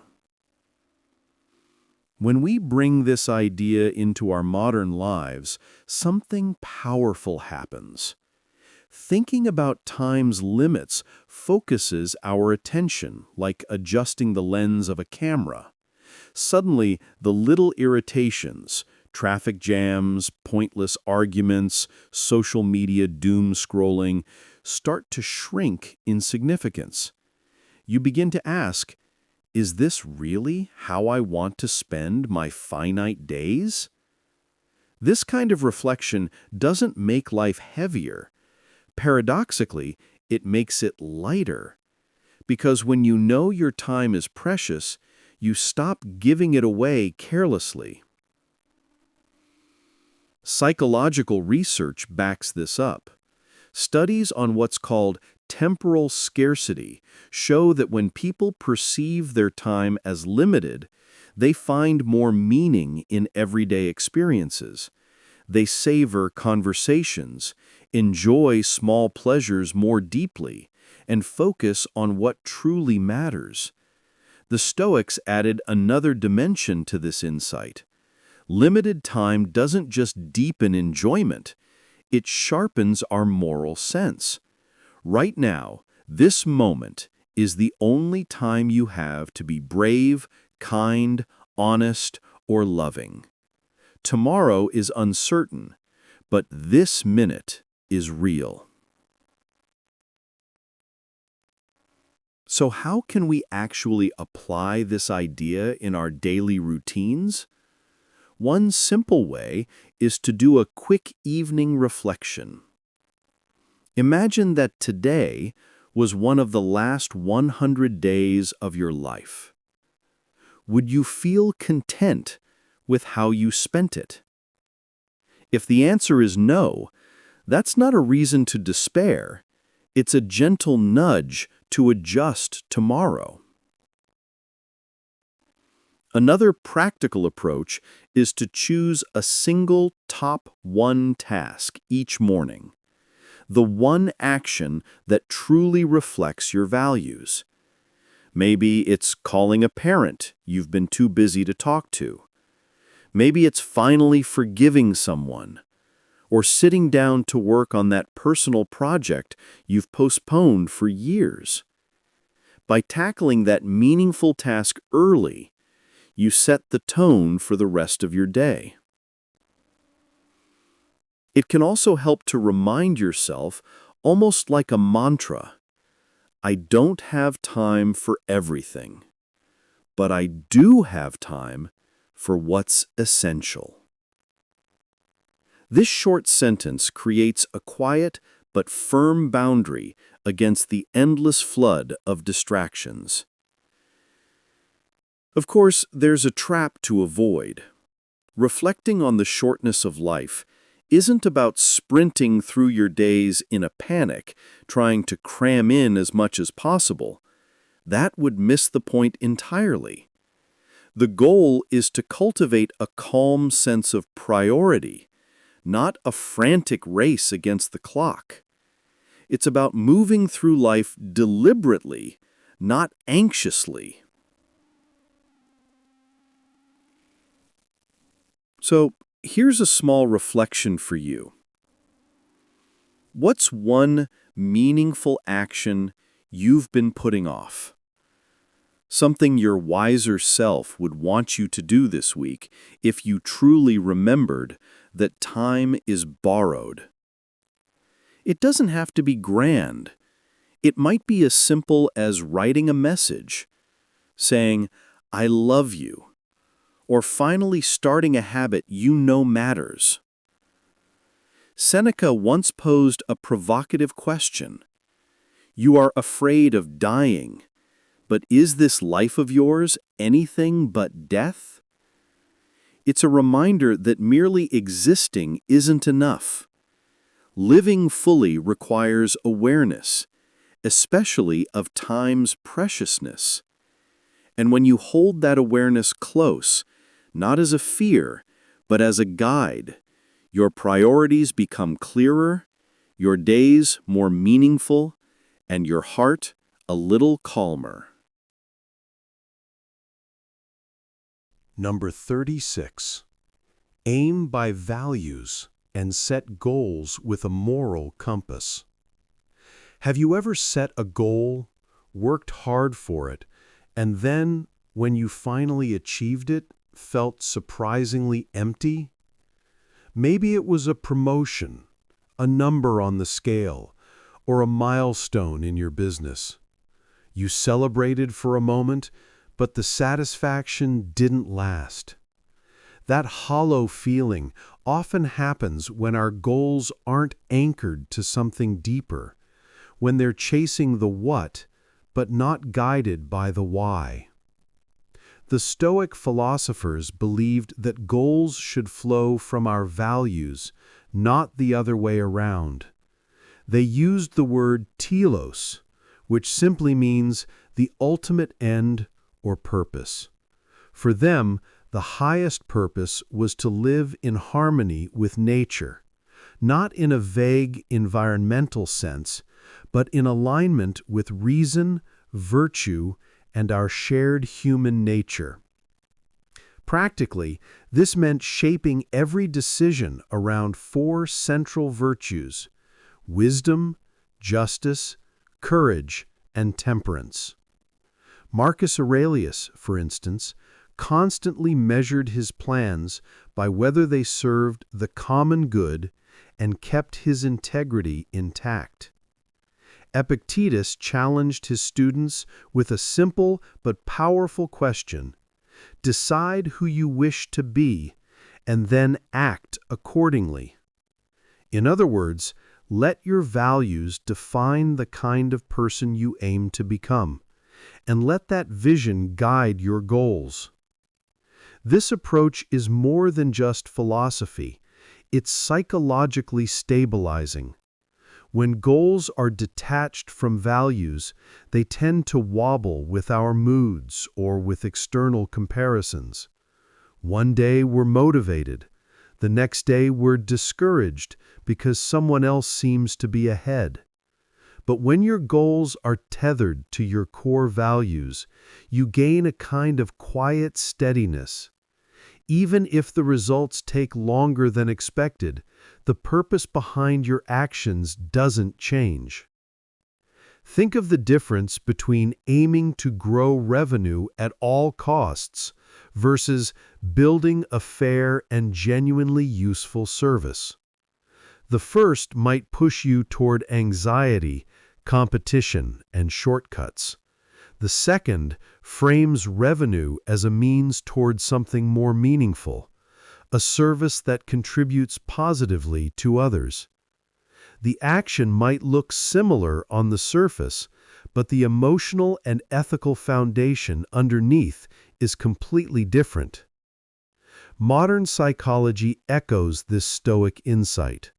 Research on self-determination theory has shown that people pursue goals that align with intrinsic values, things like personal growth, contribution, or connection.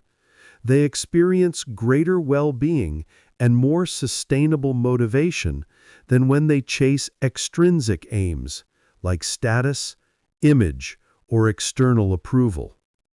The Stoics anticipated this centuries ago. When your aims are rooted in virtue, your sense of direction becomes stronger and less fragile. Value-based goals also reshape how we define success. If your daily work is guided by wisdom, service, courage, and balance, then every day becomes an opportunity to practice those virtues. You can win today by living out your values, even before any external metric moves. And when the metrics do improve, you're less likely to get swept away by vanity or ego because your foundation hasn't shifted. The numbers become secondary to the kind of person you're becoming. Of course, this isn't just an abstract idea. It can be put into practice. Start by naming your north, the core values that matter most to you. Maybe it's honesty, justice, kindness, or excellence. Under each one, define a concrete behavior you can live out over the next few months. For example, if justice is one of your values, you might commit to transparent pricing in your business. If courage matters to you, you might decide to finally speak up in situations where you usually stay silent. Then, look at your existing goals and rephrase them through the lens of your values. If you have a performance target or a key metric, add a virtue clause to it. Instead of simply saying, "We will increase sales by 20%, you might say, "We will increase sales by 20% while preserving fairness and honesty in every interaction." This simple addition turns a cold number into a moral compass. Finally, make time each week for a short reflection. Ask yourself, what did I do this week that was on mission for the person I want to become. It's a quiet but powerful way to keep your aims aligned with your deeper self. The only real pitfall here is treating values like empty slogans. If your values never actually influence or change your decisions, then they're just decoration, nice words on a wall, but not a compass in your hand. So, here's a reflection to leave you with. Pick one current goal you're working on. If that goal were a pure expression of your best values, what decision would you make differently today? Epictetus captured the essence of this idea beautifully. First, say to yourself what you would be. Then, do what you have to do. When your goals serve your values, your motivation steadies, your achievements become more meaningful, and perhaps most importantly, you don't lose yourself along the way. Number 37. Master your impulse through the discipline of action. Imagine this. A wave of irritation suddenly hits you. Maybe someone just sent you a snarky message, or you see something online that makes your blood boil. Your fingers hover over the keyboard, ready to fire off a sharp reply. Or maybe you're standing in a store, heart pounding with excitement, about to buy something you don't actually need. These are the moments when impulse takes the wheel. And more often than not, they're the moments we later wish we'd handled differently. The Stoics understood this deeply. Epictetus, for example, drew a clear line between three stages in our inner life: impressions, impulses, and actions. Impressions are the raw first reactions, those sudden emotional sparks we can't fully control. Impulses are the urges that arise right after, and actions are what we finally choose to do. The key, Epictetus taught, was to train our impulses to follow reason rather than whim. Marcus Aurelius constantly reminded himself not to be swept away by that first movement, but to pause, clarify, and act with justice. Seneca advised something similar when it came to anger. Delay your response, because time itself often points you toward a wiser path. Why does this matter so much? Because most of our regrets in life don't come from malicious intent. They come from unexamined impulses. Think of that one message you wish you hadn't sent, or the job you quit in a flash of pride, or that purchase that made sense for 30 seconds but felt foolish a week later. Stoic philosophy offers a powerful corrective. We can't always prevent impulses from appearing, but we can decide what happens next. This is what they called the discipline of action. It means slowing down the transition from feeling to doing, allowing reason to catch up with emotion. Modern neuroscience backs this up. The brain regions responsible for impulse inhibition are closely tied to emotional regulation and better decision-making. A small pause, literally just a few seconds, can interrupt the automatic chain between stimulus and response. You might feel the surge of anger, craving, or fear, but in that tiny window, you regain your agency. You shift from reacting to responding. In practice, this can be surprisingly simple. Some people use the 3-second rule. When an urge spikes, they count slowly to 3 before saying or doing anything. Others find it useful to name the impulse as it arises, something like, "This is irritation," or "This is vanity." By labeling the emotion, they weaken its grip. Another gentle technique is to build a small delay ritual. Pour yourself a glass of water. Take one deep breath, or look away from the screen for a moment. These are not acts of repression. They're acts of thoughtful delay. The goal isn't to bottle emotions up, but to give yourself space to choose wisely. Of course, restraint should never be confused with repression. Pausing doesn't mean pretending you don't feel something. It means acknowledging the feeling without letting it dictate your next move. Over time, this pause becomes one of your greatest allies. Instead of being like a leaf tossed around by the wind of emotions, you become the pilot of your own ship, steering with intention. A simple reflection you can try is this. Think back to your day. Was there a moment when a short pause saved you, or could have saved you, from doing something you'd regret? The more you practice noticing and creating that gap, the more natural it becomes. Epictetus once said, "No man is free who is not master of himself." Mastery doesn't mean suppressing every feeling. It means acting in line with your values, not your impulses. And that is the essence of disciplined action. Number 38. Learn from criticism and welcome feedback. Let's be honest, nobody loves being criticized. It stings. Even when it's meant to help, something inside us flinches. Our first instinct is often to defend ourselves, make excuses, or walk away feeling wounded.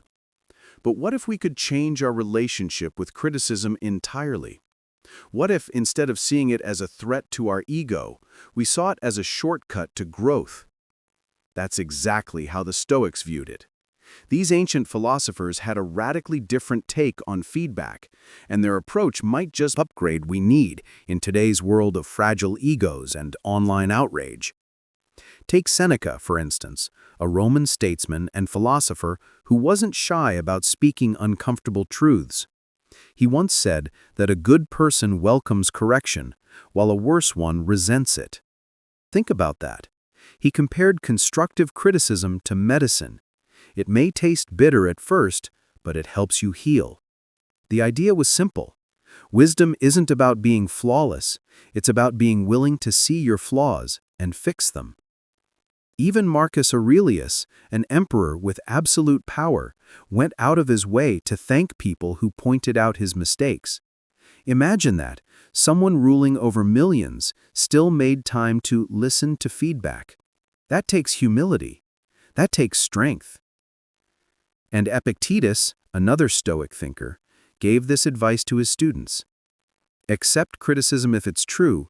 If it's false, no harm done. Just let it go. Because what really matters, according to the Stoics, is not how you look in the moment, but who you're becoming in the long run. Appearances fade. Character stays. So what does this look like in everyday life? Let's say you present a new idea at work and someone gives you feedback. Maybe they say it wasn't clear or you rushed through it. Your first reaction might be to feel embarrassed or even a little insulted. But now imagine hitting pause on that emotional reflex. Instead, you ask yourself, is there any truth in what they said? Could this actually help me get better? If the answer is yes, even partly, then that moment of discomfort becomes a moment of transformation. Because the person who hears feedback and uses it to improve will always outpace the one who stays comfortable but stuck. This mindset echoes what modern psychology calls the growth mindset. The basic idea is that people who believe they can develop their abilities tend to embrace challenges, learn from mistakes, and perform better over time. In contrast, those with a fixed mindset often avoid criticism because they see it as proof they're not good enough. But here's the irony. Avoiding criticism to protect your self-image often stops you from actually getting better. One well-known example of this in action comes from a study with students. The ones taught to see failure as a learning opportunity started choosing harder tasks and improving steadily. The others, who feared being judged, stuck to easy work and eventually plateaued. The Stoics didn't run that study, but they would have nodded in approval. They knew the value of being told, "Here's where you can do better." Some Stoics even took it further. Cato the Younger, a Roman politician admired for his integrity, reportedly asked a friend to shadow him at parties, not for fun, but to point out if he started acting foolishly, especially after a few drinks. Can you imagine caring that much about your own improvement? Enough to invite someone to correct you when you're most vulnerable? That's next-level self-awareness. Of course, not all feedback is helpful. Some criticism is poorly delivered or flat-out wrong. The Stoic solution? Don't take it personally either way. If it's valid, be thankful. If it isn't, let it slide off you like rain on a windshield. You don't need to internalize every opinion, but you also don't need to flare up or feel crushed by every comment. It's about balance. One of the best ways to build this mindset is to practice a simple pause. When you hear criticism, whether from a boss, a friend, or even a stranger, pause. Don't respond right away. Sit with it. Later, look at it again, calmly. Ask yourself, assuming this was meant to help, what can I take from it? Is there a grain of truth here? Even rude feedback might contain something you can use. And don't just wait for criticism to find you. Seek it out. Ask people you trust, what's one thing I could improve? That question alone shows maturity, and it helps you get used to hearing things you might not want to, but need to. Over time, you become less sensitive to the sting and more focused on the value. Now here's something critical, no pun intended. Be careful not to confuse openness to feedback with self-bashing. Some people swing too far the other way and beat themselves up for every flaw. That's not Stoicism. That's self-sabotage. Even Marcus Aurelius, in his personal reflections, was firm with himself, but never cruel. The goal is self-honesty, not self-loathing. It's also worth remembering that it's okay to feel a little defensive at first. That's normal. What matters is what you do next. Do you stew in it? Do you argue? Or do you collect yourself, reflect, and use the moment to improve? Criticism, in the end, is like a mirror. It shows you something you might not see on your own. But it's up to you whether to use that mirror to fix your appearance or to smash it because you don't like the reflection. So next time someone tells you something hard to hear, imagine that they're offering you a tool. Maybe it's a bit rough, maybe not perfectly shaped, but it might help you build something better. And if you can respond not with pride, but with purpose, you're walking the Stoic path. As Seneca put it, a good man accepts reproof gladly. The worse a man is, the more bitterly he resents it. The question is, which one do you want to be? Number 39. Avoid complaining through quiet resilience. Let's face it, complaining feels good for a few seconds.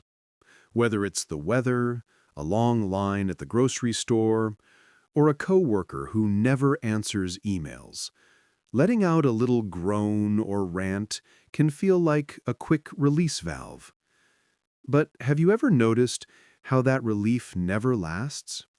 In fact, sometimes it makes you feel worse. And not just you, everyone around you too.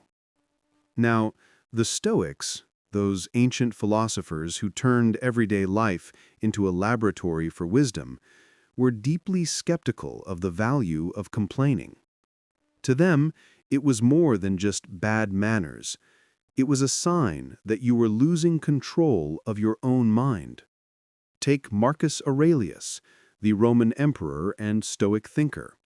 He didn't mince words. He wrote, "If it's endurable, then endure it. Stop complaining." No excuses, no poetic flourishes, just that. Stop complaining. Because if something can be changed, well, then go ahead and change it. But if it can't, then complaining about it is like yelling at the wind. Seneca, another Stoic giant, took a similar stance. He warned that when we rant and rave, we actually make our anger worse. Instead of calming ourselves, we fan the flames. Complaining doesn't solve the problem, it amplifies the frustration. And Epictetus? He told his students never to proclaim themselves unlucky. Not even privately. Why? Because the story we tell ourselves becomes the mindset we live in. So what's really going on here? Why were the Stoics so firm on this point?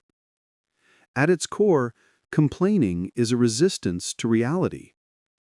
It's a way of saying, I wish the world were different, without doing anything to make it so.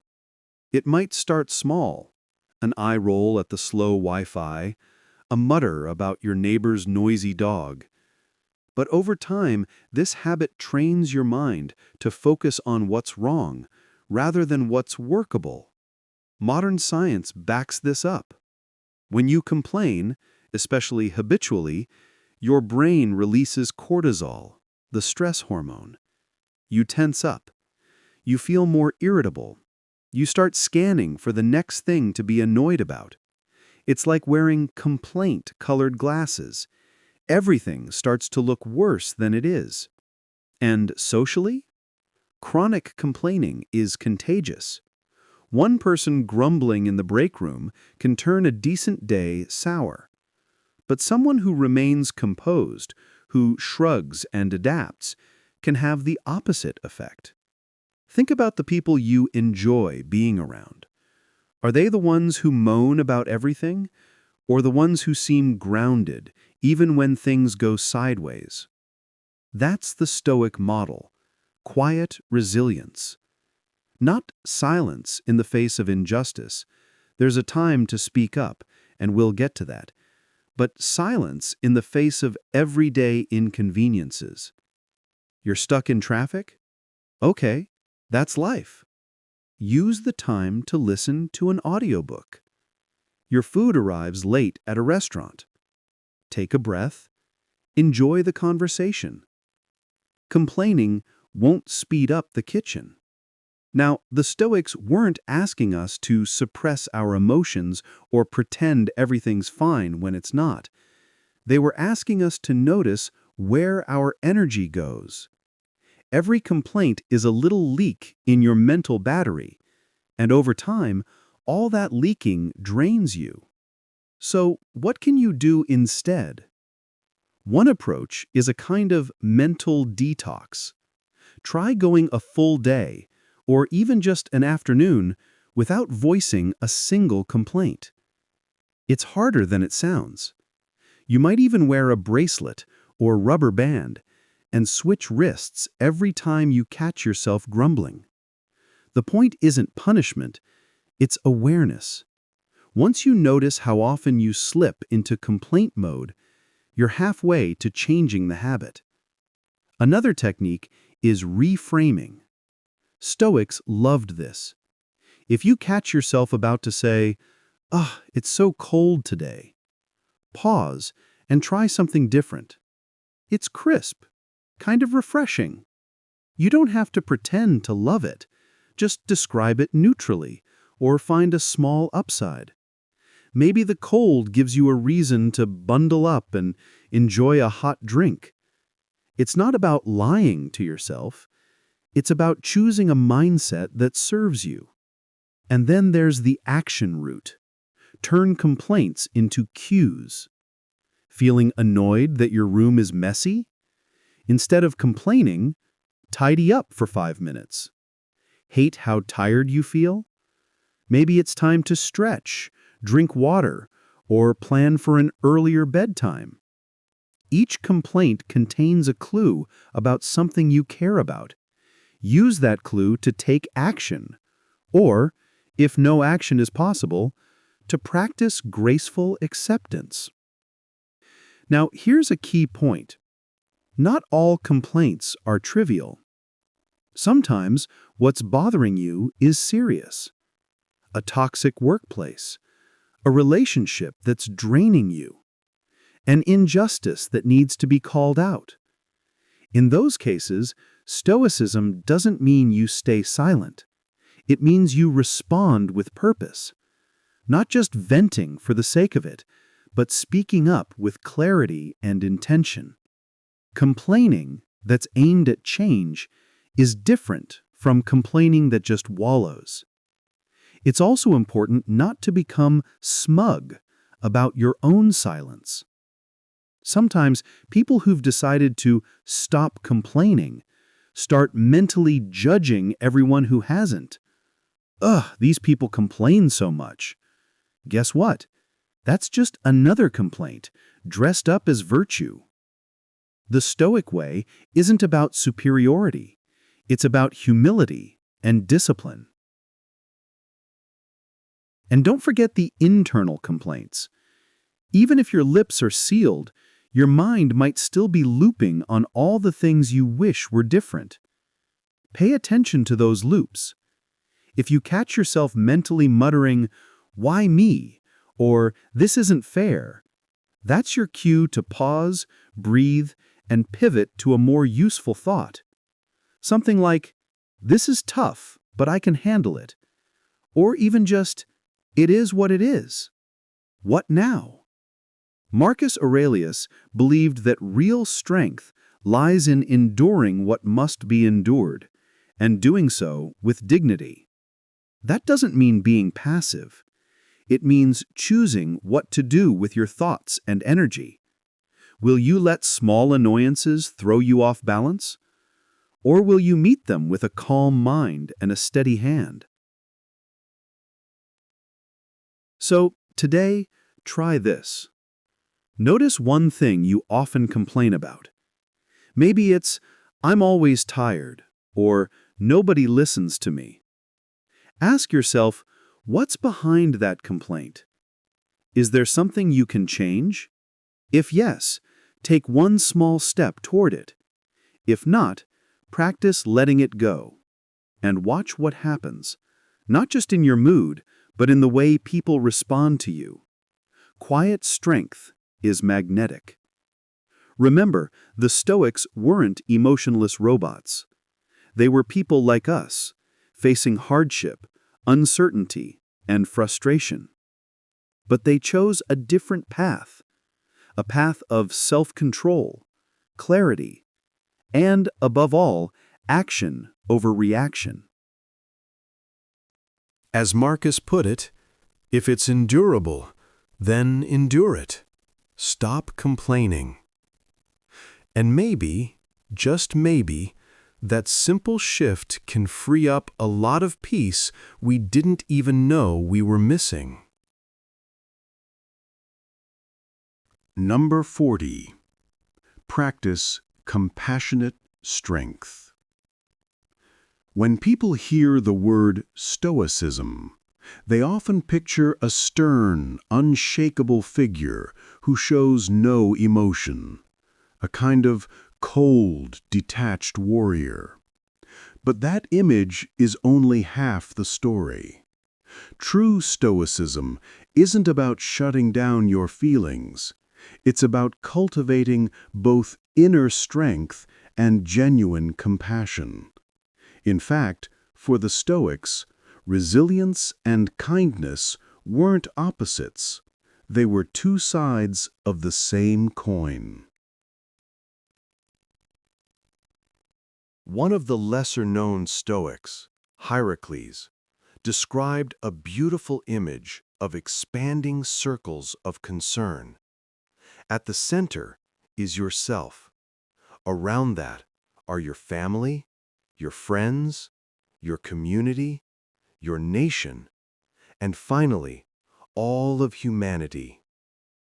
His advice was to gradually pull those outer circles closer, to treat strangers more like neighbors, and neighbors more like family. Seneca captured the same spirit in a simple line. Wherever there is a human being, there is an opportunity for kindness. Marcus Aurelius, ruling the vast Roman Empire, constantly reminded himself to act justly and gently toward others, even when they were difficult or wrong. Why did the Stoics place such emphasis on compassion? Because they saw humanity as one interconnected whole, like citizens in a shared cosmic city. Helping others wasn't just morally good, it was living in harmony with nature itself. They didn't see kindness as weakness. On the contrary, they believed that compassion, practiced with wisdom and clear boundaries, was a form of strength. It meant caring for others without being tossed around by their emotions or moods. Instead of reacting with irritation or superiority, the Stoic response was grounded, patient, and just. This approach has surprising modern echoes. Research on compassion shows that it reduces stress, boosts well-being, and strengthens social bonds. People who approach conflict with empathy tend to resolve it more effectively, because understanding someone's perspective can de-escalate tension before it turns into hostility. Compassion, in this sense, isn't sentimental or naive. It's strategic, stabilizing, and deeply human. Imagine someone cuts you off in traffic or snaps at you in a meeting. The instinctive reaction might be anger or defensiveness, but a Stoic would insert a quiet pause and remind themselves, this person seeks good and avoids pain, just like me. That small shift, from irritation to humanization, can completely change how you respond. Instead of feeding the fire, you become a calming force in a volatile situation. Practicing this kind of compassionate strength doesn't require grand gestures. It can be as simple as holding back a sharp retort when someone is rude, or taking the time to help a colleague without expecting anything in return. You can also consciously widen your circle of concern by thinking about someone outside your usual group, a neighbor you barely talk to, a stranger you pass on the street, and wishing them well or offering a small act of kindness. Over time, these habits soften the walls between us and them. Of course, the Stoics were clear that compassion doesn't mean enabling harmful behavior. True kindness includes clarity and boundaries. If someone's actions are unjust or damaging, The Stoic response is neither to lash out nor to tolerate passively. It's to act firmly, but without malice, to correct, if necessary, with a steady hand rather than a vengeful heart. Marcus Aurelius once wrote, "What does not benefit the hive does not benefit the bee." In other words, your well-being is inseparable from the well-being of others. When you practice compassionate strength, you're not just being nice, you're contributing to a healthier, more harmonious world. And at the same time, you're fortifying your own inner stability. So the next time you face someone difficult or see someone struggling, try pausing for a moment and remind yourself that they too are part of the same human story. By responding with grounded compassion, you're not giving away your strength, you're expressing it in its highest form. Number 41. Limit distractions to guard your attention. If you really stop and think about it, what's your most valuable asset? Most people might say time or maybe money, but the truth is, it's your attention. Time can pass by unnoticed, and money can come and go, but attention? That's what actually gives your time value. Where you place your focus is where your life takes shape. And yet, we live in a world that seems designed to hijack that attention. Notifications, pings, scrolling feeds, inboxes that never sleep. Modern life pulls us in 1,000 directions. But here's something worth asking. What are we sacrificing when we let our attention be constantly stolen? This is exactly what ancient Stoic thinkers were already wrestling with, yes, even before smartphones and social media. Marcus Aurelius, the Roman emperor and philosopher, had this moment of personal frustration where he wrote to himself, "Do external things that fall upon you distract you? Cease to be whirled around." Now remember, this was a guy running an empire, and still he had to remind himself not to get caught in life's noise. Marcus noticed that people could stay endlessly busy and still feel lost because they lacked a clear aim. He warned that if we don't guard our focus, we might spend our entire lives chasing distractions and never truly live. Epictetus, another major voice in Stoicism, took it even further. He said attention was the foundation of philosophy itself. Most people, he observed, drift through life in a kind of mental fog, reacting to whatever pops up, instead of directing their awareness with purpose. And Seneca? He put it plainly, those who are everywhere in their minds are really nowhere at all.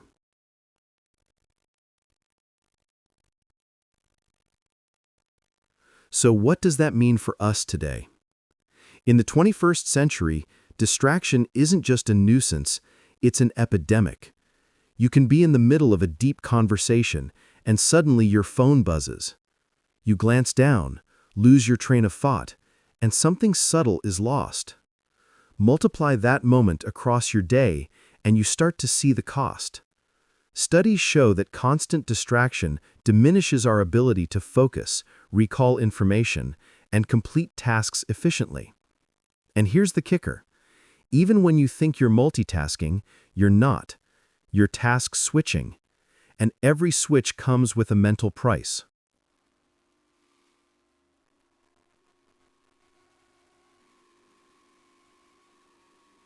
Marcus Aurelius would say, if you seek tranquility, do less. Do what's essential.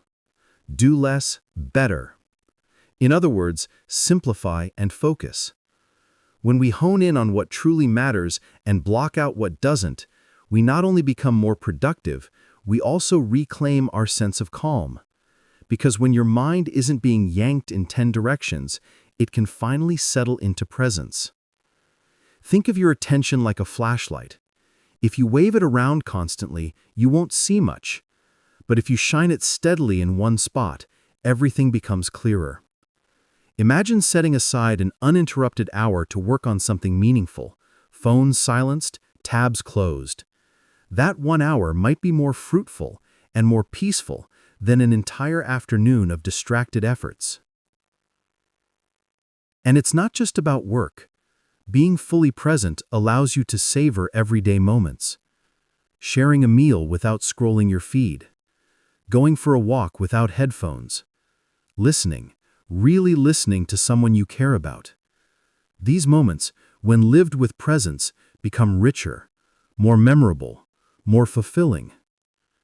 But let's be honest, attention is hard to protect. It requires intention. One way to start is by setting clear priorities at the beginning of each day. Decide what deserves your undivided focus and commit to it. Treat that time like a sacred appointment with yourself. And during that time, minimize intrusions. That might mean turning off notifications, closing your door, or even putting your phone in another room. The point is not to be perfect, but to create an environment that supports focus, not fights it. Another approach is to single task. It might sound old-fashioned in our multitasking world, but there's real power in doing just one thing at a time. Eat when you eat. Read when you read. Talk when you talk. If your mind wanders, and it will, gently bring it back. That's not failure, that's the practice. And over time, your mental focus gets stronger, just like a muscle. Now, of course, Stoicism isn't about becoming rigid or joyless. The goal isn't to eliminate all distractions forever. It's about moderation and intention. Want to enjoy a TV show or scroll TikTok for a bit? Great. Just choose that activity deliberately and give it your full attention during the time you've set aside for leisure. Don't let those distractions bleed into every corner of your day, because when everything becomes a distraction, nothing truly satisfies. It's also important to forgive yourself when focus slips. Even the most disciplined minds wander. What matters is not whether you get distracted, but whether you notice it and gently return. Think of it like steering a ship. The waves will push you off course, but with small adjustments, you can keep moving forward. There's another trap to watch for: overestimating your ability to multitask. A lot of people believe they're the exception, that they can handle email, Slack messages, and a spreadsheet all at once. But science and Stoicism says otherwise. Multitasking scatters your mind. It turns your thoughts into static. Better to do one thing well than 5 things poorly. Finally, be mindful of distractions disguised as urgent. Not every email needs an instant reply. Not every notification needs your attention.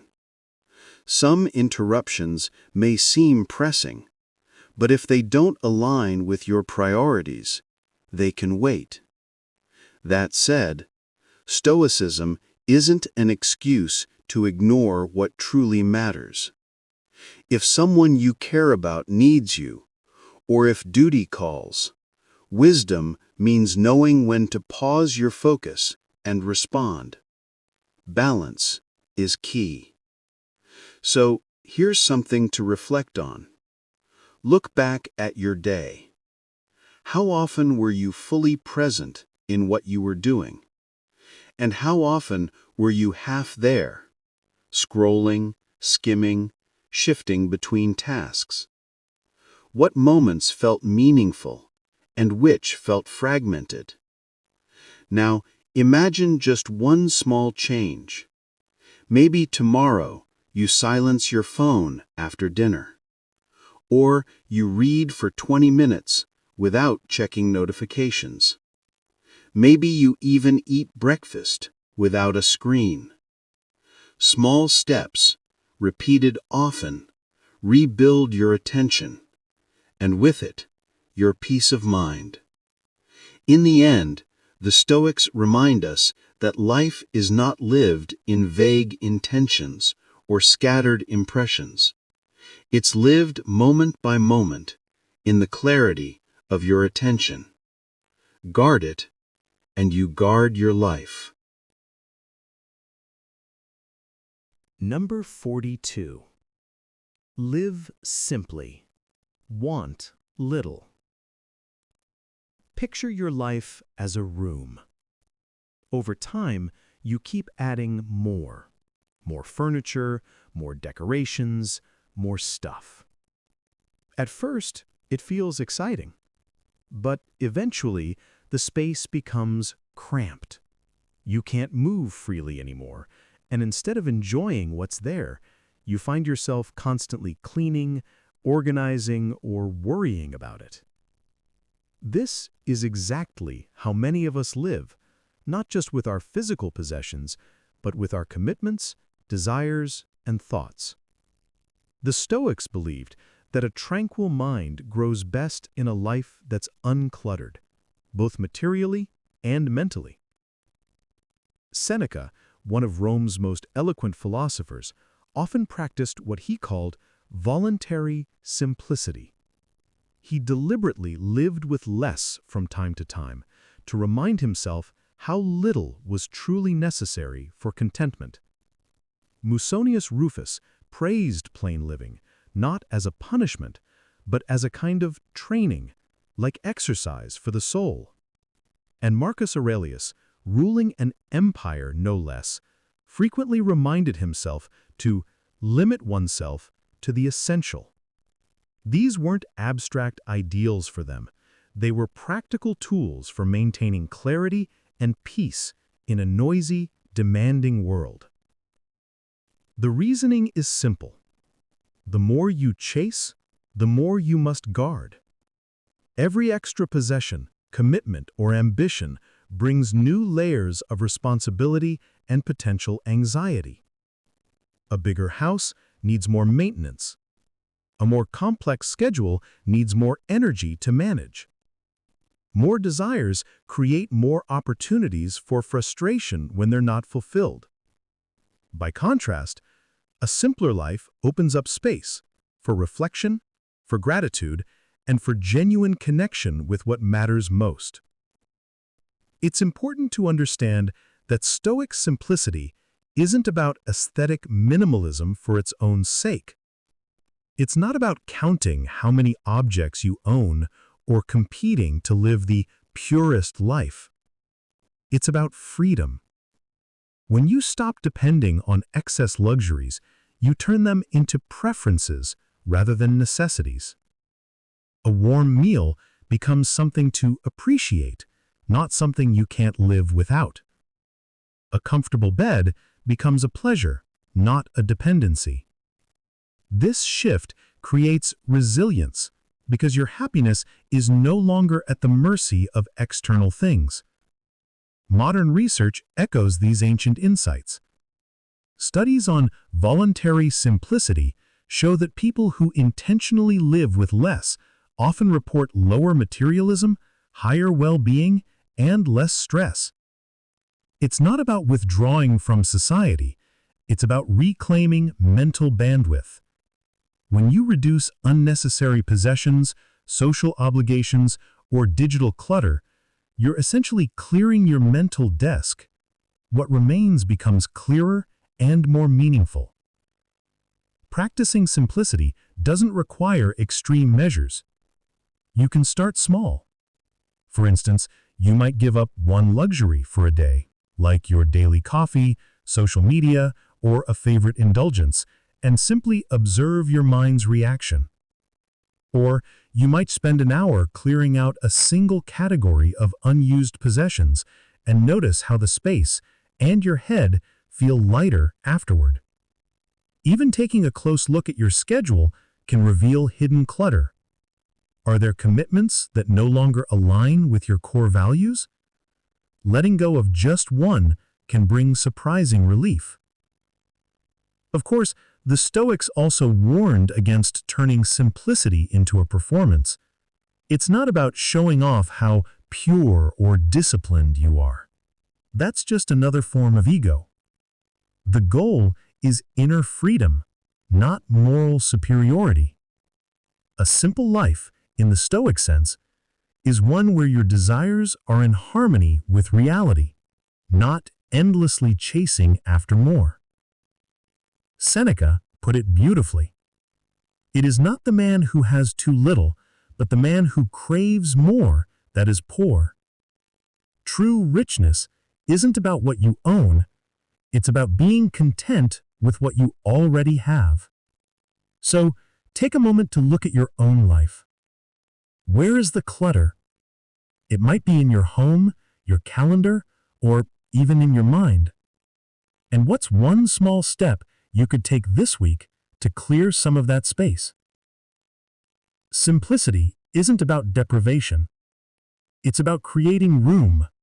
Room to breathe, to think, and to live deliberately. And in that space, tranquility quietly takes root. Number 43. Avoid envy and comparison by finding contentment with yourself. Let me ask you something. Have you ever been feeling pretty good about your day until you opened your phone and saw someone else's day that just looked better? Maybe they're on a dreamy vacation while you're stuck in traffic. Or they just landed that job you've been grinding toward. Or maybe it's as simple as a friend posting a photo where they look radiant and glowing, and you suddenly feel less than. That creeping feeling, that's envy. And it's a quiet thief. It doesn't announce itself, but it can drain your joy in an instant. The Stoics, those ancient masters of mental clarity, understood this all too well. Epictetus, one of the most practical of the Stoic teachers, said it straight. Envy only arises when we misunderstand what's truly valuable in life. If you believe that money, status, or good looks are what make a person happy or worthy, then yes, you're going to feel inferior when someone else seems to have more. But what if, as Epictetus taught, the only true good is virtue? Your character, your wisdom, your choices. If that's the case, then someone else's success in external things doesn't threaten your inner worth at all. It's like someone else eating a delicious meal. Would you resent them, or would you just focus on making your own dinner satisfying? Marcus Aurelius made this even more concrete. He reminded himself not to be dazzled by others' fame or fortune, because often, if you really looked into their lives, you'd find they weren't actually that content. And it's not about being cynical. Seneca wasn't saying everyone who's rich is secretly miserable. Instead, he was pointing out that what we think we want, what we envy, is often based on illusions. We chase shadows of fulfillment, thinking we're falling behind, when in truth, we're comparing ourselves to curated surfaces. Think of how this plays out today. Social media is essentially a highlight reel, not a full documentary. You're seeing the edited version of someone's life, the celebrations, the achievements, the smiles. You don't see the arguments, the anxiety, or the long nights of self-doubt. And yet, your brain treats these images like reality. Suddenly, your life feels dull by comparison, even if it was just fine 5 minutes ago. Here's the Stoic counterpunch to that mental spiral. Comparison is not only unhelpful, it's irrational. Because your life is not on the same path as anyone else's. Your circumstances, your goals, your timing, all of it is uniquely yours. So measuring your worth based on someone else's mile markers is like comparing a mountain trail to a river voyage. They're just not the same journey. And more than that, another person's gain is not your loss. A friend getting a promotion doesn't take anything away from your potential. Someone else finding love doesn't subtract from your chances at connection. Life is not a zero-sum game. The Stoics encouraged us to actually rejoice in others' good fortune, especially if it's deserved. That's not just noble, it's freeing. It's how you unhook yourself from that endless treadmill of comparison. Let's bring this down to earth. Imagine you're feeling envious of a colleague who got more praise for a project than you did. Stoicism would ask, what's your real goal here? If it's approval, maybe that moment stings. But if your deeper goal is to do excellent work and live by your values, then that praise, while nice, isn't essential. Your satisfaction should come from within. And if someone genuinely is better than you at something, say they're more eloquent, more organized, more consistent, envy still isn't useful. Admiration and imitation are. The Stoic move is to flip envy into inspiration. Ask, what can I learn from them? What habits do they have that I could build in myself? That turns a dead-end emotion into a path forward. Instead of wanting what they have, you start working on who you are. Of course, none of this is easy. Envy can sneak up on us. So how do we build defenses? First, pay attention to what triggers it. Is it a certain app, a particular conversation? Maybe it's when someone brags, or when you're already feeling a little off about yourself. Recognizing these patterns helps you take preventative steps, like muting that account, redirecting the chat, or taking a breath before spiraling. Second, practice gratitude. No, not the empty, just be grateful cliché. Real gratitude. The kind where you pause and actually name what's good in your life. Your health. A friend who listens. A skill you've worked hard to develop. A small win no one else noticed. When you start listing those things, you remember that your life is not empty. It's just yours. And when you own your life fully, you don't crave someone else's. Another powerful shift is redefining success. The world says success is shiny and loud. Stoicism says it's quiet and internal. Living according to your values, becoming wiser over time, treating others with kindness, staying resilient when life throws curveballs. That's success. And you don't need applause or followers to validate it. Still, don't mistake avoiding envy from avoiding excellence. Stoicism doesn't say settle. It says strive, but for the right reasons. Grow because you want to evolve, not because you're trying to outshine someone else. Self-improvement isn't about beating others, it's about refining yourself. There are pitfalls, though. One is pretending you're above envy while secretly resenting others' wins. Another is dismissing others' accomplishments out of sour grapes. And perhaps the trickiest one is flipping from envy to arrogance. Well, at least I'm not shallow like them. That's just the same game with a different flavor. So, if envy does arise, and let's be real, it probably will, don't panic. Don't judge yourself harshly. Just pause. Look at it with some distance. Ask, what belief is feeding this? Is it accurate? Is it helpful? Usually it's not. Then gently let it go and return to your own lane. Here's a reflection you can try. Think of someone you've envied recently. What was it you envied? Was it really as important as it felt? And then ask yourself, would you trade your entire life for theirs? All of it, the visible and invisible parts? Probably not. Now flip it. Think of something you have that others might envy. Did that thing actually bring lasting peace or solve all your problems? Probably not. That's your reminder. Appearances are never the whole picture. So, instead of comparing yourself to the people around you, try comparing yourself to the person you were last month or last year. That's the only comparison that really counts. Are you kinder? More patient? More grounded? That's where pride lives. That's where growth happens. In the end, Stoicism doesn't ask you to be perfect. It just asks you to be conscious. Conscious of where you're placing your focus. Conscious of how your thoughts shape your reality.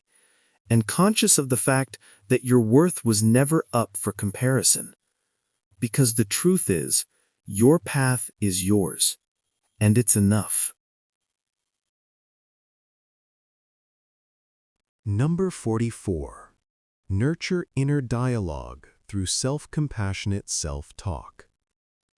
Imagine for a moment that you had a wise, steady friend living inside your head. Someone who knew you deeply, saw your flaws clearly, but responded with calm guidance instead of criticism. Someone who could step in at your lowest points, talk you through your doubts, and remind you of your strength when the world feels overwhelming. For the Stoics, this wasn't some fantasy. It was a daily practice. They believed the way we speak to ourselves can either shape a mind that's strong and tranquil, or one that constantly crumbles under its own weight. Marcus Aurelius, one of the most powerful men in history, practiced this skill every single day. His famous Meditations wasn't written for anyone else's eyes. It was his private journal, his way of talking to himself with clarity and reason. He would write as though addressing a second self. You have power over your mind, not outside events. Realize this, and you will find strength.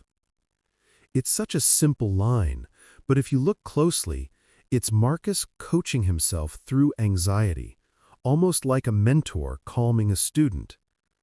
And the fascinating part is, this wasn't unique to Marcus. Seneca wrote nightly reflections to gently correct his own behavior. Epictetus encouraged students to challenge their thoughts as if in conversation.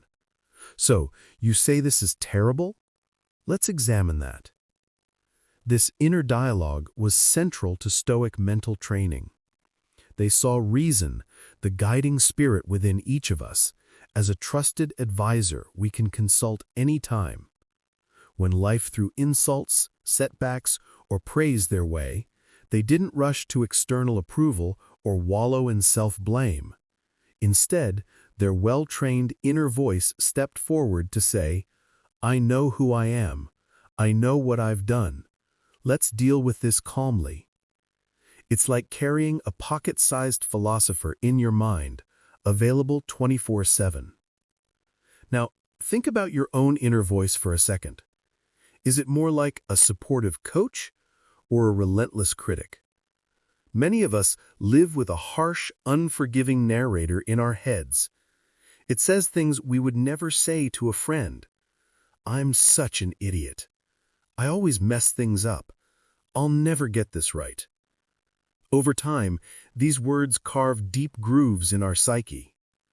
On the flip side, some people swing to the other extreme, making endless excuses, never holding themselves accountable. Stoicism offered a third way, a voice that is honest but kind, rational but encouraging. It corrects you without tearing you down, and motivates you without sugarcoating reality. Picture this. You've procrastinated on something important.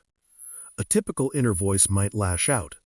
You're lazy. You'll never change. Or it might shrug it off.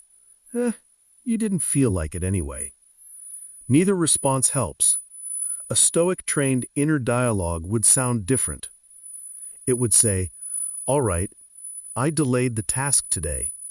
That wasn't in line with my goals. Why did that happen? Was it fear? Fatigue? Okay. Tomorrow I will begin with the hardest part first for just 1 hour. I know I can improve. Notice how this voice is firm but fair. It faces the truth, then points forward. Modern psychology has caught up with this ancient wisdom. Cognitive behavioral therapy, CBT, one of the most effective therapeutic approaches today, relies heavily on identifying distorted thoughts and reframing them rationally, almost exactly what Marcus did in his journal. Research on self-compassion also shows that people who treat themselves with the same understanding they'd offer a good friend are more resilient, less anxious, and bounce back faster after setbacks. In other words, nurturing a wise inner dialogue isn't some feel-good exercise. It's a powerful mental tool, tested by emperors and backed by science. So, how do you cultivate this voice? One timeless method is journaling. Marcus and Seneca used pen and parchment. You can use a notebook or your phone. At the end of the day, write down moments when you stumbled, and then write a response to yourself, not as the critic, but as the mentor. For example, I snapped at my kids today.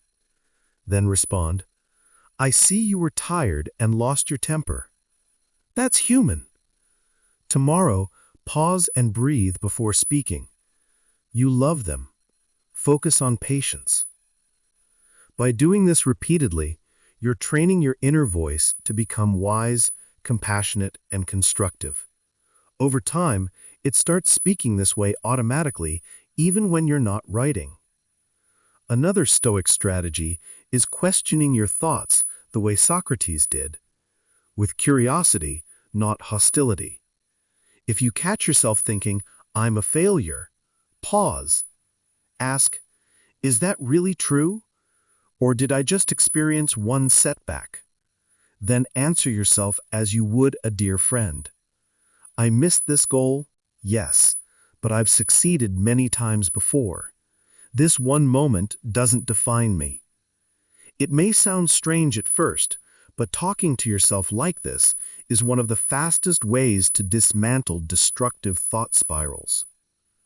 The Stoics also repeated key phrases to themselves, what we might now call affirmations, although theirs were deeply rational rather than blindly positive. Lines like, focus on what's in your control, or one step at a time, became mental anchors. When fear or frustration hit, these well-worn sayings emerged like steady hands on a ship's wheel in a storm. With practice, these phrases become second nature.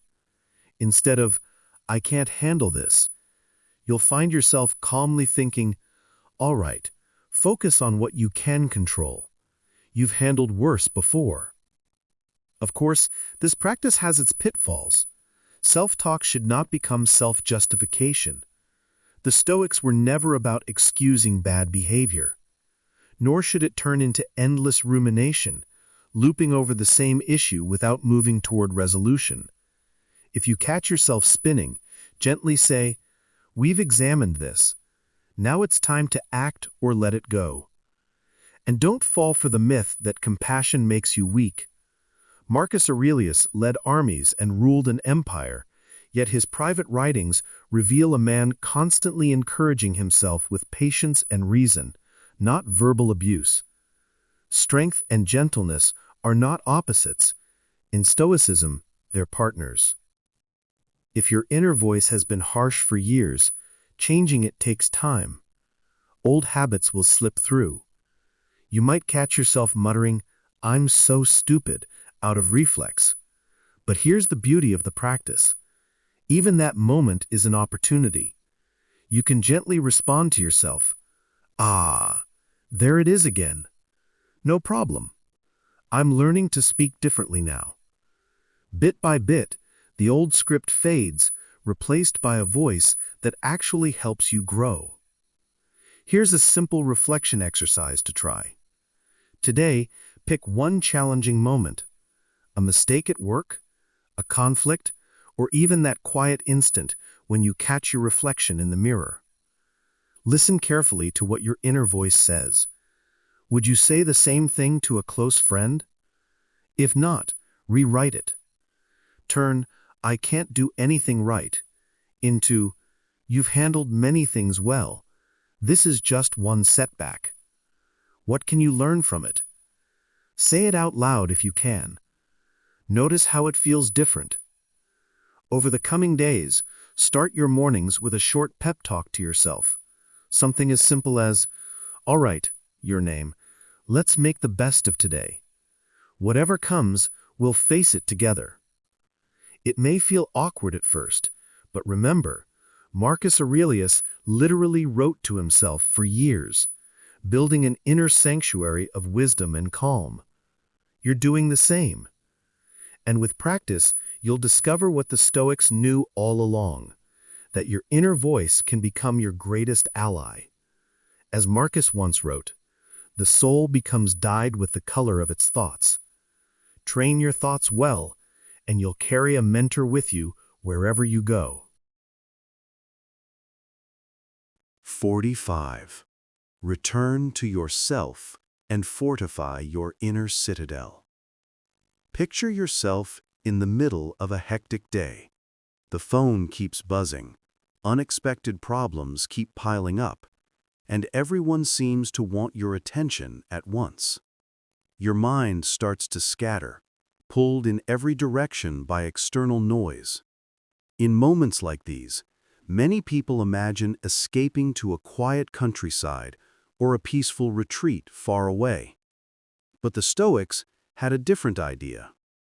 They believed you don't need to flee anywhere at all, because the calmest, most secure refuge is already inside you.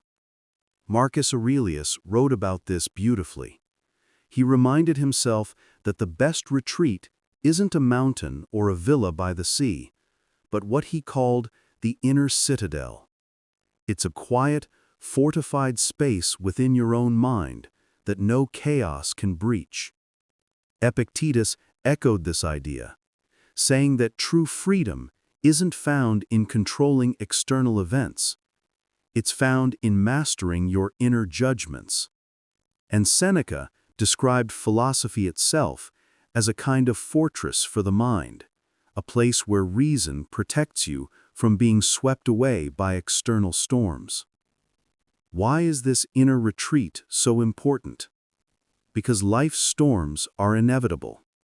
No matter how well you plan, delays will happen, people will disappoint you, and unpredictable events will knock at your door. Stoicism doesn't offer an escape from these storms. It offers a way to remain steady in the middle of them. By cultivating this inner space, you give yourself a vantage point where you can step back, breathe, and see clearly again. It's not about running away from life. It's about strategically retreating inward to regain perspective, so you can return to the world stronger and calmer. Modern mindfulness research has found something similar. Regular reflective practices, whether it's mindful breathing, journaling, or quietly reviewing your thoughts, can actually strengthen emotional regulation and lower reactivity. In other words, the more you practice returning to that inner space, the easier it becomes to stay centered when the world around you grows loud. For the Stoics, this wasn't mystical or otherworldly. It was practical. They used daily exercises, writing in journals, contemplating core principles, or simply pausing to remind themselves what's truly in their control. Over time, this inner refuge becomes familiar, almost like a well-worn path you can walk even in the middle of chaos.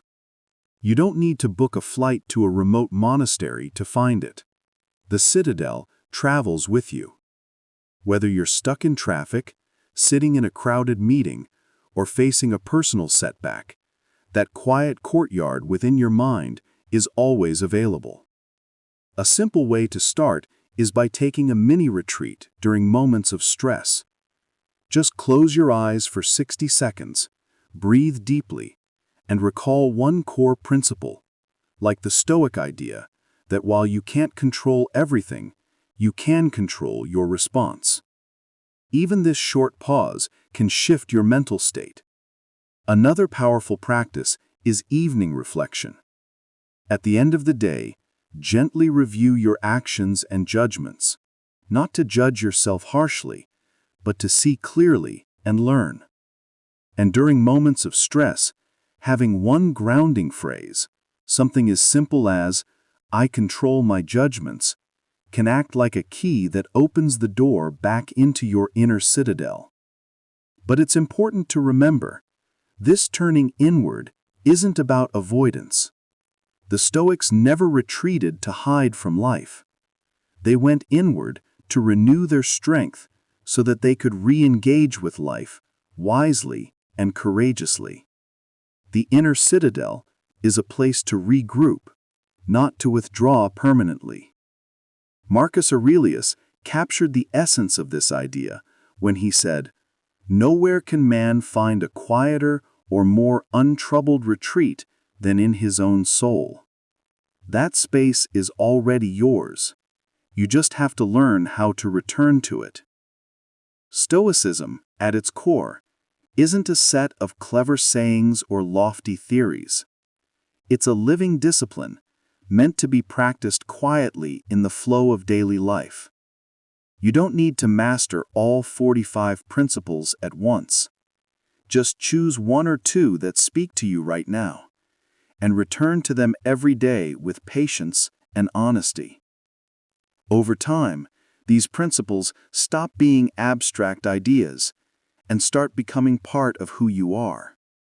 They form habits, shape your character, and change the way you see the world. The Stoics understood something profound.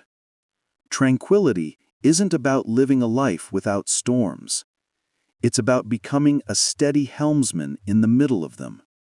As you navigate setbacks, surprises, joys, and losses, these timeless practices can help you become that helmsman. Calm, courageous, compassionate, and free. Conclusion. As we reach the end of these 45 Stoic lessons, take a slow breath and let a quiet stillness settle in. Think back to the ideas that resonated with you the most. Perhaps it was the reminder to focus only on what you can control, or the calm strength of loving your fate, or the gentle power of living in harmony with nature. These lessons aren't meant to be memorized once and forgotten. They're meant to be practiced quietly, patiently, day after day. Stoicism isn't about striving for perfection or pretending to be unshakable. It's about returning again and again to what truly matters. Some days you'll stumble, other days you'll surprise yourself, but with each small step, your mind grows calmer and your soul grows stronger. You don't need to apply all 45 lessons at once. Even one, a shift in how you respond to stress, a moment of patience, a clearer perspective, can ripple through your life in powerful ways. Over time, these small, steady changes build something unshakable within you.